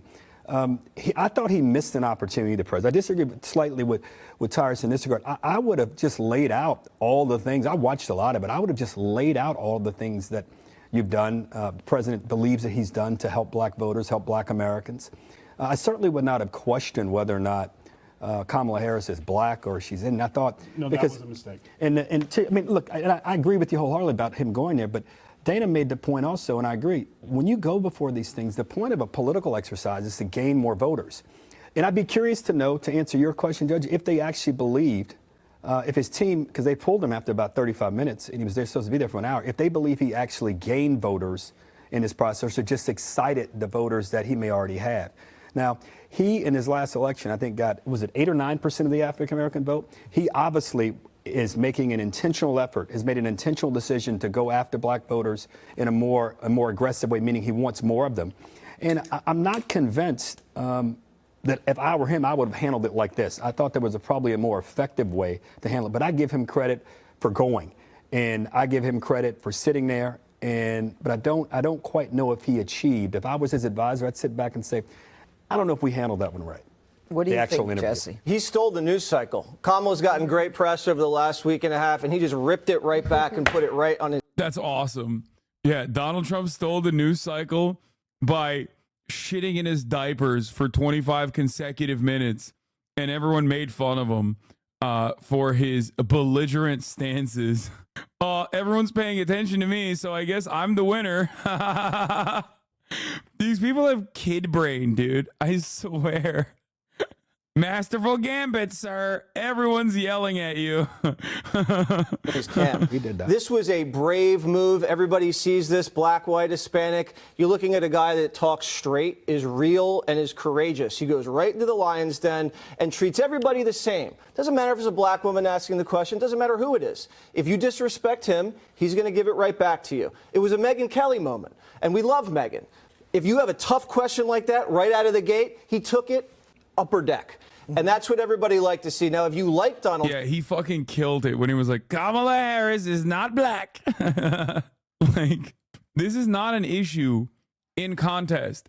This is not something that you can contest like this. It's just like, she's black. Like, you can see that she's black. It's literally like looking at Obama and be like, that's a white guy. Nope. That's a white guy. Also DEI, by the way. Like, what are we doing? Bro called a group of black people the lions den? Yeah. The Lions Den. Also, your colleague is on the panel, man. Fucking Harris Faulkner is on the panel. Like, there are conservative black journalists on there too, including your colleague who was asking questions to Donald Trump. They were all one thing, though. They were all black.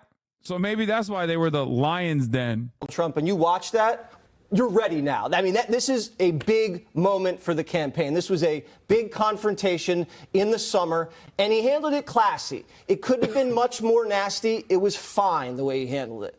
If you're going to go in there and say, oh, you know, maybe I'm sorry. You know, no. Where's that gotten us, Judge? We've been so politically correct the last couple of years. We're so afraid. Yeah. You can't be black if you have mixed blood does not strike me as the most effective rejoinder to the claim you're weird. Like, dude, these guys are literally jumping over hoops, doing like quantum blood science to be like, you see, Kamala Harris is actually not full black. She had a white ancestor. And it's like, what are you doing? Like, did you guys completely forget how to run campaigns? Like, what the fuck? I've investigated Kamala Harris's trash to find a piece of her DNA to do a 23andMe test. They did that to Obama too? Yeah, Obama was a 2-term president. What are we talking about? Exactly. That shit doesn't work. That should be the first clue that, like, yeah, that's not good campaigning. You lost twice to a black guy in a fundamentally white supremacist country. What are we talking about? Like, and before you say, Hasan, how can you say this is a fundamentally white supremacist country and then say this kind of racist rhetoric doesn't work? Don't make me explain the equation one more time to you. Klansmen don't like to be called racist. Nazis don't like to be called Nazis. Okay, there is a level of permissible racism, and if you go beyond it, even racist people are like, oh, that's weird and nerdy. Like, I just want the regular racism. Okay, that's it. And you're going way beyond it. Like, the DEI narratives and affirmative action narratives do not work well for a lot of moderates, but more importantly than moderates, it doesn't. It's an immediate way to just cast aside any black voter that you could have possibly grabbed onto, because every black person has been called the word, okay? And I don't mean just DEI. I mean what it actually spells. DEI, affirmative action, like, these are concepts that imply pretty overtly, as a matter of fact, that, like, black people and brown people do not deserve the position that they're in, and they were only elevated to that status due to the color of their skin. They've heard it a lot, okay? The point is, when you do that, just, you know, cast aside all of the potential black votes that you were going to get. But beyond that, okay, beyond that, there's also another level of racism that you're hitting now, where you're like looking at a black woman and be like, she's not really black, or questioning like what country she's actually from. That type of stuff actually makes even like normal Republicans kind of look at it and go, I don't know. I don't know about that. I'm just the regular kind of racist, you know, like lock your door when you see a black person walking towards your car in the parking lot type racist, not like quantum blood race realist racist. That shit's nerdy as fuck. Okay, you can't go to that. You can't go to distance. Yeah, there's a level of like casual racism versus competitive racism. Casual racism relies on white supremacy being baked into every aspect of American society. So you can just point to things that are racist and go, no, this is the norm. How dare you call it racist? Like the criminal justice system. No, actually, it's supposed to fucking lock up black men disproportionately. Duh. You say that because you don't want to say black people have skulls that imply that they're more violent and barbaric. When you fucking flip the narrative and you say black people have skulls that make them more violent and barbaric, even the people who are going to agree with you on the criminal justice system is not racist aspect, they're going to turn around and be like, what the fuck did you say? Do you understand? That's what the Republicans keep doing. All you got to do is point to the existing structures. All you got to do is point to the existing inequalities and go, these things are good, and you're a pussy for saying that they're not. You're woke for saying that they're not, and just keep it at that, okay? You can't do the opposite. Hasan, you're the one that's going to get spliced and diced here. Please chill. Wait, what? In the midst of my talking point about like America being a fundamentally white supremacist nation? Is that what people are going to do? Oh man, I'm going to get clipped out of context. Okay, well, whatever. Anyway, yeah, that's never happened to me before. What's next? Are they going to clip me for the top of the hour ad break and say Hasan is a fake socialist? He serves ads at the top of the hour every hour for 3 minutes and then says if you no longer want to see those ads, all you need to do is subscribe for $6 or for free. Anyway, Trump, speaking of the Pennsylvania rally, agrees to debate Harris. Well, Kamala, let's go. Challenge accepted. Are you ready? It's only been 10 days and he's already in full panic mode. Here's a 3-minute ad break now. Behind every use of DEI is the implication that an entire pile of more qualified whites had to be passed over to get to the person in question. Yeah, exactly. Okay, we interrupt this broadcast for a funny moment here. The U.S. Army says their $11 million deal with The Rock and the UFL did not result in a single new recruit. It actually led to 38 recruits delisting. They're now trying to get a significant portion of their money back. The Rock was supposed to make 5 social media posts in support of the Army, and he only made 2. None since April. That's why I've been saying they need a 9/11 so bad, dude. They're suffering. Apparently, they lost 38 recruits in the process, which is even funnier. There was a bunch of other stuff that I wanted to get to, and now Dr. Disrespect. Dr. Disrespect, ladies and gentlemen, posted for the first time in over a month since he admitted to inappropriately messaging a minor. He posted this. It's a photo where he's telling a story. The story is he's playing chess, and on the other side, I assume a child is playing checkers. Okay? That's the story behind this photo, I suspect. But that's not where it ended. Okay? Dr. Disrespect had a lot more smoke beyond the chess checkers dynamic. He posted a bunch of other shit as well. This post, by the way, for those of you who are wondering, like, what does the Twitter community think about pedophilia? 73,000 likes. It seems like Twitter, who was chirping like non-stop about like, Ava Chris Tyson and how, trans people are automatic groomers and pedophiles, all this stuff. Well, turns out they don't give a fuck. They love Doc. Okay. They're like, no, Dr. Disrespect should be able to inappropriately message any minor.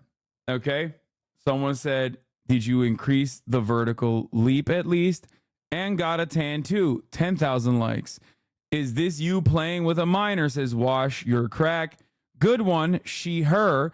The internet will never fix your real threat. ... Depression. This guy said, I heard you a pedophile. I heard you like little boys and girls. Little brainwashed woke boy putting out Dragon Ball Z graphics with Kendrick Lamar lines. Got me big time. Now, this is not Kendrick Lamar lines at all. Why did Dr. Disrespect think that this was Kendrick Lamar? I think we know why he thought it was Kendrick Lamar.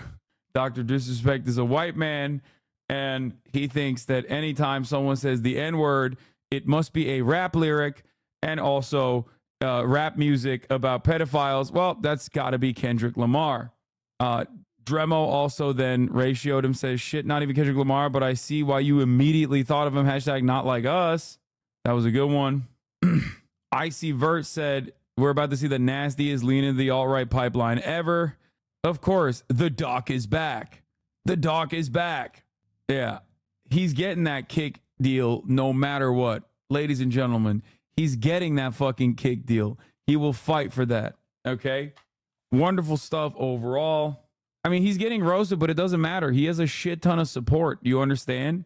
Like, think about it this way. Okay? This person roasted his ass, Beehive, right? Posted this other angle, right? Fine. Okay. Except this got 88,000 likes. This post got 73,000 likes. So the people roasting him and the people defending him are almost in the same fucking level of support. Now, what's hilarious about the guy who responded, that Diego guy who responded to Dr. Disrespect saying, let's go, Dr. Disrespect is back. Who wants to guess what that person's political political ideology looks like. Does anyone want to make a guess of the guy defending Dr. Disrespect? What their political association is? Oh, that's right. Diego says the doc is back. Protect the children 2 days ago. Anyone else agrees with me on this? Yeah, so I'm what you call a minor attracted person. These guys have no... Oh, he's shooting the doc, though? No, he's not. He's literally... Chat, come on, man. This is the average position of the American conservative, okay? They literally are like... They literally don't have an issue with pedophilia whatsoever. They just think it's a good way, it's a good talking point to claim that all trans people are pedophiles. Okay? That's why so many motherfuckers with literal lolly avatars are straight up Nazis, and then they fucking openly talk on the timeline about how every trans person is trying to fuck kids. It's like, bro, you have a lolly avatar with a fucking Nazi gear on it. You're literally a fucking pedophile. What are you saying? What are you saying right now? You want to kill pedophiles? Are you going to kill yourself? Like, what the fuck is going on? It doesn't make any sense until you realize that the damn near entirety of the anti-trans weirdos on the Republican Party, including but not limited to Matt Walsh, are literal advocates for child marriages, bro. The very same Republican legislators will turn around and be like, all trans people are pedophiles. We got to stop them from grooming our children. If you see a trans person, that's automatic pedophile. And then they literally will go to Congress in their own states, in the state legislature, and defend child brides, bro. Like, ask any, and this is a classic Hank Pecker moment, right? What did I used to do? My favorite thing to do with like the QAnon rallies and whatnot was to go to those fucking rallies and ask him, what do you think about the child beauty pageants? Okay? Ask a conservative who claims every LGBTQ member is a pedophile unconditionally what they think about child beauty pageants and what they think about child brides. They will defend both of these concepts till they fucking die, okay? They love that shit. They love child beauty pageants and they fucking love child brides. They think that is not pedophilia. That is actual pedophilia shit. Please find me one example of that, Lamau. Okay. Took me 3 seconds. State Representative Jess Edwards inspired outrage last week after describing underage teenage girls as ripe and fertile while arguing against the bill to raise the age of marriage in the Granite State from 16 to 18. Took me literally 3 seconds, dude. GOP lawmakers hell-bent on preserving child marriage. And not only that, but I also literally have like the beauty pageant shit. Okay, here. It's from my own YouTube. Like, I've had these conversations. Okay, where is it? Let's find it. Hold on.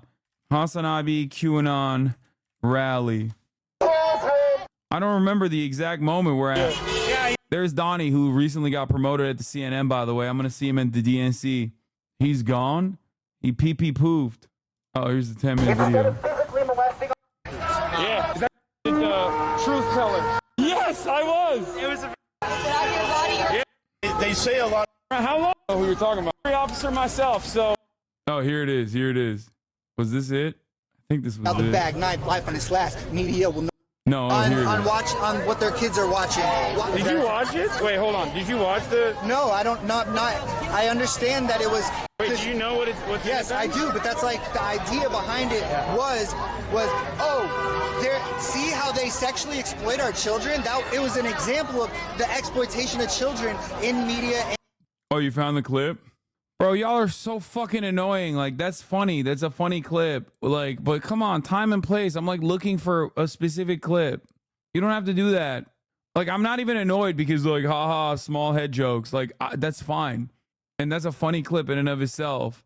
But like, time and place, I hate it when I'm looking for something and you just like literally use that as an opportunity to fucking send this dumbass shit. Child beauty pageants.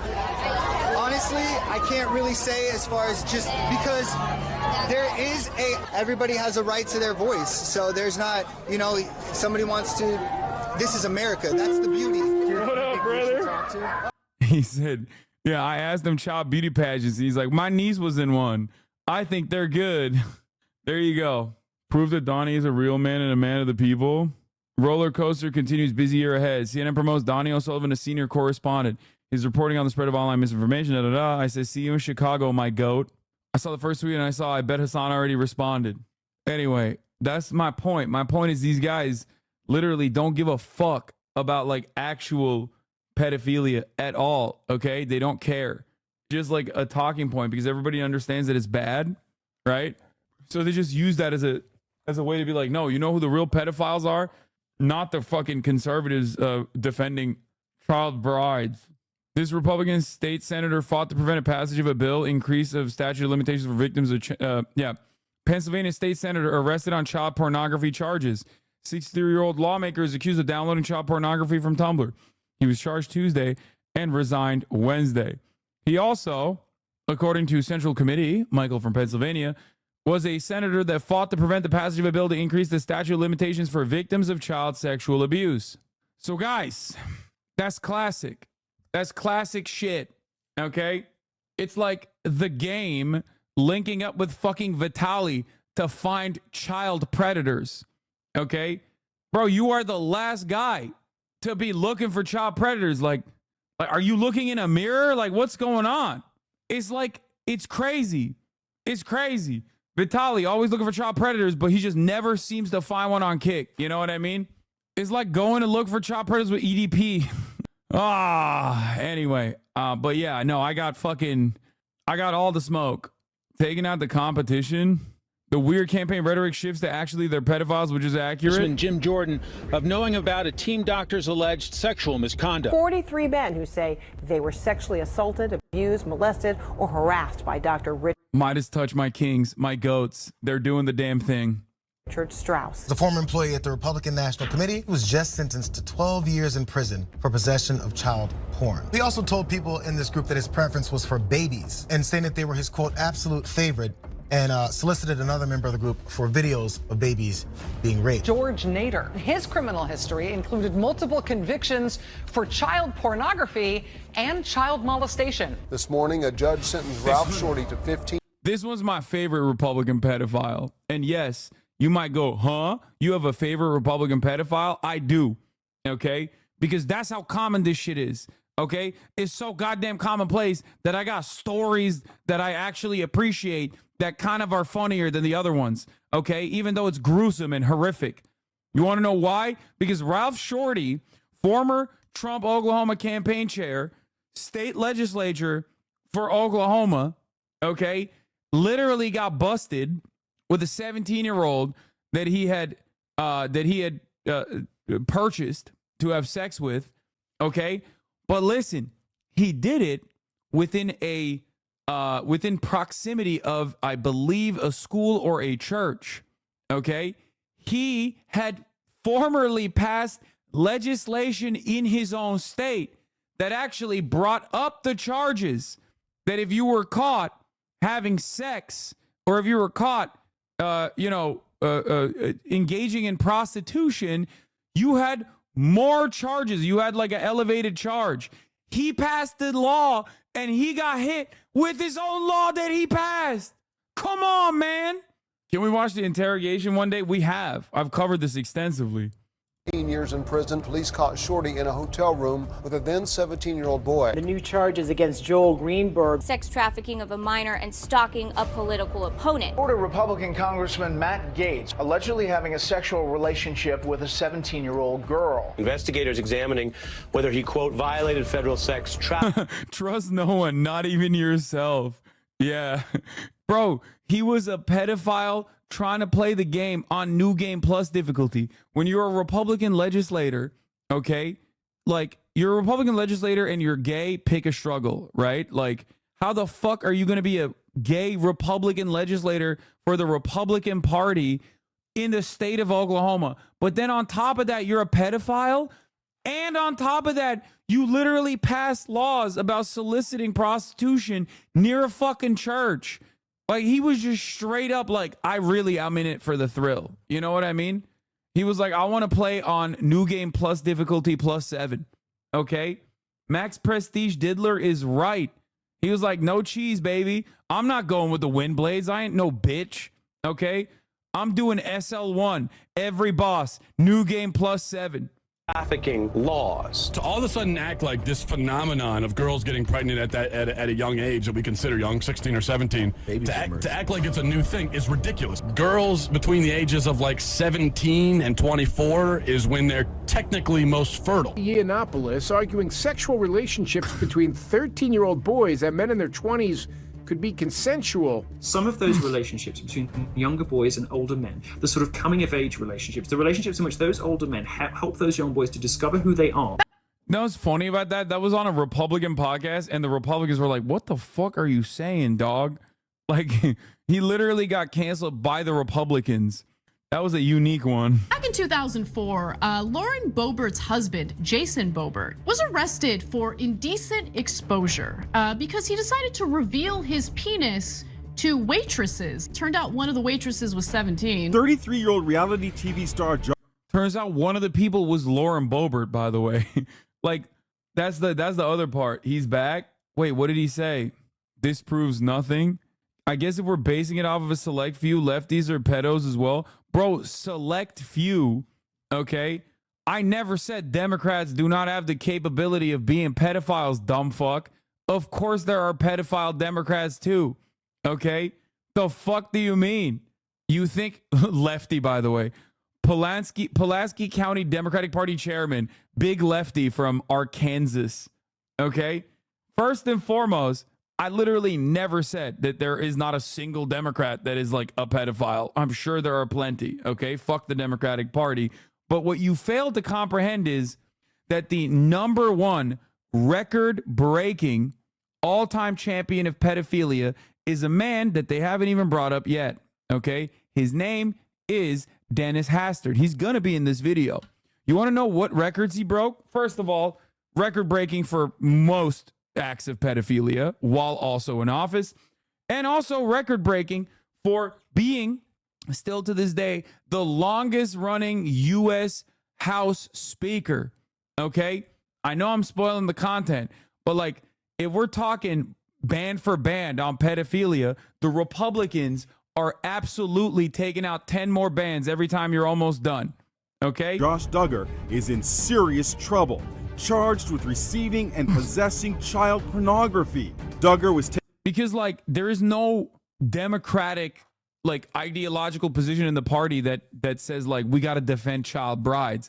There is one in the Republican Party, and simultaneously while they're saying that, they're also running actively on the campaign message that like liberals and all fucking LGBTQ members of the LGBTQ community are pedophiles, okay? Taken into federal custody, accused of downloading child sexual abuse material online, showing children under the age of 12. 3 women accused a Tennessee state representative of abusing them when they were teenagers. Bro, remember when the Republicans literally ran a pedophile who lost them the state of Alabama Senate seat? Like that was so crazy. That happened under Donald Trump. There was a literal pedophile by the name of Roy Moore, and he was running. He was in the Alabama Supreme Court, by the way. Real fucking Christian man, you know. Hey, I love God. I love Christianity. I love the Bible. We got to put a copy of the 10 Commandments in every school. I'm Roy Moore. Definitely not a pedophile. And he almost won. He almost won in the state of Alabama. He was banned from going to his local mall by the fucking police in his own dang city, bro. Why, you might ask? Because he kept trying to fuck teenagers. That's what we're talking about, dude. He was picking up teens at the mall, so they banned him. That guy, the Republican Party literally was like, nope, that's our guy. We're still rolling with him. Hasan, stop projecting. Guy on the left looks like you. Jake Tapper. You got nothing. You got nothing, big dog. All you got is, you're projecting. Yeah, sorry. Okay, sucks to suck. I didn't even start this conversation. That one dumb fuck in the chat did. He literally came in and was like, name one instance where the Republicans did that. Okay? Hey, dumb fuck, you literally said conservatives believe blah, blah, blah. Yes, I did. Because only one ideological group in this country automatically says if you're, and they run on this too, if you're trans, if you're gay, you're a pedophile. And that party is the same party that also runs on defending child marriages, okay? Child brides. That's it. That's all I'm saying. You're the one who then followed up with, please give me one example. Lemao. And then I gave you like 100 examples and you were like, okay, that's too many examples. Please stop giving me examples about Republicans being caught doing pedophilic shit. I could find just as many cases of Democrats being pedophiles as I could Republicans who are being a hypocritical idiot. Oh my God. Oh my God. Republicans as a whole defend child marriages. False. Not every Republican politician defends child marriages, but it's sure weird that a significant proportion of them actively do defend child brides. Don't you think that's weird? Do you feel like that's odd? Also, almost every single Republican, at least active politician at a certain point, has been like, trans people are pedophiles automatically. Gay people are pedophiles automatically. It's just weird. You're literally trying to talk sense to an actual imbecile is not worth it. I mean, it's still fun. I'm having fun with it. And he was their high school basketball coach. Not only did the Republican stay in office, he was reelected, and he was just named chairman of a key state House education subcommittee. State representatives in Tennessee have been working on a bill that's obviously a Republican-dominated legislature. The House version of the bill, as it was introduced, didn't include an age minimum. Yeah. It means it could pave the way to legalize child marriage, like child brides. Congressman Rose's engagement announcement. No, that is not his daughter. They reportedly met while she was in high school. He was about 42. Tucker's talking about former cult leader Warren Jeffs, who was convicted of sexually assaulting minors. That old saying, not every Republican supports child marriage, but you bet your ass every child marriage supporter is a Republican. Hell yeah, brother. Oh, I forgot my goat, Tucker Carlson. Here is him defending Warren Jeffs, convicted arranger of child marriages, cult leader Warren Jeffs, who was in prison for this, by the way. He's not in prison for that. Warren Jeffs didn't marry underage girls. No, he's in prison for facilitation of child rape. Whatever the hell that means, the rapist in this case has made a lifelong commitment to live and take care of the person. So it is a little different. A man running for a college district's governing board arrested for masturbating on a campus. This was awesome, too. This was another one of my favorite ones. Because, like, the body camera footage from this is so fucking funny. And he kept running, too. Yo, I love, God, how can you not love the Republican Party? They are so fucking weird, dude. They are so unimaginably weird, bro. A Maricopa County College police officer found Randy Kaufman with his pants down, masturbating in his truck at 4:30 in the afternoon in the At 4:30, bro. At 4:30 in the afternoon, bro. It's like in broad daylight. The cop rolls up and he's like, "Are you serious?" He like, the cop couldn't even comprehend what he was seeing. Like, he was just like, "What? Like, you're just masturbating in your car in a school parking lot?" Rio Salado College campus. The parking lot just feet away from a preschool and child care center where kids were outside playing. A former Trump official who has pled guilty to child porn charges. He is a former Commerce Department official in the Trump administration, sentenced to a 5.5-year prison term after pleading guilty to possession of. Oh yeah, I think he said he was watching biracial porn or something too. Isn't that what he said, or am I misremembering? I think he literally got caught and he was like, no, I'm zerking it, but like I'm literally watching like black Latina ladies or something. How Republican and Democratic sex scandals differ. Over at The Fix, and this is in 2014, there's been so, like, every single instance I've shown you so far is post 2014. Sir, I was yoinking my shit wokely. Oh. The states with the most child marriages per capita are Nevada, Idaho, Arkansas, Kentucky, Oklahoma, Wyoming, Utah, Alabama, West Virginia, Mississippi. Hell yeah, brother. Joke's on you. Keep defending PDFs, weirdo. Bro, there's only one guy who is fighting for his fucking life in this chat right now, and that's you. You're the only one. I was jerking my peanuts to woke porn. Do not call me. Call me a pedophile, but do not call me racist. Child pornography. This is Adam Hageman. Tony Lazzaro allegedly gave underage girls expensive gifts and money in exchange for sex. He is charged with sex trafficking. A former Florida Elections Commission attorney pleaded guilty today to conspiring to distribute, receive, and possess child pornography. Prosecutors say Eric Matthew Lipman shared the videos on a file hosting site. He faces up to 20 years. The stunning political scandal that is rocking Capitol Hill. Republican Congressman Mark Foley abruptly resigned Friday after questionable emails he sent to a teenage boy. Dennis Hastert convicted of a financial crime. Yep, former Republican Speaker of the House, longest Speaker of the House in U.S. Congress. Part of a scheme to mask something more egregious, his molestation of children. A former member of Governor Ivey's staff was arrested for child solicitation charges. This is a 36-year-old Chase Tristan Espy. He was charged with electronic solicitation of a child. Roy more defiant as more accusers step forward, alleging sexual misconduct. This is the shopping mall where some say it was common knowledge and not a big secret that Roy Moore would flirt with teenage girls when he was in his 30s. One accuser says that Moore initiated a sexual encounter back in 1979 when she was just 14 years old. A jury found Ghislaine Maxwell guilty of 5 out of 6 federal charges, including sex trafficking of minors. I've met her numerous times over the years, especially since I lived in Palm Beach, and I guess they lived in Palm Beach. But I wish her well. This is why I love Midas Touch, my goats. Anyway, how the fuck did we get here? Oh, we were talking about Dr. Kid Inspect. Yeah. So, welcome back, Dr. Kid Inspect. Doing full tilt right-wing slant, you know, fully leaning into that. He was already right-wing, but he's like going balls to the wall mode with it.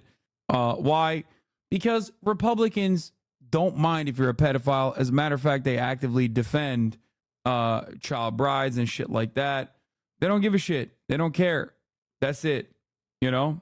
And it's very odd that everybody that's canceled or everybody that's like losing their fucking, everybody that's canceled, everybody's losing their career, people that are falling off, immediately hit that fucking right-wing grift.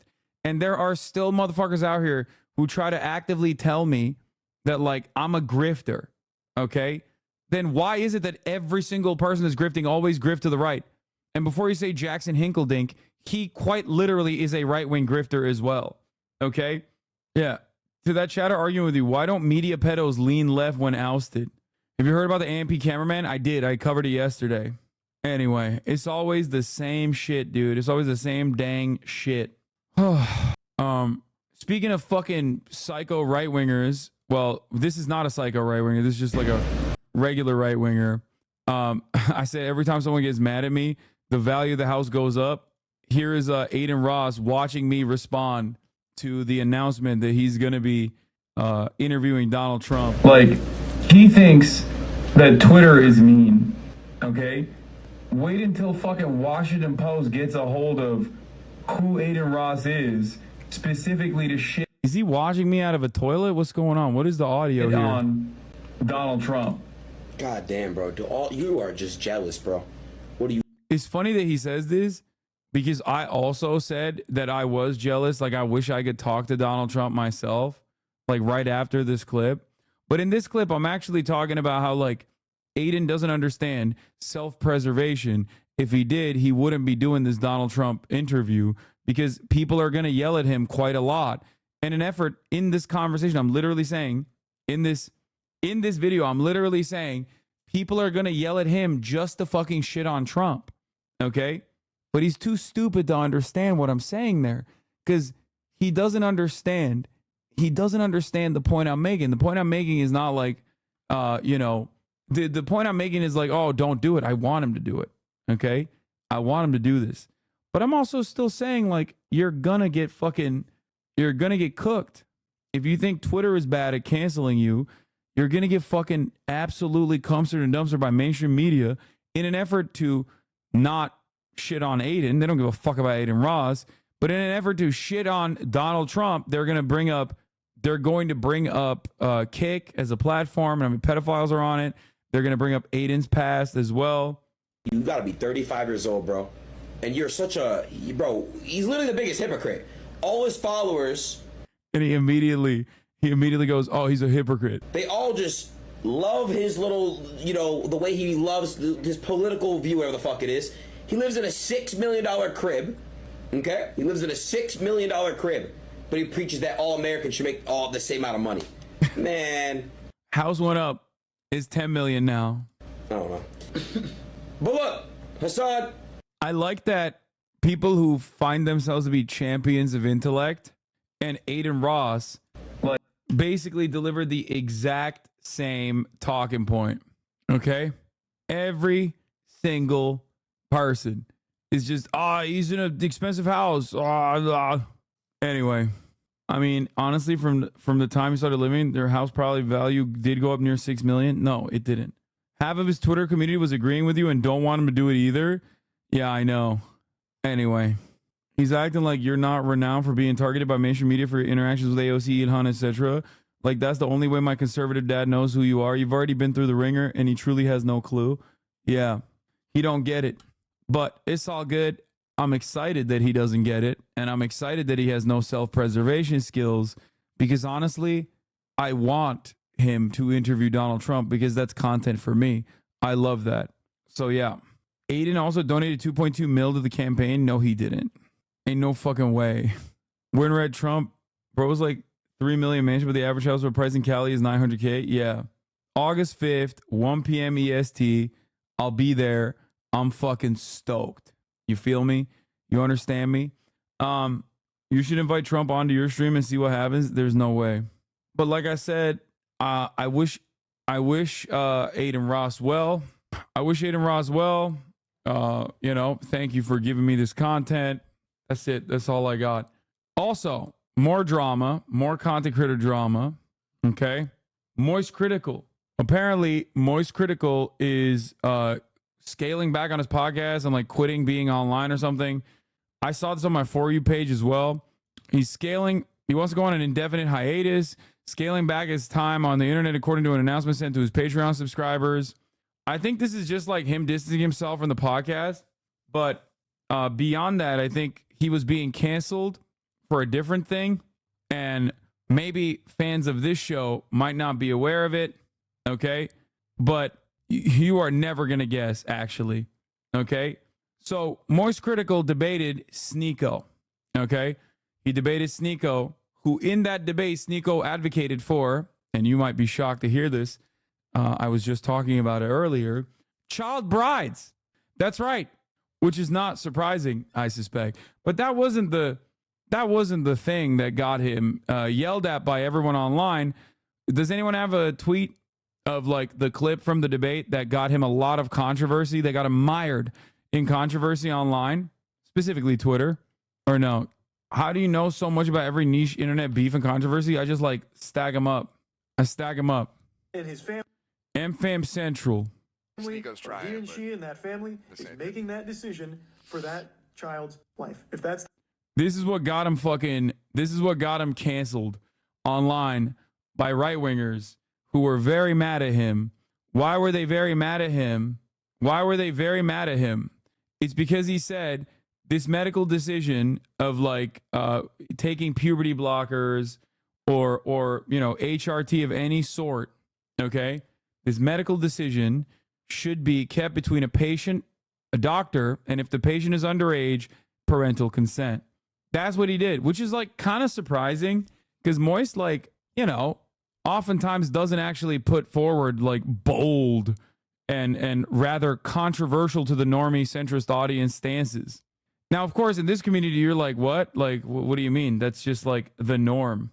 You can get therapy. You can go through the process of making that decision. I thought that's... Follow up on a clip on this topic. I want to see the actual clip. Like, the thing is, like, this stance that he has here, okay? This stance that he has here is a stance completely defended by the medical community, okay? This is just the correct stance. These kinds of decisions should be kept to medical professionals, the patient, and the motherfucking parents if parental consent is required. But people lost their fucking minds on him. Here, let's watch the clip. Go through hormone therapy. Can they change their gender if they're a child?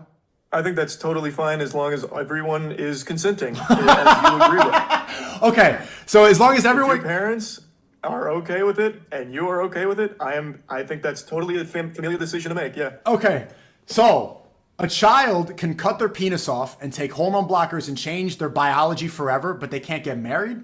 Well, that's a decision that now extends beyond the family, because now you're bringing in a different party. So if you have someone that's your... That's wild, by the way, because that's not a real thing that happens. No, a child can't cut their penis off. You're fucking weird, dude. That's a weird-ass take. Why are you thinking about baby dick? What the fuck is wrong with you? You're thinking about, one, baby dick being chopped off, and two, you're fucking bringing it up as a weirdo, and number three, you defend child brides, bro. This is unacceptable. That's not a thing that has happened. That's not a thing that can happen, okay? That's not a thing. That's not even a position that Moise has to defend in this circumstance, okay? It's not. Because it's not a thing that happens. It's just made up. It's made up. Made up by right-wingers who are constantly imagining a fucking world where it's happening. The only time where it could potentially happen, well, it happens all the time in terms of circumcision, okay? That's number one. But the only time a situation like that could occur is if there's like literally a life-altering procedure that a doctor has to make in that moment. Like a life-saving procedure that will be life-altering like that. That's it. That's it. Like if a child is in a fucking fire or something, you know what I mean? And they need like a skin graft or something. Or somehow they have like a very unique case of a fucking breast cancer or some shit. It's bullshit. They do it to intersex kids as well. That's the other part. I forgot. Again, without consent, mind you. But it is crazy. It is crazy that the Republicans make it seem like doctors are just chopping off baby dick left and right. Why are you saying that? Why are you thinking that? What the fuck is wrong with you? Anyway, the reality of the matter is, there is a shit ton of psych evaluations that occur before you even get to the position where you can even take puberty blockers. Okay? It's not like over the counter. You can't just like walk over to your fucking local Walmart or your local CVS and be like, yo, hit me with some HRT, doc. And then the pharmaceutical, the pharmacist is like, oh, I don't want to do this, but woke, here you go. I wish you could do that so I could get some goddamn steroids with ease. You know what I'm saying? Fuck. But that's not the case. Now, having said that, okay, Claire's dick chopping. Yeah. Having said that, as far as bottom surgery, top surgery, especially bottom surgery, okay, there is no hospital unless it's a literal fucking complete life-saving, last-ditch effort medical intervention that is an absolute necessity. No hospital is giving you just like a voluntary fun dick chopping session, okay? Especially if you are obviously under the age of 18. Like, that's not a thing. That's not a thing that's happening, okay? The only place where it's happening is in the minds of conservatives. That's crazy. And it's wild that these guys are like, medical procedures should be kept between a health professional and the patient. No, I actually should be the one consenting. I am who? A random guy on Twitter with a blue check mark, okay? I should be the one that makes these decisions, not these fucking gay-ass, woke-ass doctors, okay? It's like, bro, you are a dumbass. You are a stupid person, okay? Maybe modern medicine has gone too far that has kept you alive despite the fact that you are a dumbass, okay? Maybe modern medicine has gone too far. I don't know. But in this circumstance and in every other circumstance, the notion that like these routine medical procedures that have a shit ton of safety valves built into it, okay? A shit ton of pre-checks that you need to go through, like that decision being made by medical professionals is unacceptable. Who should that decision be made by? Fucking Sneeko? Are you kidding me? Are you fucking kidding me? Get the fuck out of here. Your age coming in saying, I want to marry that child. I don't think that can happen under any circumstance. So, but it's still a personal decision. You're still deciding. Because take the other party out of the equation. It's a personal decision. If I'm 16 and I personally want to marry this girl, she's beautiful. She's 21 years old. Her family wants to do it. My family wants to do it. You're saying I can't do that. We're both consenting. I'm ready to go. I'm physically mature. But I'm not allowed to marry because Moy says that woman's a pedophile. But if then the next day I leave it, I'm depressed, I want to cut my penis off, I can go right into the clinic, snip it off, and start taking HRT like Chris Tyson. That's a society that makes sense to you? It is. I believe everyone has complete, I believe Dude, doctors are the ones that are making this decision. There are psychiatric evaluations. You can't just like walk into a fucking woke gay clinic and they're just like, oops, you just walked through the penis guillotine. Sorry, you're a woman now. Like, that's not how this works. What are we doing? These people are fucking insane, dog.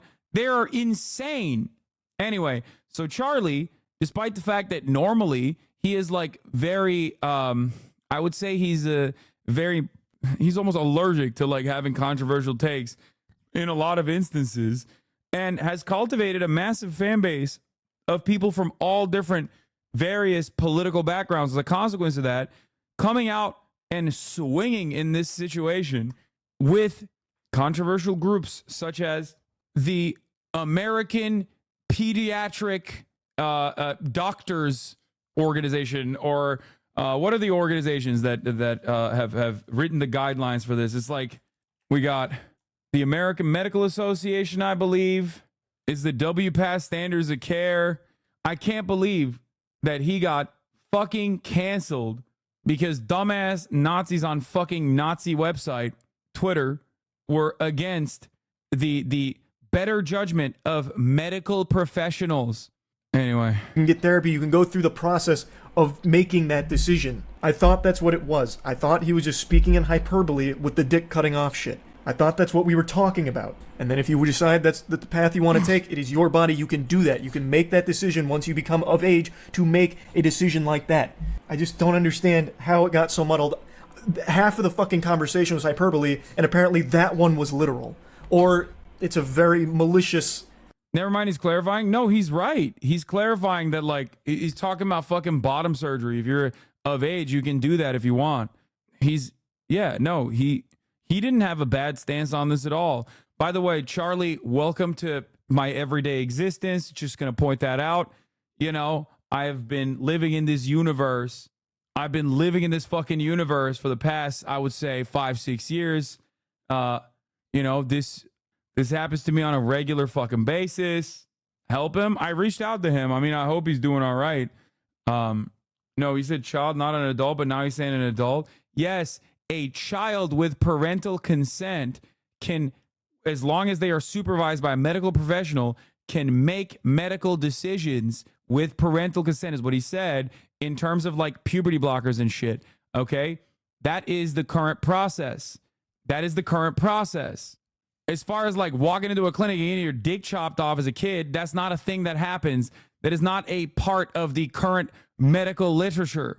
Okay? That is not a thing that happens at all, unless we're talking about circumcision or intersex children, in which case there is no consent. Can a child be allowed to decide such a heavy decision?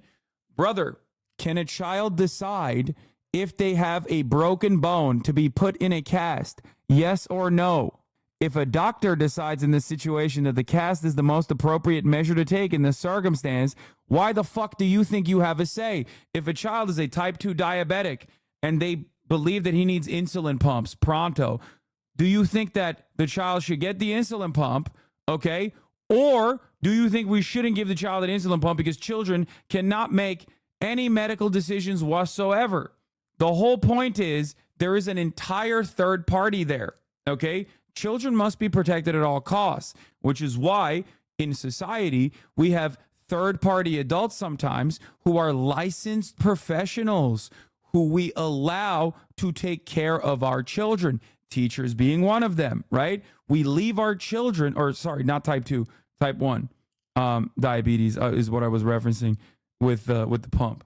Type 2 is just when you can still get it as a child, but that's not what I was talking about. Anyway, comparing that to diabetes is fucking wild? No, it's not. The only reason why you think that comparison is wild is because you think trans people are icky and gross, and you don't consider this to be a medical decision that medical licensed professionals who have studied the matter extensively have decided is the best pathway forward, but instead it's just like weird. It's weird. I don't fully understand it. Like gender dysphoria, okay, as a medical issue has been extensively studied, okay?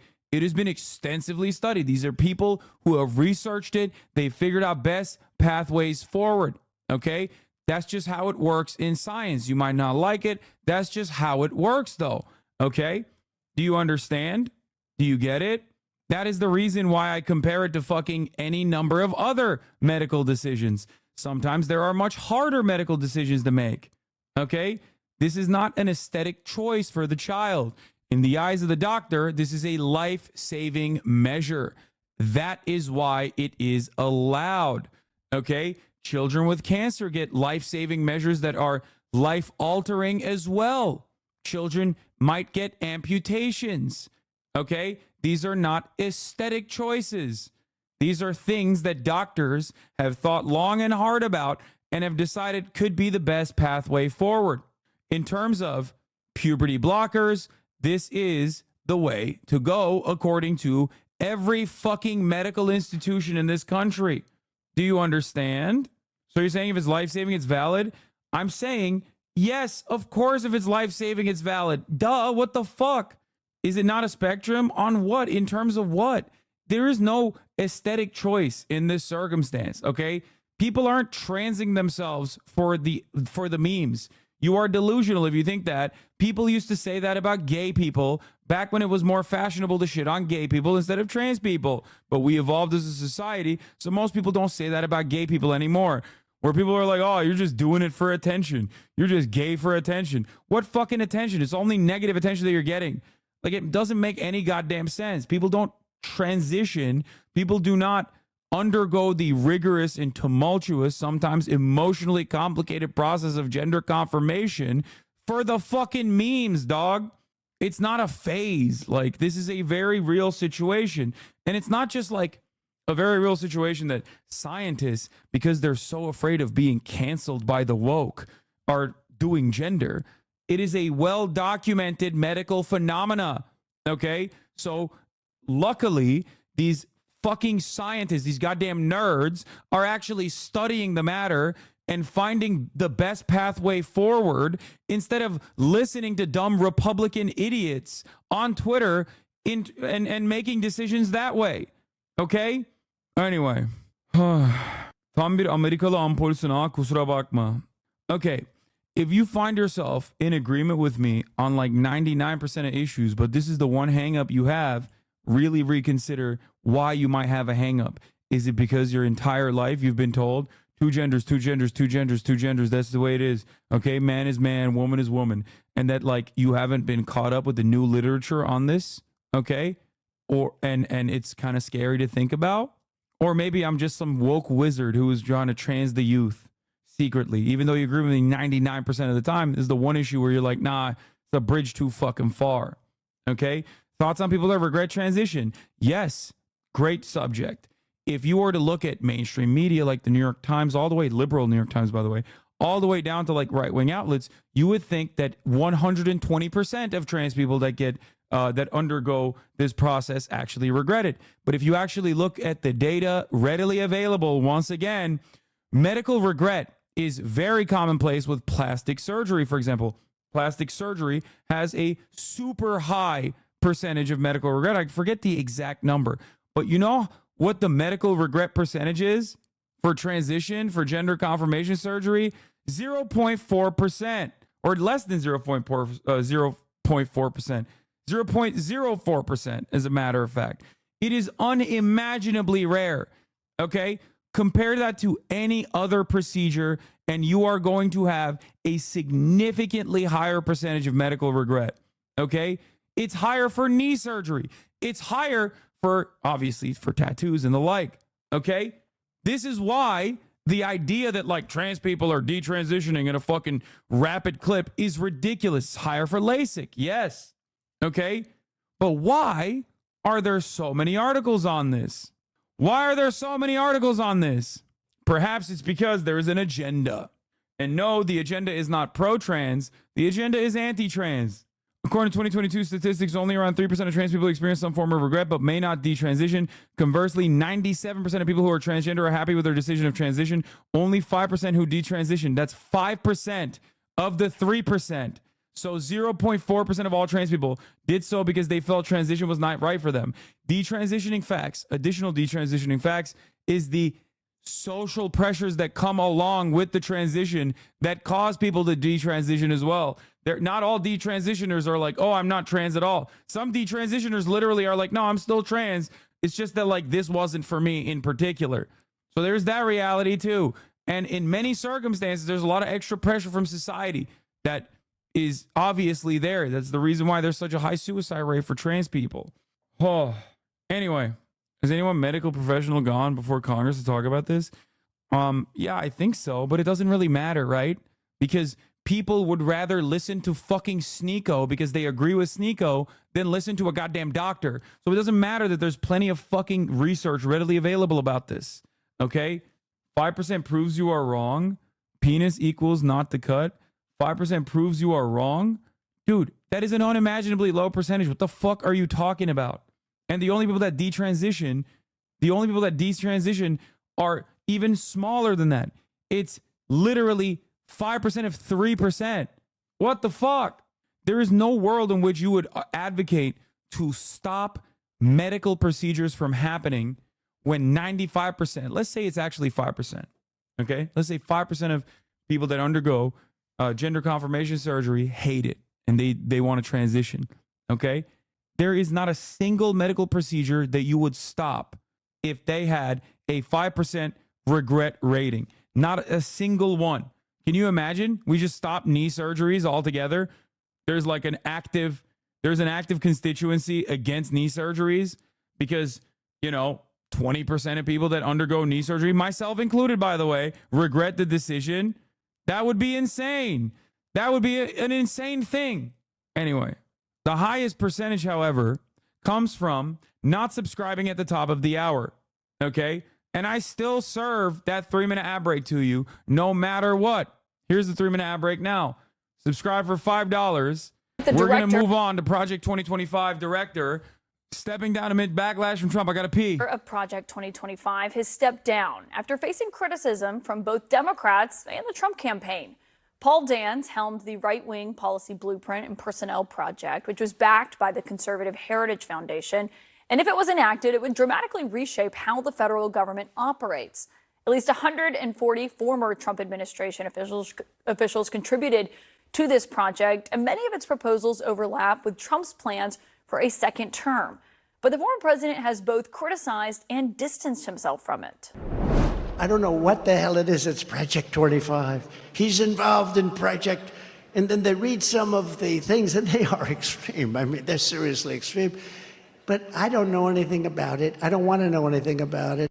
Now, I should note the Trump campaign appeared to cheer Paul Dance's departure tonight, even though he is an alum of the Trump administration. He served in the OPM office, saying in a quote, "Its demise would be greatly welcomed and should serve as notice to anyone or any group trying to misrepresent their influence with President Trump and his campaign. It will not end well for you." I should note, Paul Dance was supposed to join me on this show tonight, and we hope that he will soon, but he unfortunately canceled our interview within the last hour. Here's Dance in his own words about the project he'd been working on for years.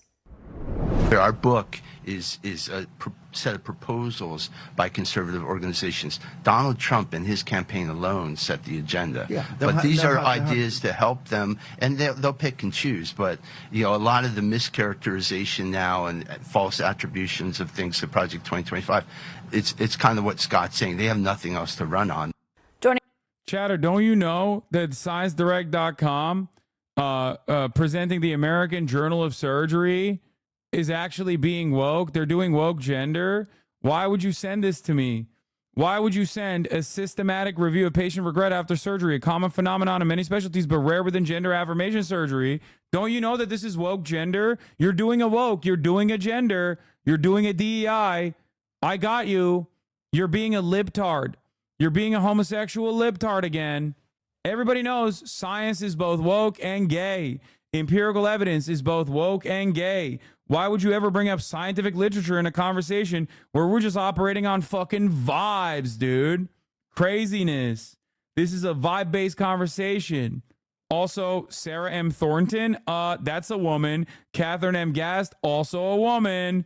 Division of Plastic and Reconstructive Surgery, University of Wisconsin School of Medicine and Public Health. More like University of Public Socialism.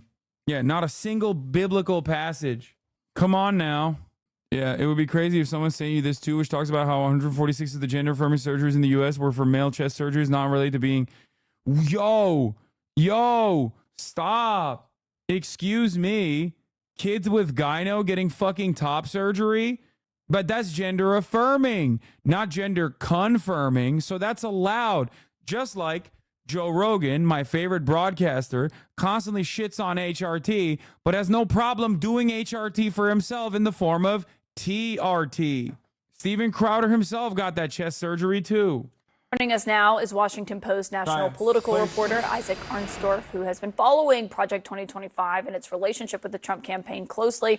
And Isaac, in your reporting tonight, you talk about how it became this rallying cry for Democrats, but also was a nuisance for the Republican nominee Donald Trump as he is trying to escape the public spotlight and repair relations with Trump's campaign. Can you just lay out a breakdown for people who have heard about Project 2025, but also just heard what Trump said on what this relationship and what Project 2025 was actually doing? Project 2025 started before Trump was the nominee, before it was clear that he was going to be the nominee. And the idea was for the Heritage Foundation to get together a whole bunch of think tanks in the conservative movement and present a consensus view for an agency by agency policy blueprint for the next administration, whoever that Republican president was going to be. Now, obviously, and there were actually some concerns that the president of the Heritage Foundation was too close to Florida Governor Ron DeSantis for a while, and that could be an issue. But obviously, as it became clear that Trump was going to be the nominee, and so many of the contributors to this project were alumni of the Trump White House and the Trump administration, and would naturally be the kinds of people who Trump would look to staff the next administration if he does win. And so that's why when, the Trump campaign has not been super specific about the details of what he would implement in a second term, naturally, a lot of people looked at his staff, his former staff. Dude, imagine being a Heritage Foundation guy, and you're just like, what is a blanket list of Trump proposals, judging by what he has done thus far, that like aligns with the Republican Party's agenda? You get together all the nerds, okay? All the nerds that weren't like sexually assaulted by Matt Schlapp. You put them in one room, okay? That's right. There's another sex pest in the Republican Party, Matt Schlapp, in the closet gay man and a regular sexual assaulter. That's besides the point. You get them all together, okay? There's like fucking 10 remaining that Matt Schlapp hasn't tried to grab the dicks of. So they get together in a room and they're just like, cook up this fucking nerdy ass Bible for Donald Trump, because they're like, oh, sir, this is going to be so sick, okay? Trump obviously is like, I don't fuck with that nerd shit. What is this? I don't care. Whatever, okay? Then months after you obviously reveal this to the public, you're like, this is what we're going to do. It's going to be awesome. Everyone's like, wow, brilliant. This is exactly how we usher in a new wave of American conservatism. Many are saying it's the fourth of a certain thing. I won't say what it is, but the fourth of it, okay? Not the third one, but the fourth one, right? They're like talking about this, right? They think this is going to be awesome. And then TikTok and YouTube get a hold of it and are like, bro, this shit's fucking insane. The media's not covering it yet, because why would they? It's another think tank policy paper. There's a million of them, and they're all equally terrifying. Obviously, no producer that's been a fucking producer for 20 plus years is going to look at that and go, wow, that's just scary. Okay. But then TikTok reads it. Okay. YouTubers start reading it. And they're like, oh my God, this shit is fucking crazy. These Republicans are out of control. The Democratic Party still is not talking about it, because they're like, what do you mean, Jack? Oh, this is Project 2025. I don't know. No, I'm old. Okay. And then somewhere along the line, it reaches like peak mainstream terminal velocity, and the media does start paying attention to it. They're like, all these kids are fucking talking about this Project 2025. Let's look into this. Okay? So they start covering it too. And then it becomes so unimaginably toxic to be associated with the Heritage Foundation and Project 2025 as a direct consequence of TikTok that Donald Trump comes out and is like, those guys are woke. They're gay. I don't know them. Never will I ever do Project 2025. And all these guys that spent all of those years dodging Matt Schlapp, grabbing their penises, only to go and work at the Heritage Foundation, are just sitting there like, dude, we wrote this for you. Like, what do you mean? That's your thing.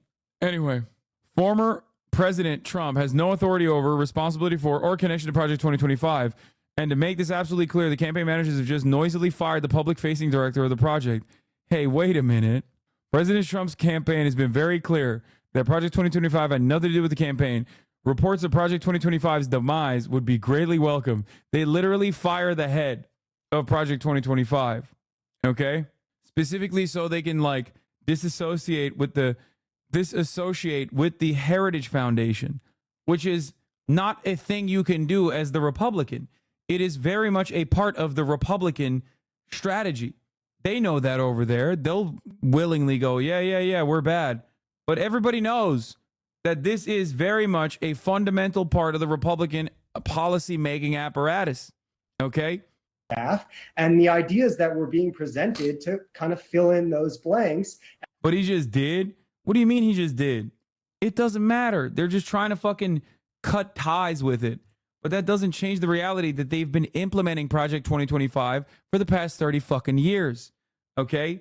As a matter of fact, Project 2025 was written off of what Trump did when he assumed the role of the presidency. So the idea that this is like totally out of pocket is ridiculous. It's just that people started paying attention to it. It's kind of like Israel, right? Israel kills children on a regular basis, sometimes by the tens, sometimes by the hundreds. Okay, on a daily basis. But sometimes when Israel kills a group of children, it actually upsets the Western world. So then they go, yo, Israel's killing children out there. What the fuck? So immediately they have to turn around and be like, whoa. Those kids deserved it. That's precisely what this is. Okay? Project 2025 is identical in that situation. It's just regular old Republican engineering. It's always been the case. It will continue to be the case. But when people started paying attention to it and it became like something that you have to cover, the Trump administration turned around and went, no, that's not us. That's not us at all. I don't even know what that is. What is Project 2025? Who cares? Come on now. Okay? And get a clearer sense of what that would look like. And then when the campaign saw that, they didn't want to own the things that were ending up being controversial. But it's remarkable because a lot of this was, as you noted, done by people who worked for Trump. A lot of the proposals, when you look at them, are things that the people in Trump's campaign have actually proposed and suggested would happen if he did win a second term. So I think it's remarkable to see such a conservative group that Trump has praised the leader of the Heritage Foundation, and to now see his campaign cheering, the departure of the leader of this specific project. Well, right. I mean, look, a lot of people at Heritage and involved in Project 2025 loved the notoriety that it was getting. They loved to see it being criticized on CNN and MSNBC. They loved that there were DNC mobile billboard trucks outside the office. But then when it started angering Trump and they started getting backlash from Trump about it, that made them really concerned. And so some of what is going on here is trying to have a reset, trying to smooth this over with the campaign, try to get out of the spot. Is he liable to piss off his base? No, it's nerd shit. No, his base doesn't give a shit. What are you talking about? No, the Heritage Foundation is a think tank. You just do what the think tank tells you to do because the think tank is relaying the wishes of those in positions of power directly to the campaigns. No real fucking voter is like, oh, wow, I really loved Project 2025. I'm so mad that he's not doing it. No, they don't give a fuck. Spotlight offer up Paul Dans as a little bit of a sacrificial lamb, and maybe we can just try to smooth this over. And publicly, the campaign is happy to take that W if it means that Project 2025 stops causing political problems for them. The thing is, I don't expect the Democrats to stop talking about it anytime soon. Isaac Arnsdorf, it's a great point there. Thank you for joining tonight. Thanks. And I have a panel of political experts here to. I think the funniest part about this is that absolutely zero people believe that Trump is legitimately distancing himself from Project 2025. I think that's pretty funny. So all he's done is just like demand that the head get fired. And that's basically it. And like everyone is still like, no, dude, this is your shit. Don't fucking act like this is not your shit. HasanAbi on the Broadcast Boys LeBron TikTok. was your father. If LeBron was your father, would you make the NBA? I wish LeBron was my father. Would I be able to make it into the NBA? I mean, do I look like this or do I have LeBron in me? You look like this, which is solid. I mean, I am taller than Bronny apparently, so maybe. Would you rather be directly involved in the malice at the palace or be the descendant of a royal lineage back in medieval times? That's such a good question. Royal lineage thing. Like, I don't even care. Yeah, I'll be inbred. I'll get gout, whatever. If you could naturalize to any country and compete in any event, men's or women's, in the Olympics, what country would you choose? What event would you choose? Ooh, that's a good question. South Sudan for basketball. If you could pick any historical figure to commit a flagrant 2-on, a hard foul, who would you choose? Ooh, Adolf Hitler. Nice. Could LeBron have outperformed Jordan in minor league baseball? I'm a dick rider, so I'm going to say yes. Would you rather a ski weekend in Salt Lake City with Post and Karl Malone or a trip to the Kentucky Derby with Quando and Rajon Rondo? Quando and Rajon Rondo. I don't think Karl Malone and myself have aligned on worldviews. If you were on the men's all-around gymnastics team, what would your event be? Yeah, when I'm working out, I use rings sometimes, so I guess I could do that. What would be the worst location for a new NBA franchise? New Jersey. Team name? New Jersey Armpits? Out of all the places in the world, New Jersey you have chosen. LeBron in me is a wild way to ask if he would have his jeans. I mean, I said that on purpose. The HD clip of your three-pointer is beautiful. Oh, yeah, dude, did you guys see this shit? Someone actually got a different angle on my three-pointer. That shit was awesome.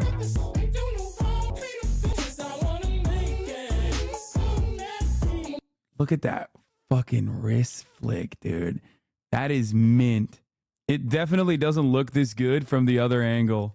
It definitely does not look that good from the other angle. Your form needs a lot of work. Wait, what? What do you mean?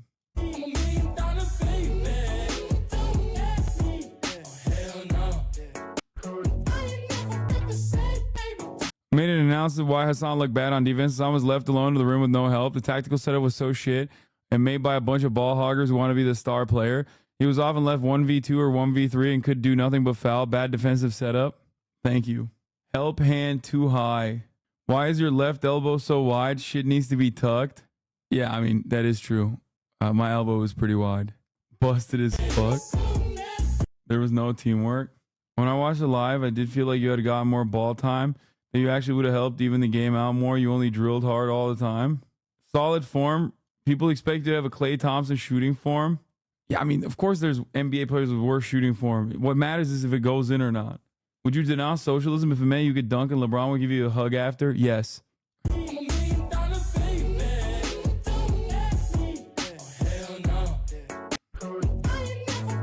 Defender didn't believe in you at all right there. It's true. People who critique form are the middle of the bell curve. Your shot form? Fuck you guys, dude. Your defender had to help defend your teammate's middle drive. Great play by your teammate. Yeah. I did see this Turkish athlete. I posted on my Instagram, or I didn't actually. I was going to post it on my Instagram. But South Korea sent a fully kitted out player for the Olympic shooting. Turkey sent a guy with no specialized lenses, eye cover or ear protection, and he got the silver medal. This is like the most average Turkish man. Like, it is pretty funny. Turkey literally sent an ex-hitman. I mean, I assume he was in the military, but I mean, everyone is. Mehmet Ali Erbil'e benziyor amına koyayım. Tam mangalcı adam ya. Like, this guy in Turkey, we have a meta. On the side of highways, there's like patches of green, and you just fucking set up a barbecue situation, like a mini barbecue situation. That's what this guy, catch this guy on the side of a highway. This is a corner store uncle. Spends every weekend smoking Marlboro Golds and drinking tea with sweaty men outside the store. Then you find out one day he's an electrical engineer or Olympic marksman. 100%. This is a 100% lock from Mark Barr. Jandarma Başçavuş. Oh, he was gendarme. So military police. He casually walked in, took out his piece, took the shots, and just as casually walked out without even waiting for his medal. I think he's done this before under different circumstances, of course. No, Turkey is gendarme as well. No, he's just a soldier. He's a military police guy. Hand in pockets is crazy. A lot of people do that, apparently. He's even funnier with his Inspector Gadget nemesis. I love this guy. They do it to reduce any factors for potential movement. Oh, that makes sense. His name is Dikeç Yusuf. Yusuf Dikeç. Place of birth, Göksun. Place of residence, Mersin. Why amına koyayım, Mersinli. Can you explain the pronunciation of Turkey changed? Türkiye is the actual Turkish pronunciation of the country's name. Yusuf Dikeç. Yeah, Yusuf Dikeç. That's what I said. There was also another Turkish, I think it was a wrestler or a gymnast, that won, or not won, but like did the Kevin Gates dance, and I was so proud of my countrymen. Do you guys know? Did you see that one? Kerem Kızır? Yeah, oh, this. Bro, this shit made me so happy. This shit is global, dude. This shit is universal. Bro really pulled that Kevin Gates emote. Kevin Gates influence worldwide.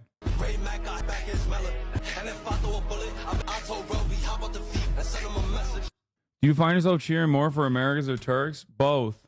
I mean, Turkey's the underdog always. So, like, always, of course, I cheer for Turkey. Because, like, what the fuck do the Turks have? You know what I mean? Let them have some gold, right? Let them hold a piece.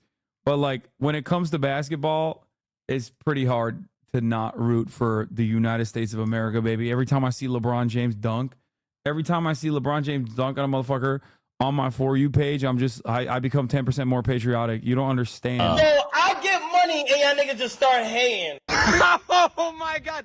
I just met this guy in front of the JP Morgan office, bro. What's your nickname? Ham. What did you say, Clay said? Clay said, I guess he just got his feelings hurt. You feel a lot less pressure this finals run just because you are undermanned and you had some injuries as opposed to previous years? Nah. I feel confident because I'm the best player in the world. Does it bother you that so many people are happy to see you fail? Absolutely not. Because at the end of the day, all the people that was rooting on me to fail, at the end of the day, they got... Bro, it took me 3 scrolls to get to LeBron posting on my desktop For You page. Okay, 3. Like, I'm not lying when I say I love LeGoat. Okay. What's your nickname? But I met a few snakes and I really can't go back. I think it's hilarious how a lot of the tech words we use today basically come. I got all the smoke today. You know, listen, we're gonna be Israel posting today. This is disgusting. This is 100% the equivalent of like putting up. I'm straight up saying it. This is literally being like, yo, Adolf, come talk. Like, come talk, please, at the U.S. Congress. Are LaMelo Ball's basketball shoes actually any good? Well, I got a pair, and I'm gonna let you know if they're actually worth it. No, it's good. It's good. It's not. Now he's flexing on you. Uplift those.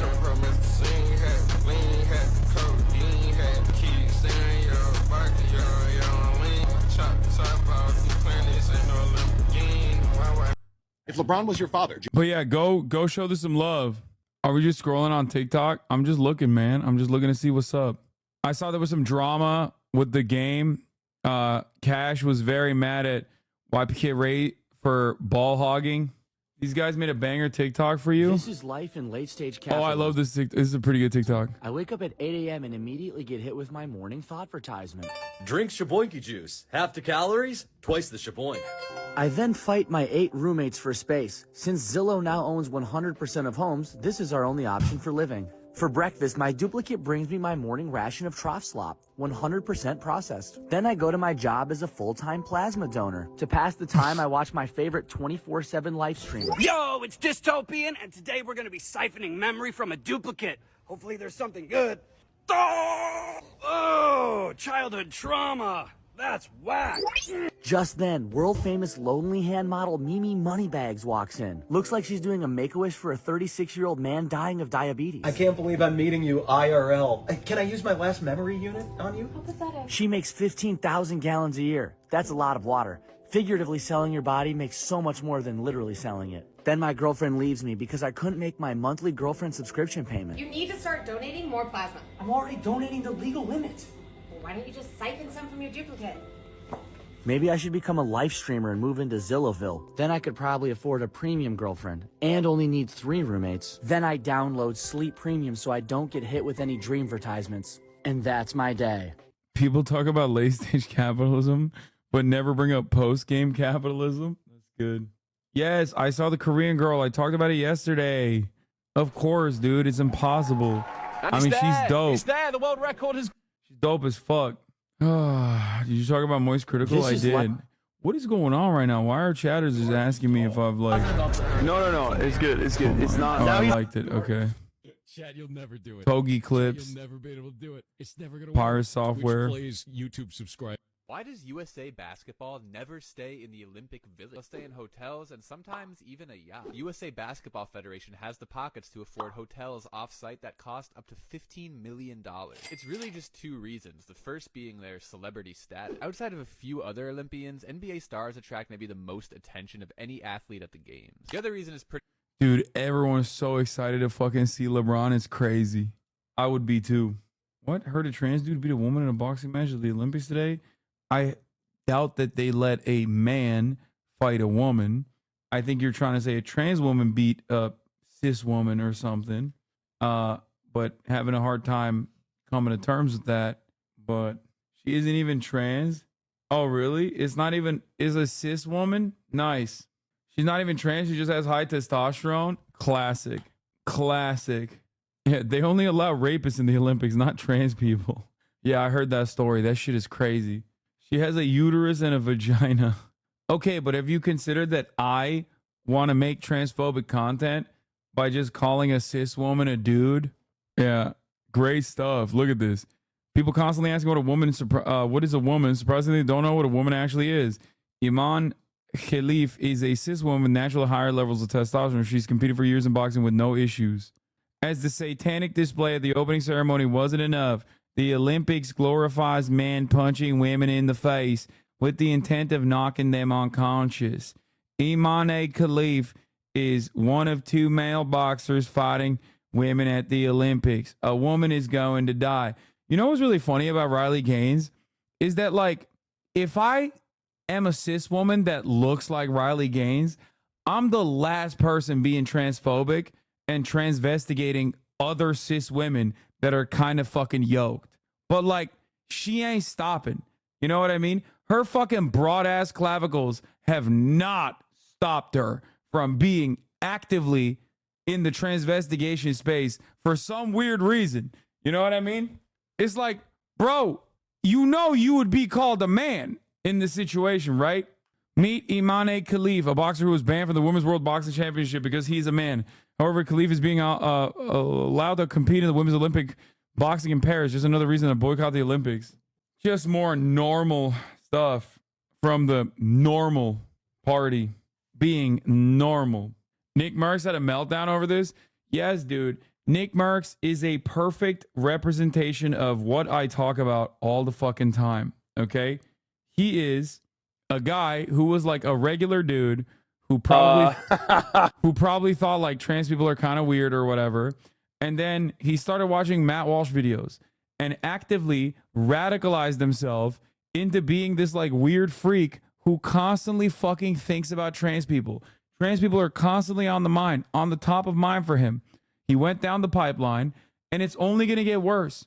If someone who loves him, who's in his life, doesn't fucking tell him like, bro, you need to stop. Like, you're being weird. You're being weird as fuck. Why are you constantly talking about trans people? You got to stop. You're scaring the hoes. If someone doesn't do that, okay, he is going to inevitably go down this pipeline and reach the final stage. The final stage, of course, being the transvestigation stage, where you're just like literally suspecting family members of being trans and shit. Okay? That's where you inevitably arrive at because it's a mental illness. And it sucks because, like, go to her wiki, it literally says 7 words in. She then represented Algeria, where she ranked 33rd. What? Where is the 7 words in? I don't get it. Oh, 7th word is she.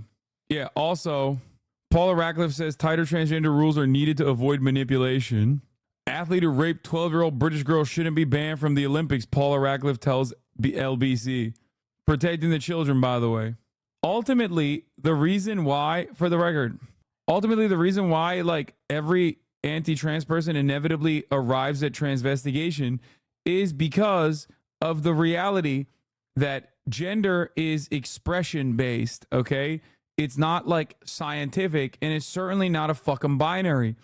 Even the biological understanding of gender is outdated if you consider that to be male female as a binary, okay? Like outdated in scientific literature. And that's the problem. So if gender is simply a mechanism of expression and it's not a binary, after all, I myself am 6'4", 230 fucking pounds, and I'm a man. Ben Shapiro also is a man. He can't grow fucking facial hair. His voice doesn't sound all that manly, if you want to consider it under the rigid norms, rigid binary of gender. And he's like 5'3", with a very waifish physique. If we're both men, and we are both men, right? Cis men, as a matter of fact, then that should help you understand that like maybe it's not as binary as you think it is. Okay? So that's number one. Number two, gender is also simply the expression that you choose beyond your sex. Okay? This is precisely the reason why you can't really tell who's trans and who's not trans. And that's why anyone who actively claims they can always tell end up yelling at a whole bunch of cis women and claim that a whole bunch of cis women are actually trans. That's why transvestigations inevitably happen when you go down that pipeline and you think anyone could be trans, technically. I suspect anyone and everyone could be trans. Yeah, this is my legendary tweet on it.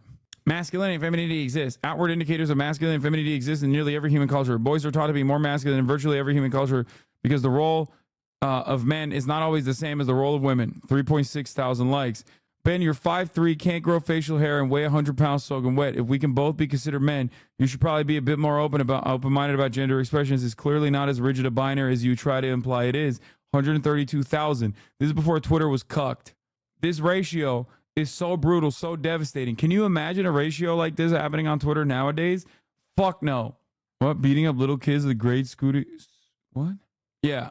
I altered the trajectory of Ben Shapiro's life with this take so hard, he started growing facial hair afterwards. I'm a cis woman who constantly gets mistaken for a man since I was super young. These trans folks barely know what they're talking about. Exactly. Like, there is no, like, it doesn't make sense. It's just like, What's your name? There's no rigid rules here. And people that try to fucking act like there are, oftentimes don't even fit the societal roles that they claim. Like, does anybody think Ben Shapiro is like a fucking super masculine guy? Like, what are we talking about? It's reductive to equate gender to gender expression, though, just saying. Oh. Gender is most closely associated with the expression. That is the way that people... I know that there's an internal expression, internal experience as well. Please stop being fucking annoying. I'm talking to intro-level people, okay? Introductory conversations surrounding gender in the easiest way to understand is going to be had in the way that I'm having it, not in the way that you want to have it, okay? I'm so... Dude, come on. I've been doing this for 10 fucking years at this point. Please, let me do this. I have de-radicalized and actively fucking made transphobic people not be transphobic for the past 10 fucking years. One of the most successful things I'm able to do. Please, okay? Please, let me do this. Please. All right? I know what I'm doing. Okay, don't fucking yell at that chatter either. Calm down. What? HasanAbi, it's hilarious how you would call Republicans out on everything other than starting a war in Ukraine by organizing a coup d'etat and working with unelected government. What? Was that even Republicans? Unless you're talking about George W. Bush? I mean, which, if you think George W. Bush had no involvement in Ukraine, or at least I haven't talked about it, you're wrong. I have talked about it. Anyway. I'm gonna be very real here for a second. As you can probably tell, I've been crying a little bit. I always get these comments, but like recently it kind of ramped up. I get comments being called a man and being called masculine and asking if I'm on steroids. There will always be negative people out there, and they put women in a box, and they think of women should be fragile and petite and quiet and meek, but that's not the case. Women can be strong, and they can have broad shoulders, and they can take up space, and they can be big. I think I'm getting emotional because I feel very passionate about this. Don't let anybody try to define or dictate how you feel about yourself. You get to decide that. Like, this is so sad, brother. You're just like fucking dickhead. You know what I mean? You're just a dickhead. You're a bad person. You're a bad person and you're a fucking dickhead for making someone feel this way. That's it. Like, I don't know how else to describe it. It's just like you're a bully. You're a fucking loser. You are a sad, pathetic worm. And your existence on this planet is so sad every day that you have to make other people feel bad. Okay? And you closely associate that bullying with like political praxis. This is what it's like to be a right winger. Okay? That's what it is. It's just vice signaling all the fucking time, making it seem like when you bully people that you think are worse than you, that you categorize as weaker than you, that you categorize as like marginalized, and then you pounce on them, you feel like you've done some shit, you know? Weirdo MAGA freaks transvestigated American rugby star and Olympian Ilana Meyer, and God bless her for calling out these creeps. Keep calling these conservative assholes weird because they are, and they're going to lose in November because of it. Like, think about that. Think about that. That's so stupid. Like, people are so incredibly brain broken, especially online, that they think that they can say whatever the fuck they want without their name or face being associated with it, that they just run around showcasing the worst of humanity. I think you were trying to roast me, but this is actually a fact. I do have a BMI of 30. Well, 29.3 more. To be exact. very real here for a I've been second, as you considered can probably tell, I've been crying a little. Overweight my whole life. In middle school, elementary school, high school, I was always considered overweight. I remember vividly one time in high school, I did turn in a physical to the office, and right at the bottom of the page, it said overweight. And I was so embarrassed. Me too. I mean, I was actually fat though. But even still to this day, my BMI says I'm overweight. Actually, let's look at it right now. 230 pounds. BMI calculator. Let's see. Calculate your body mass index. I am 6'4", and I am 230 pounds. 28. Yeah, I'm on the top. My BMI right now is 28.0. I'm at the end of overweight. I'm almost obese. BMI of 30 or greater is obese. BMI is an incredibly outdated mechanism for trying to fucking figure out whether you're healthy or not. Can you imagine? Can you imagine looking at someone like myself and being like, he is incredibly overweight? It's ridiculous. It does not account. Heavens to Betsy. What is this? Moist critical situation is crazy. It does not account for actual like muscle mass. It does not take muscle mass into consideration. I can't believe you just sent this to me with 59 fucking seconds with 0 views. You are such a moist critical dick rider. This is the only time I will allow it because he's getting fucking cooked online for being pro-trans. Yeah. This man's BMI. This is me this morning working out, looking yacked, okay? Looking yacked as a motherfucker. My BMI is literally, he did the thing. He did do that. My BMI says I'm almost obese. I'm near obese. Yo, how do I look like that? Keep working out. A little bit of gyno? True. Actually, my tits are popping nowadays. I don't even care about that. Why is your delt definition so insane? Is it? What's the weight goal? 215? Probably. I mean, at 215, I'll be peeled. Are you pumped in this photo? I mean, this is probably towards the end of my workout, but I'm not like flexing or anything. Narcissistic arc of HasanAbi streams are really off-putting. Will Neff is my league of his own. Brother, your username is dedicated to Will Neff, my best friend, who literally loves himself even more than I do. Have you watched a Will Neff stream? Like, that's crazy. You just said I'm being narcissistic and off-putting. Will Neff has never had a moment where his shirt is not off. Okay? Like, you're like, no, it's fine. It's fine when he does it. I just don't like it when you do it. Yeah, but Will is endearing. Exactly. It's endearing when he does it. Hello, human resources when Hasan does it. Anyway, are you watching the Moist video? Yes. What a week, huh, sports fans? Holy Toledo. Yeah, so Moist Critical's in a big oopsie-poopsie situation here. It reminds me of the time in Moonfall when KC Houseman sacrifices himself and dies of cringe to become the moon. Yeah, so, being serious now, since this has become such a big issue, I've been in a lot of drama recently. I'm in hot water, and I'm biting on the fart bubbles that pop up in the bathtub here. It is a lot. So let's start with the most recent one today. My retirement. I didn't know I was retiring. That's news to me. I'm as shocked as all of you are. I had a ton of fun last night playing a game called Clickleding, which is basically like a cuckoldry simulator, but for clicking against like the Lorax in a hotel room. And I just did like an old school gameplay commentary video. I was bubbly, full of jubilation. I posted it today only to learn that I'm just a big old fucking liar. Liar, liar, plants for hire, I suppose. Dude, it's crazy. Bro, this is literally happened to me. Remember when I fucking was in my own Discord, like responding to chatters, and some chatters were saying dumb shit, and I was like, I'm gonna kill myself. Responded to a chatter, and then that shit was literally posted out of context, and I'm having the fucking time of my life in Australia with my friends and shit, and then I start getting fucking calls from normies who saw tweets being like, oh, Hasan is killing himself. He's like really fucking sad. And because I don't have Twitter on my phone, I have no idea that this is what's popping. Way to make someone else's drama about you again. I'm a political commentator, or a commentator in general online, and so is he. It's not me making the drama about myself. It's just me saying, like, this is a very commonplace thing that happens on Twitter. So it's not that surprising that it happened to Charlie, but it is surprising that this is like a thing that happens so frequently. It's called sharing an experience with a person who you are relating to. While also simultaneously doing commentary over it.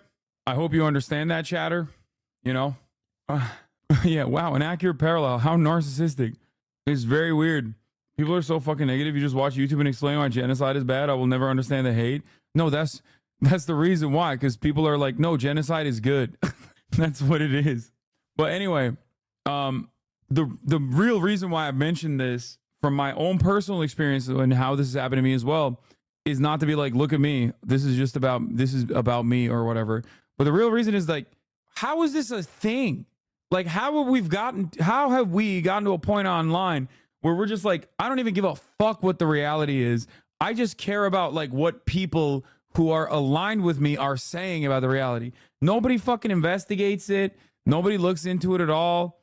And we just kind of see it. I mean, I kind of did it too. I was like, oh, it seems like he's taking a step back from the podcast or something. But I wasn't even fully talking about him retiring. I was actually talking about him getting canceled by people earlier in the day. That was real. Right-wingers were fucking actually trying to cancel him for his normal statements about like trans medical care.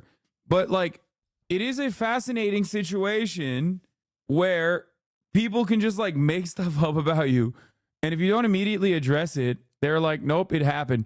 And sometimes, depending on whether they hate you or not, okay, depending on whether they hate you or not, it literally turns into like, I don't even believe you. Because there was hella people that were like, I don't believe you, dog. You wanted to kill yourself. You had a gun in your mouth. Apparently, and I didn't know this until I posted the video, everyone was under the impression that I was quitting the internet. So I started scratching at the hair on my chinny chin, wondering, when the fuck did that happen? Was I sleepwalking? Do I have somnambulism? Is this some kind of like, Fight Club situation? But instead of like Tyler Durden, I have fucking Charles Turden here that's just making wrong announcements. It turns out the patient zero behind all of this was a post Jackson made announcing that I would be leaving the podcasts, which is something I thought about periodically for quite a few months now, mainly because I started to recognize that I was becoming the very thing I'd make fun of with being chronically online. Like, I just was always online. And the podcasts were a big proponent of that, and I just kind of wanted to scale back the amount of time I spend online, and I kept Jackson in the loop the whole time here about where my head was at, and last week I told him, hey man, I think this is going to be where I hang up the jersey, you can put it in the rafters, throw it in the dumpster, but I think I'm just going to be, sailing off into the sunset here and just reducing the amount of stuff I do online. Which he completely understood, so he made the announcement just letting people know that, and then that got spun on Twitter and Reddit as Moist Critical's taking an indefinite hiatus and quitting the internet, fundamentally. Don't know when I'll be back. He's done with the internet because of all this controversy. Patooey on his grave. He's gone. When looking at the post, I don't even know where that's coming from. It's literally just talking about the podcast and me just stepping away. Like, it doesn't extend beyond that. I can't even wrap my tiny noodle around how anyone could perceive this as me being done with. Isn't his podcast with a reaction to a Turkish dude living in Germany calling him a pedophile one time? I don't know. I don't even know how to access Moist Critical's podcast. I do know that one of his homies that he's like, that he has on his podcast, I think. I don't know if he's like he's on it all the time or not, but he fucking hates me, the Turkish dude. He fucking hates me. His name is Kaya. Yeah. Like he's weird as fuck. I like Charlie. I think he's a nice person. You know, we don't always agree on stuff. Sometimes I feel like he just leans in a little bit too much to the centrist stuff. But overall, yeah, one of his homies fucking hates me, which is weird because he's Turkish. Kaya's also said a lot of pedo and incel shit in the past week. Wait, you mean to tell me another guy who just fucking hates me and has called me a pedophile has said pedophilic things? What? I mean, Yeah, she just died? Wow. I didn't know that. I just, you're telling me now for the first time. She led an amazing life.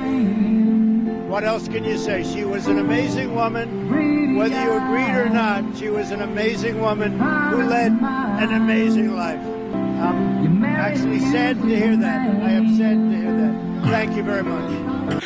My favorite clip of all time.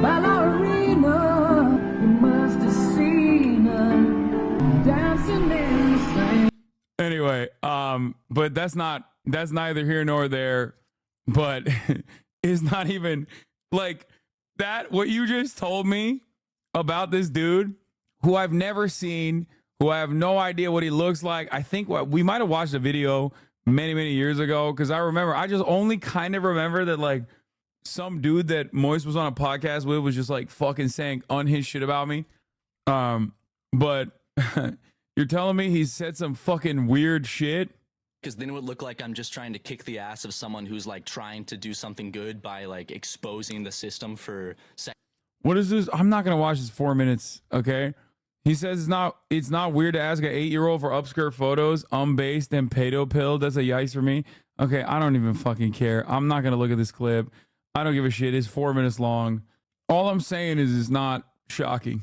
The internet entirely, but that's the story that they ran with, and that's what most people saw, not the actual post. So everyone thought I was quitting the internet, so I posted that video that I was really happy with because it just felt like an OG old school video that made me happy. And then bang! Just a flood of comments and dislikes all saying shit like, how could you fucking deceive us? I thought you quit, huh? What happened to leaving, huh? I just read this post on Twitter from an account that had a profile pic of titties photoshopped onto Thomas Edison that said you were done, and it had 50,000 likes, so I know it was true, and you're just a fucking liar. I can't even just peacefully walk away from some projects without it being a massive fucking reaction.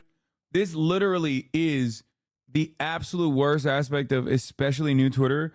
Like, this has always been a case online. This has always been an issue online for sure.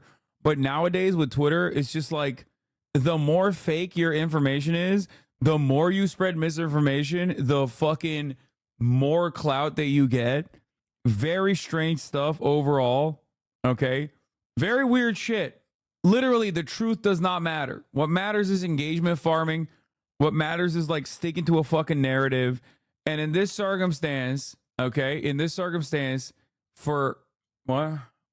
In this circumstance, it's like, oh, Charlie's quitting online. He's done.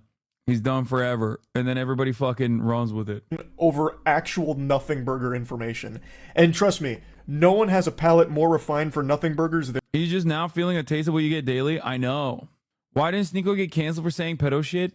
Brother, because he's a right-wing guy. He's a right-wing troll. I think at a certain point, y'all are going to understand that when you're like a right-wing troll, you get this perma shield. Okay? Is it true that you're leaving Fear and letting Porter Robinson replace you full time? Exactly. Yeah, you got the vice signaling shield. It's the same reason why, like, when you align with like right-wing people and you just like promote right-wing values, even if you marginally moderate to the middle, people will love that. They'll be like, oh my God, look at Barstool fucking Dave Porter, right? Or Dave Portnoy, Pork Boy, not Porter. Or I don't know, Aiden Ross. He's like now apparently fucking talking shit about his own community being like super far right, when it's like, bro, you literally scream the F slur on a regular fucking basis, right? It's because like the right is, as long as you say the right things that they want to hear, they don't give a fuck what you believe. than me. I have ranted about the stupidest shit of all time, but this was mind-boggling even for me. So to set the record straight, no, I'm not retiring, despite what the experts are telling you. That podcast clip was AI, by the way. Okay. All I did was walk. You talk shit about your community, so how is that relevant? Wait, what? More relevant than $6 a month? What are you doing? Are you trying to do a fucking 3-minute debate? Is that what you're doing? That's a double one. We're not doing 2-parters. You're banned for the day. But yes, 3-minute ad break. Walk away from a couple of projects. Like, that's really it. Like, that's a pretty normal thing to do, especially when one of them I've been doing for like 8 years. I really didn't think it was that deep, especially not deep enough for how big of a story it's become with all of the wild narratives running around about the true reason that I stopped doing it. So let's get into that drama. I've talked about it on stream, I don't even know how many times at this point, but we'll just talk about all of it in this video here. So, when covering the Ava Tyson situation, I was attacked by a lot of people for not being quick enough. Even though I covered it within like the first 6 hours, people were unsatisfied that— That's not quick enough, dude. That's not quick enough. You should have predicted it. Okay? You should have actually fuck predicting it. You should have just said Ava Chris Tyson is a pedophile when she came out as a trans person months ago, and then we wouldn't be mad at you. Like, it didn't even matter. You don't need like any sort of fucking weird messages in the Discord, anything like that. You should just have run with the narrative that a trans person is obviously a pedophile, but you didn't do that, so I'm mad at you. And that's basically what it is. This entire conversation is just that for the most part. And it's wild how much we online in this fucking space, and this includes Charlie, this includes myself, or used to include me because I used to be on Twitter on my phone all the fucking time, how much we let this right-wing shithole that is known as Twitter dictate the actual fucking narrative that we decide to have on other platforms where there are real people. If you recall, I said this in the Hasan thinks that Twitch streaming is the hardest job in the world narrative. If it stays on Twitter, it doesn't go anywhere because half of that shit is botted. It's all right-wing psychos. But once centrist podcasters and political commentators and other people actually take it off of Twitter because they think everyone is actually watching it there, everyone's talking about this, and start doing commentary on it, then it becomes a real story because now actual real people are talking about it. That I hadn't made a video within like the first fucking 20 minutes of it dropping. And then when I did finally finish the full video covering all of it, it was another massive problem where now I only did it out of an obligation because people called me out, and then I also got accused of being a transphobe because I didn't use Ava Tyson's preferred pronouns, which were she, her. I didn't know that. I thought just calling Ava Tyson by her name was okay, and I had also heard when I went to the Mr. Beast thing, someone refer to Ava Tyson with they. So I was truly under the impression that that was okay. And for that, I was annihilated by a good chunk of Twitter. And then annihilated by another good chunk of Twitter because I called out Sneeko, who was the main proponent about me covering for Mr. Beast to keep the collab alive. I remember people in a streamer roast you about it, then later on admitting in stream that his social battery was running out, that he was feeling burnout lol. That's awesome. I wasn't talking about Ava Tyson because I wanted the Mr. Beast collab. And I talked about how absurd that statement was, especially given his history with fighting against the age of consent. He's been very vocal about how much he hates the age of consent, and so I talked about that briefly at the end of the video, which then changed the whole narrative for a lot of people where I never talked about Ava Tyson and only talked about Sneeko. So it was a complete lose-lose, because if I didn't talk about what Sneeko was saying, I would have been called a coward for not addressing it and talking about, like, well, he was going to cover for Mr. Beast until Sneeko called him out. So, like, if I didn't do it, I would have been attacked. I did do it, still got attacked. It really was unwinnable. But from that spawned a conversation where I talked to Sneeko directly, because he was very upset that I was talking about how him rallying against the age of consent is pedophile arguments, like defending pedophilia. As I've said, since the very beginning of this channel, I'm always willing to engage with people I disagree with. He used they, them pronouns in an attempt not to misgender her. Specifically, didn't use he, him. He doesn't clarify that very well here. Remember, like, for a lot of normies, like, trans stuff is difficult to parse through. It's not that simple.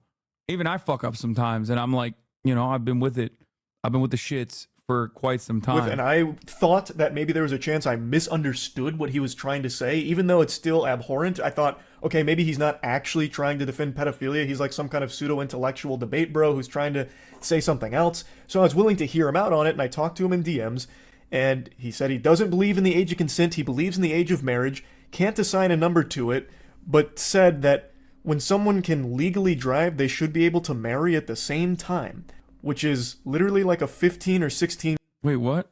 As Muslims, we believe it is our duty to follow the law of the land. Bro, there's, oh my God, this motherfucker saying he's Muslim is so annoying, bro. I swear to God. Dude, I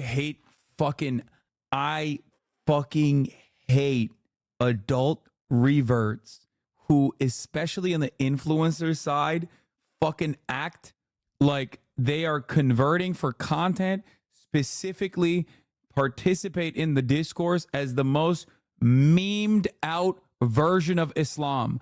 Okay? I fucking hate these LARPers. Oh my God. And you know what I hate?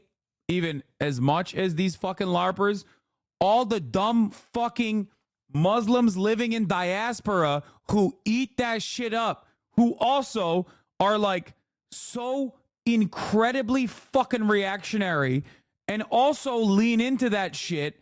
And it makes me so unimaginably mad because you are basically playing a minstrel show for some of the most right-wing fucking shitheads to point to you and go, look at these barbaric monkeys who believe in all of the worst shit.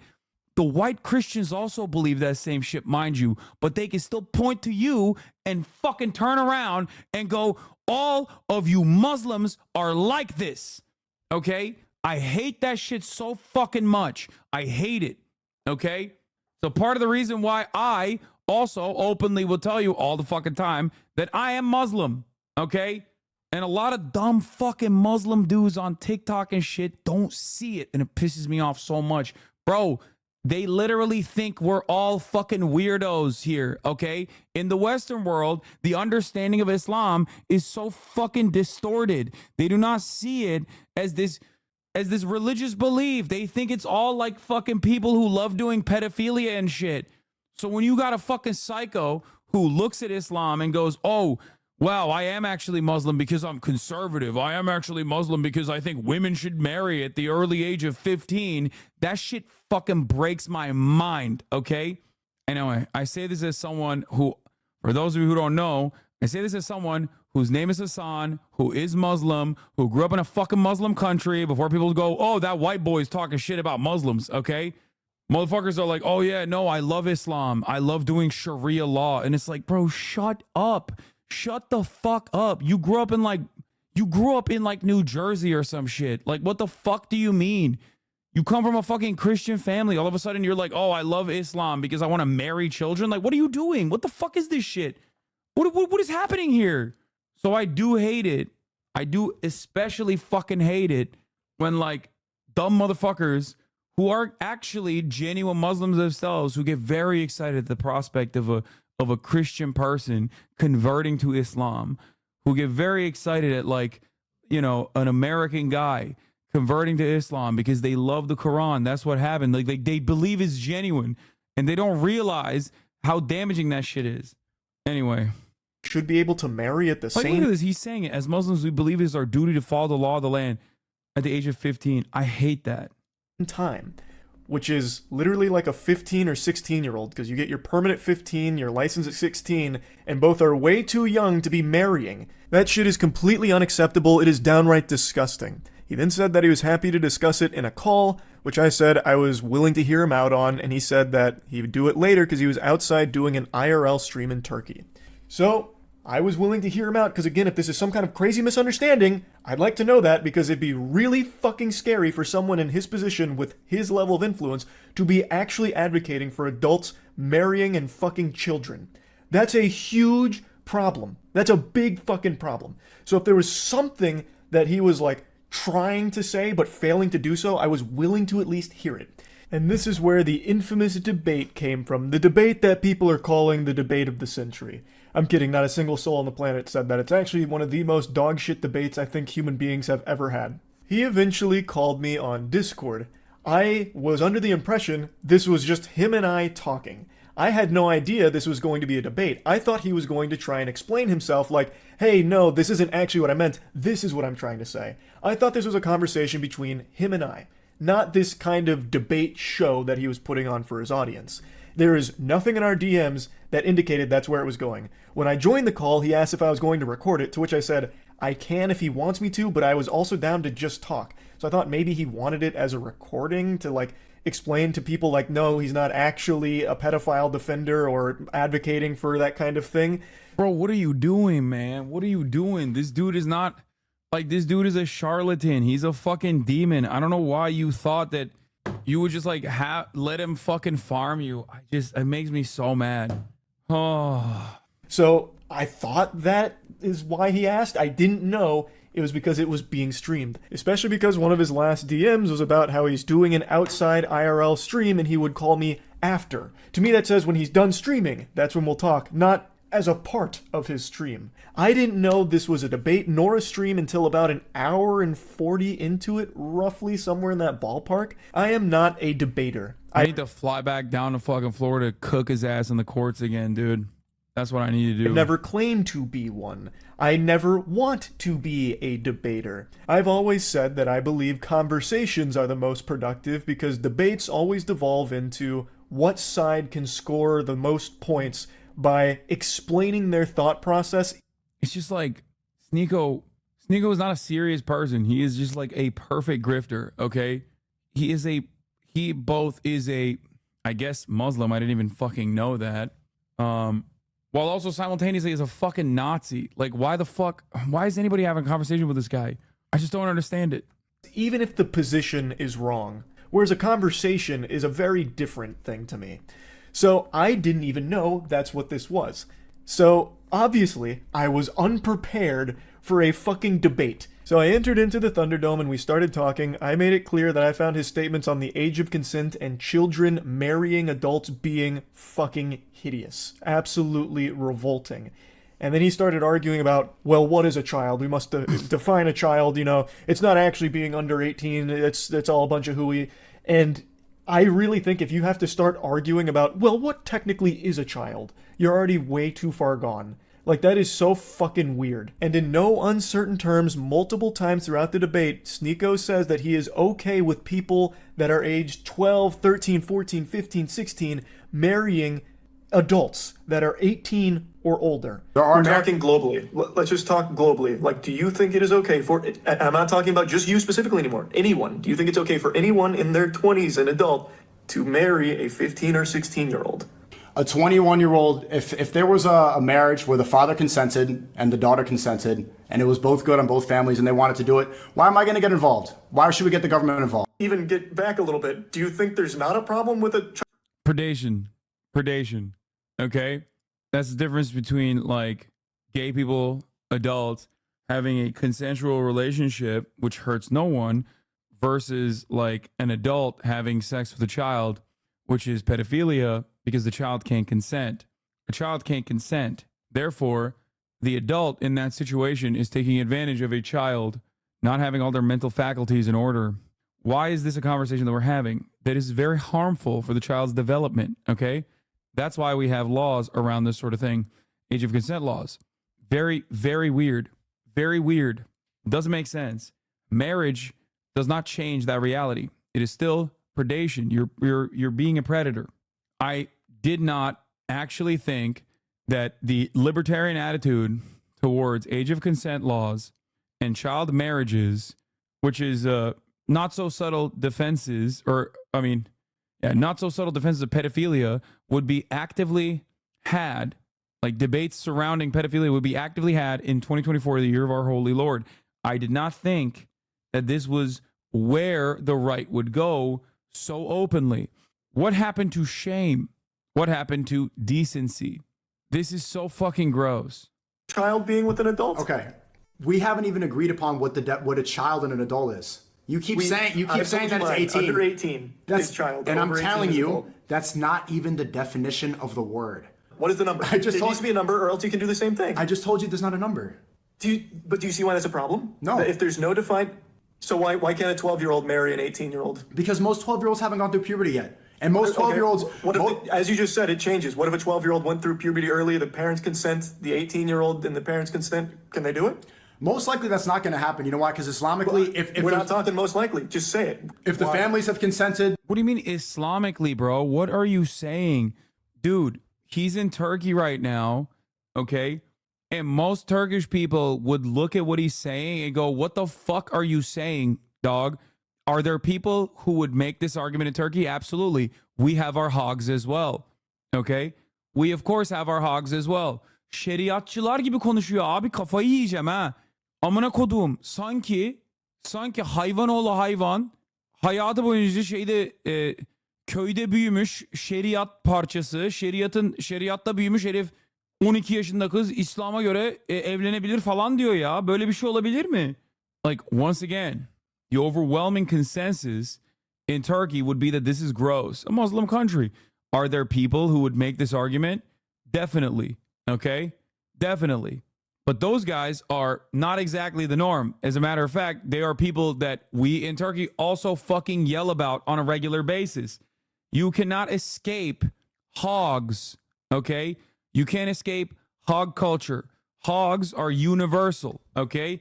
We have our version of them in Turkey as well, just like America has their version in the United States of America. The universality of hogs, however, aligns on the principle of abolishing age of consent and defending dating and marrying children by justifying it with religion.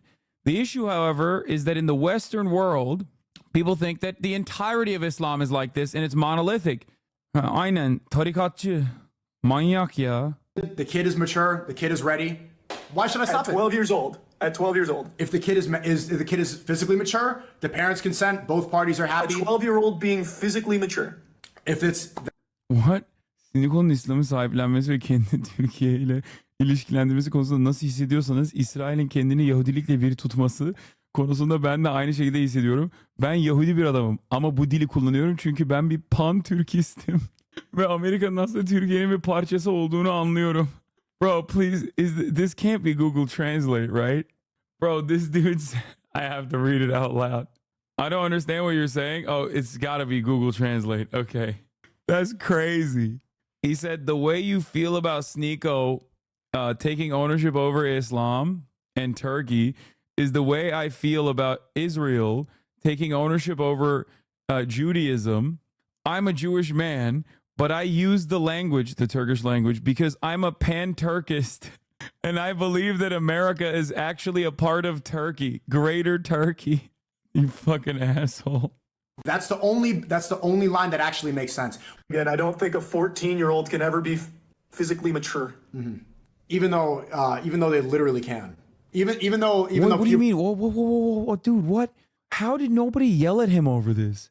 Why did more people try to fucking cancel Moist Charlie Critical Penguinzo over him agreeing to the scientific community's consensus, medical professionals' consensus on like trans medical care for young adults and minors, okay? While simultaneously no one was paying attention to what's going on here. This guy's like legitimately saying the most pedophilic shit you've ever heard. Nobody actually defines that. It's fine. I don't believe so. I was 14 once. I actually had a mustache when I was 14. Would you have looked at me and said I was physically mature enough to get married? If you were physically mature, if you were mature, yes, I would. Okay. Really? When I was 14. Yeah. If you were 14 and you were ready to go and you met another 14-year-old, yes, I would. No. We're talking adults. You keep going back to that. That is adult. I met... I told you my definition. Oh, I told you the definition. Adult. The definition, okay. If you went through puberty, you're an adult. That's the definition of adult. So yes, if you're an adult and you had a mustache, you're ready to get married, fine. Okay. Not defending Ava Tyson, but if she said this stuff, it would be a whole different story. Bro, oh my God, that is actually a really good point. Like Ava Chris Tyson says some weird ass shit to a fucking 13-year-old, okay, in a Discord server. If she was joking or very straightforwardly, unironically saying these exact same words, oh my God. Oh my God. I was going to say people would try to kill her, but like she's already trans. So Okay? Unironically saying a 14-year-old adult, I think, would make most sensible people want to puke. There's so many instances of this, and a lot of the conversation was spent with him talking about, like, overseas age of consent, like talking about how Japan's age of consent was 13 for the longest time, this and that. But Ew. the whole thing... What is that? Dude, this is like... Bro. Dude. This is like libertarian shit across the board. Oh my God, this is peak libertarian conversation. Was like pulling teeth, and it was fucking painful. And I think it's extremely alarming perspective to have. Unironically calling a 14-year-old and 12-year-old mature enough for a marriage, those are middle schoolers. Like, holy shit. I think that is extremely concerning to be advocating for something like that. Like, would Sneeko be okay if his best friend ended up marrying a 14-year-old? He certainly shouldn't be. No one should be okay with something like that. Like, that's fucking terrible. That is actually terrible. But now, since I wasn't, like, holding him to this topic or making... That's crazy. Nick Merckx did a fucking react. Just straight transphobia reacts all the way. Nick Merckx's channel... YouTube, what's going on today? Nick Merckx's channel went from video games to just only talking about drama reactions and just right-wing grifting. Oh my God. His college football videos get 100,000 views. His fucking transphobia videos, okay? Moist Critical and Sneeko are both out of their minds. Extreme centrism. 400,000 views. Oh, right-wing grifting is so fucking profitable. It's crazy, dude. He's playing with Michigan. It's dog shit. This Elon Musk situation is upsetting. Sure it stayed on the topic I thought we were talking about. It went all over the place with a ton of different things, but the big one, and this is what most people have focused on, which was my response to his question about kids transitioning. And the way he would pose that question would be by asking if I thought it was okay if kids who want to switch their gender go to the doctor and get their dick cut. His stream viewership continues to decline, so it makes total sense to grift. I mean, yeah. Cut off. Is it okay if a 9-year-old goes to a doctor and gets their cock cut off right then and there? And when posed with that question, I replied with yes. And I've talked about this on stream many, many times now, and I'll talk about it again here. I thought he was talking in hyperbole. I thought he was just exaggerating, being over the top, talking about the entire subject of transitioning. I had no idea that any living, breathing human being actually thought that that's how transitioning works, where you just go into a doctor saying, I feel like... Yeah, like, that's not how it works. Problem is, Charlie, you're living in the real world where you are exercising what is unfortunately a forgotten art, which is called critical thinking, where you think to yourself, of course, you don't just like walk into a chop shop where there's like a tiny guillotine, okay? And they immediately slap that guillotine on your cock. And they're like, oh, you're fucking trans now. Like, that's not how that works. Except it doesn't matter that that's not how that works. Because in the world of right-wing commentary, that is exactly how everything works. It's not about what the truth is. It's about what right-wingers have decided what the truth is. Okay? Yeah, they're going to fucking West Coast Customs, dude. Like you're fucking driving your car in after evading the police, okay? And the door closes and you come out with a new spray paint. That's how it is. That's how gender confirmation works. Switching genders and they lay you down on the operating table and just snip your whole fucking meat off.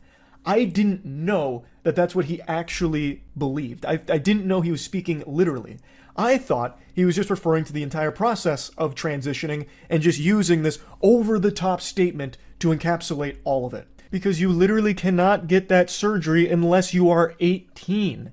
Like, you actually have to go out of your way to be that stupid on the topic than you would just spending a couple of seconds looking. And here come all the fucking psychopathic right-wing weirdos who could be like, actually, in this extreme scenario, it did happen one time, so I guess you're owned. And it's like, oh my God, dude. Oh my God. Oh my God. You did not fucking win this conversation. You were just a psycho. You literally made it seem like you could just walk into a fucking clinic and get an over-the-counter penis snipping operation. And then you turn around and you're like, well, in this one extreme case, it did fucking happen one time for a completely irrelevant reason. And the person wasn't even like trans or whatever. But hey, guess what? It did happen. So you owned. Looking it up. There are very rare cases where someone under 18 has had. You lose the second this conversation starts. There's no winning these debates. Brother, if you were to cave and capitulate the right-wing framing on every issue, you could say that about virtually every issue, man. The right have captured the online marketplace. The right have captured mainstream media on a lot of issues. Crime is out of control. It's not, but it doesn't fucking matter because it feels like it is because the media keeps telling me it is. Trans people are doing crimes and are pedophiles. It's not the case, but it doesn't matter because everyone keeps saying it feels like it is. So maybe we should just, have the conversation on the boundaries they want to have it. Okay? Yeah, no matter what happens, yes, it always feels like it's a moot point because you just can't fucking talk to these animals because they're like a brick wall, right? You just can't do anything. But that should never stop you from advocating for the correct things, for the truth, okay? That surgery performed. That's not common. So I really didn't think that someone could be so dumb on the topic. I thought he was just speaking in hyperbole, which is my mistake. I should have been more clear instead of making an assumption that he was talking about something nuanced in an over-the-top way. I haven't hid this take, and it's not a new take from me. I've talked about this a couple times throughout the years on stream. I have no complaints if a kid gets interested in transitioning and starts talking to their family about it. So their parents start talking to doctors, the kid starts talking to... I wonder if he knows someone who's like trans in his immediate life because this is like, this is genuinely a breath of fresh air, I would say. And it's shockingly uncommon, especially for someone who's like a normie. Like it is... Like, it shouldn't be omega-based or whatever, right? But, like, this is, unfortunately, a shockingly uncommon position in the United States of America amongst, like, people who are not super tapped into this kind of stuff.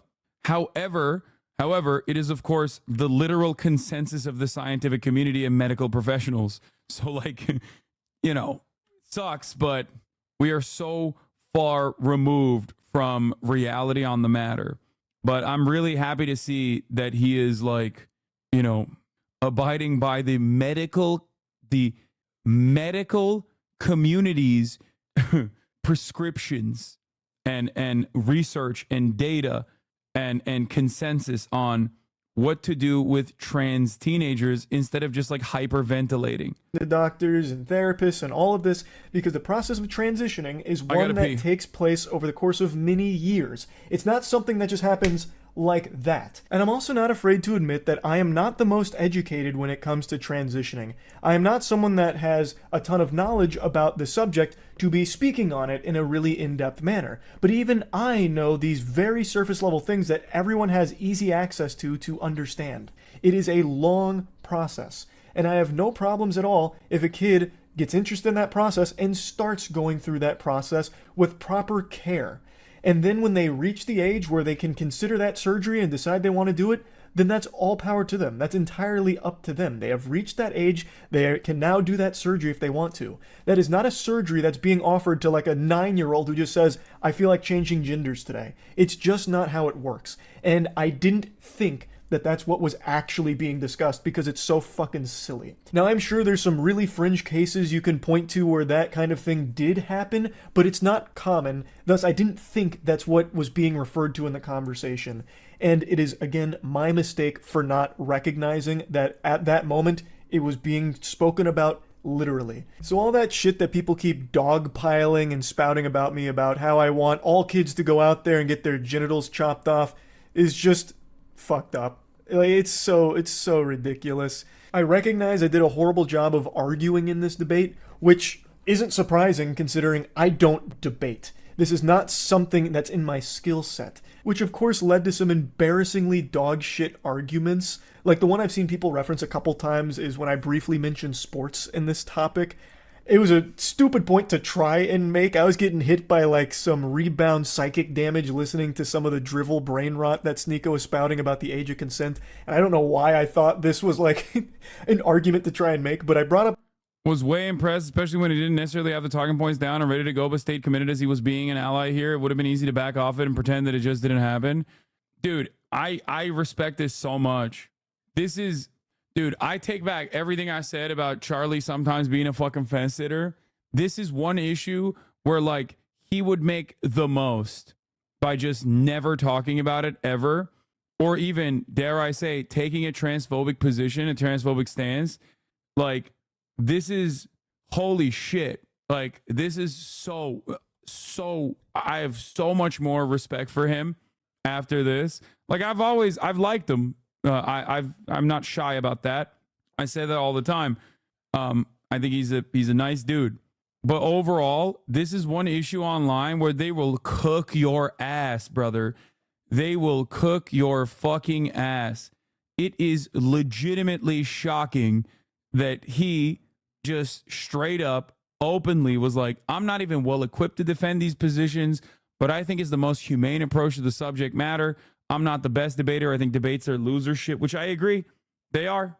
And it has nothing to do with like the reality or the truth or anything like that. It's just about yapping and talking points and being able to fucking push them out as quickly as possible to make it seem like you won to your side. But ultimately, this is an honorable thing that he has done.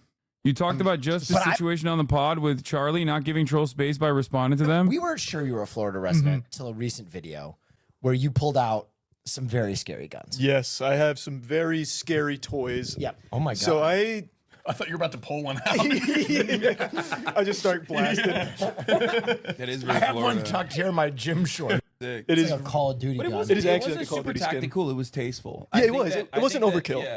And Yeah, it there's wasn't an a concept. RPG, There's right? there's a yeah. We had this conversation. We had this conversation with Charlie about giving in to right-wing trolls, specifically about Sneeko, as a matter of fact, back then. Sports in this subject, and I was going to try and elaborate on it, but didn't at all. What I was going to try and say is that when a kid gets interested in a sport, they'll talk to their parents about it, they'll research the sport, go through the process of learning about it. And when it comes to transitioning, it's still a process where you talk to your family about it, you learn about it. Like, it wasn't a point where I was trying to say, well, changing genders is a lot like picking between baseball and soccer. Like, that's not what I was trying to get at, but because I didn't elaborate on it and it really wasn't a good argument to try and make in the first place, that's one people have harped on a lot. And I get it. Like I said, I am not a debater. Like, I didn't go in here expecting a debate. So I had nothing prepared here for this inundation of outrageous questions and tangents. Like, there was a point where Sneeko was trying to get me to say white power. Like, the whole thing was a fucking mess. It was, without a doubt, probably the worst debate that video has ever been cursed with. And I really regret not doing a better job here. It's not something I should have even done in the first place. I just have a tendency to really hope for the best out of people. And I was really hoping that I and most people were wrong about Sneeko's perspective on the age of consent. However, unfortunately, it doesn't appear to be the case. He was very adamant about this position, and I did a terrible job in arguing with him, and I did a terrible job of articulating my beliefs. I am supportive of the LGBTQ+, and I have been, and that's not something I've been shy about. I just wish I did a better job of expressing that. To be open and honest here, and I've talked about this a lot, I've always treated my channel kind of like a diary for myself, which is why I just talk about so much different nonsense and so many things that I know a lot of people don't give a fuck about, but some of it's fun for me to talk about, or some of it's just things I care about. So being totally honest, I used to treat the internet as an escape from my dog shit real life. Truly unhappy, really hated most of everything about myself, and the internet was my escape from it. But now it's really become that real life is the escapism for me now. Like, I love posting and creating things, but I don't like interacting with the internet around me anymore. And it's something that I started to realize a couple months ago, and I've talked about it on stream a little bit, how because I've covered so many like drama stories and everything, it's pretty much all that I ever get told about when I'm streaming, and it's become such a massive headache. And it's just, bro, what the fuck? Him and MAGA Male both coming out being like, I hate drama. That's crazy. Just constant negativity that I'm fully flooded with, like at all hours. Like, I am in like this human centipede of eating someone's ass while having. Do you feel like this? I think I'm a little bit more hardened to this because my expectation is that every day I log on and there's going to be people, both lovers and haters of mine, that are going to tell me to suck shit and kill myself, which happens anyway. So I think like I'm used to it. You know what I mean? Like, that's what my expectation is. So So like, for example, the past couple of weeks where people have been like, hey, I know I used to say you suck shit and you should kill yourself, but I think you were right on a lot of this stuff. When I hear that, I'm like, oh, great. That's positive. You know what I mean? I'm so used to getting an uninterrupted, like genuine, what's the word for it? Like a faucet of hatred directed in my direction at any fucking point throughout the day, that whenever someone is actually nice to me, like an onslaught, a bombardment, a deluge, yes, that is the word I was thinking of. Whenever people cut through that and go, you know, you've actually changed my mind on this, like I welcome that, and it actually shocks me. But ultimately, it is something that I expect. It's something that I expect, and I do receive it on a daily basis. It hasn't been as bad recently. It has not been as bad recently for the past month or so, I would say, but it is unimaginably toxic on a daily basis, and that's just my expectation of it. Especially because I'm not just talking about quote unquote drama, I'm talking about politics. You know what I mean? So that's even worse than just drama. This is shit that people believe basically from birth for the most part, and they associate it with their identities. They associate it with their very existence.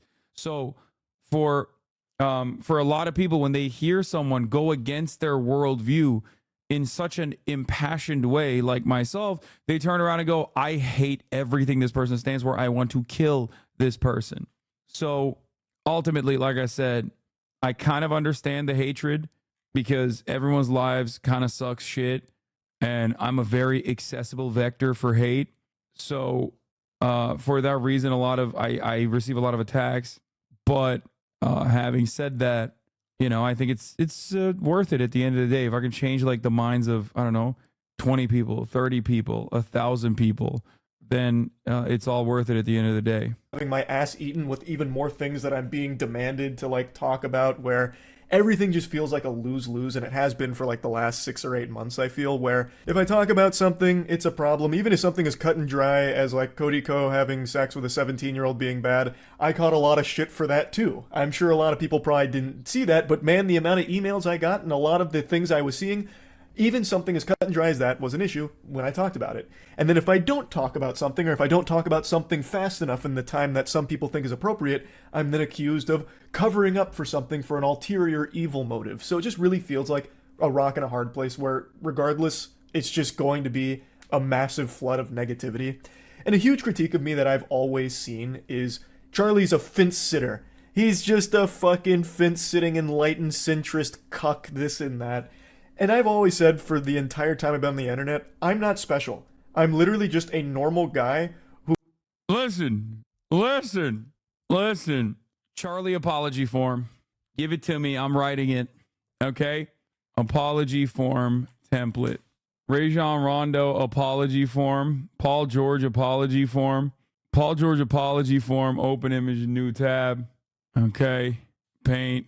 How do I open it in? Okay, listen. I'm gonna do it. I'm gonna do it, man. I'm gonna fucking do it. Wait, what the fuck? Why isn't this working? How the fuck? Oh, God, I can't. Here's a blank one. Okay, save image as. Put it in here. Okay. To moist from Haas. Okay, date 7/31. Okay, 7/31. Reason for behavior. The media convinced me you were a centrist. That's a click. I'm clicking on that. Okay. What do I miss? The media convinced me you were a centrist. I miss balling with you. This is so dumb. I was jealous of your hair. Okay. That's another one. I'm checking that. Okay. Hold on. I was jealous of your hair. I don't watch your actual streams. Okay. Here's the streams. I don't know YouTube commentary. And then Mercury was in Gatorade. Okay, there you go. I will hereby respect Moist Critical, in parentheses, Penguinzo, and I will not talk down to the future first ballot Hall of Famer. Okay, that's right. I was jealous of hair. Use this pic. I don't know how to like put his pic on there, like without. Maybe I could just copy it and then paste it like this. There you go. Please make the text bigger. No, we're just saving this and we're pumping it. Sometimes you just got to be honest about it, okay? Sometimes you got to do what you got to do. It's done. Who got very lucky. I just sit here, joke about shit, talk about my opinion on things, and nothing else. I don't have a unique perspective on things. I don't have deep insight into the vicissitudes of certain things. I am literally just a guy who yaps, has some fun, talks about shit, does some wacky stuff as well, and that's it. It's just not that deep. But because everything is so inflammatory and charged online, it's being perceived in the last, I'd say like the last 2 years, it's really popped off as me making deliberate attempts to appease both sides and play right down the middle to soak up as much as possible. Like it's all this like nefarious scheme where I'm doing this with my hands. And I just don't understand how it's become so incendiary where that's apparently like a really bad thing now. My opinion is not special, and my opinion isn't one that's pandering to any sides or catering to anything. It's literally just whatever's up here. I sit down for like 30 to 45 minutes on like a topic or like a video that I'm joking around about, and I talk about it. I am legitimately just an average, well, below average height guy who's about to turn 30. I'm not just spitting hot takes out the wazoo here. I'm just being myself. That's all this channel ever has been. And now it's become super controversial to do that if it's not like, you know, are you still good with Charlie? On yeah. Everything, it seems. And it's very frustrating. For the longest time, it was just me having fun. And for the most part, it still is. But I've started to recognize over the last few months that some of the things I do just really aren't fun for me to do, and I've been doing them out of obligation. Mainly internet drama. When I initially started covering drama so many years ago now, it was fun, because it wasn't as serious. Like, the stories were a lot, you know, more quirky. It was easy to get invested, because it was kind of just like a soap opera, like a really dumb soap opera. But man, he's a centrist hack, and I don't care if he's real him or not for money Lamau. Bro, the centrist hack that you're talking about just came out in front of 15.7 million subscribers and advocated for trans medical care, an issue that like is so dramatically like it will literally capture the anger and resentment of every single right winger. Like, what are you talking about? This shit has almost 1 million views in an hour. Like, it's gonna get worse. So many lefties with this mentality the last 24 hours, sad to see. Yeah, y'all are fucking nutty. That's why I said I apologize. Because, like, honestly, there's a couple issues where, I would say, where, like, if you actually fucking put out a stance, like a legitimate stance in defense of, like, certain groups, back in the day, that was Palestine and trans people. Now it's a little bit more mainstream to be, like, pro-Palestine, which is crazy to even say. Right? There's still a lot of like financial and career repercussions, but like coming out and just like defending trans people when they make up like such a minuscule percentage of the population, with most of the American population thinking that they're just like weird and abnormal, and then most of the people who hate trans people that are far beyond the normal way of like analyzing trans people, but literally taking it to a level where they would like try to kill you, is still very much, in my opinion, a brave thing to do, especially when your content has basically garnered the attention of both right-wing people and left-wing people. You know what I mean? Yeah, people forget Dylan Mulvaney was the most wanted individual for months. Recently, it's been much more serious, and I feel the need to talk about. Nobody would try to kill you. You should know better. Fiat, what?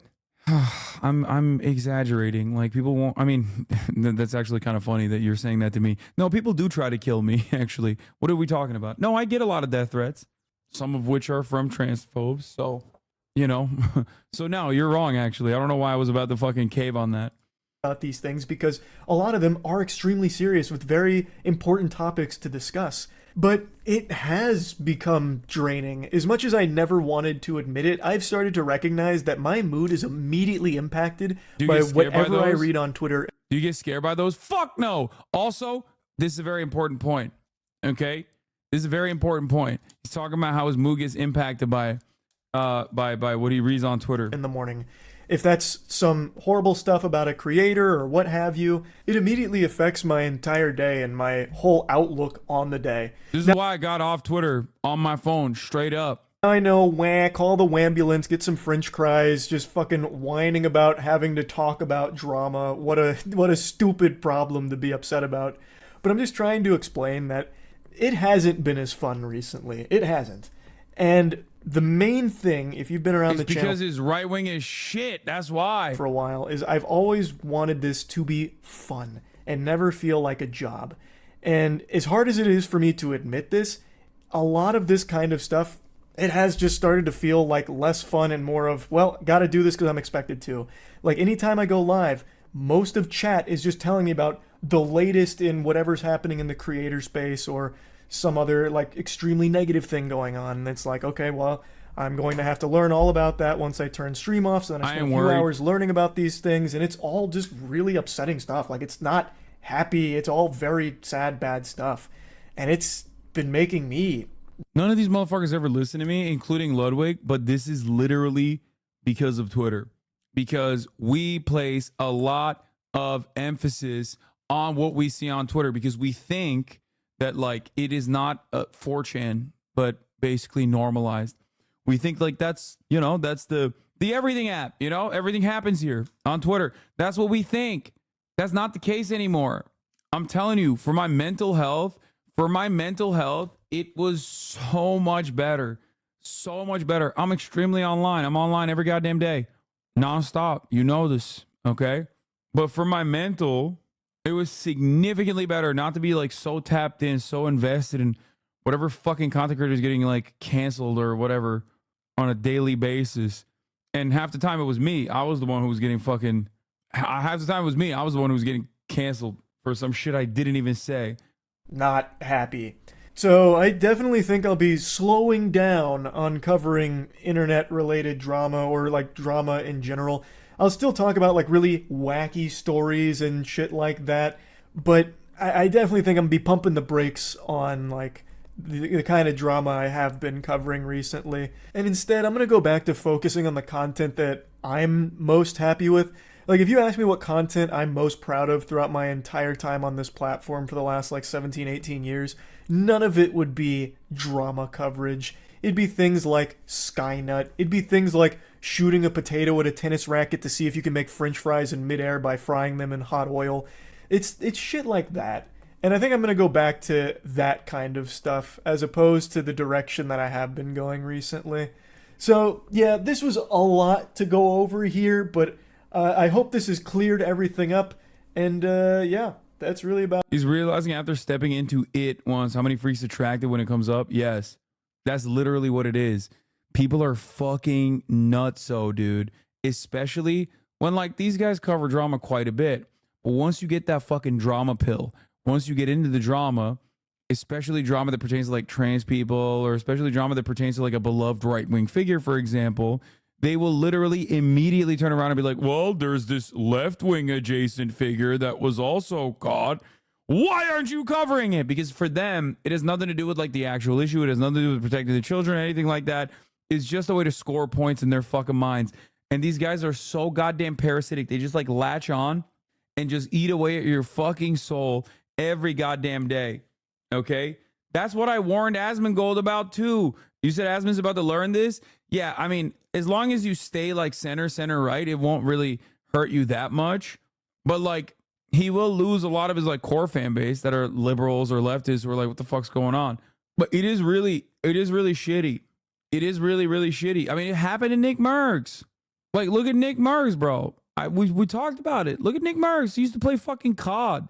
And now he's over here doing like the latest and greatest in fucking trans content. Anyway, let's watch the Nick Merckx vid, please. I don't want to watch it on my own. I know chat doesn't either. Then why are we watching it? Even if those parasites accept you, they won't accept you. Exactly. That's the other part of it. They will inevitably move on when the drama runs dry, or when they feel like you can be in the crosshairs too. Because for a lot of these people, they're not like real fans or whatever. They're just there for the blood. Okay, they're there for the drama. They're there for the bloodshed. They're not there for the unique content that you're presenting. Now, many people might say that for me as well. Okay, and to those people, I say that's not what I'm about. I have a very open, personal, political viewpoint, and I talk about that pretty openly and have since day fucking one. Anyway, I'm gonna run the last 3-minute ad break here.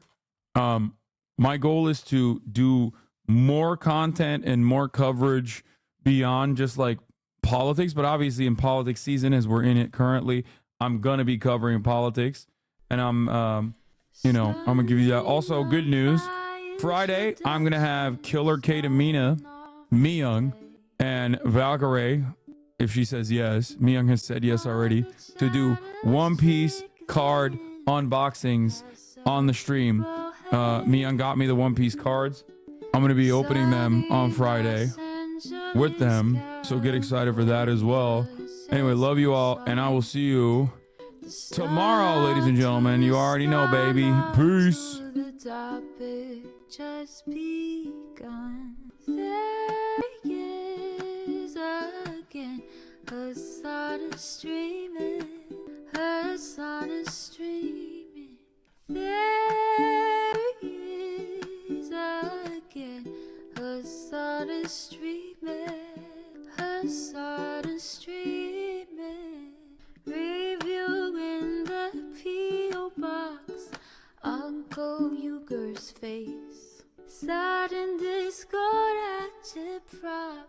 Great names take on break. Tiny Bernie Sanders, LGBTQ Air Force.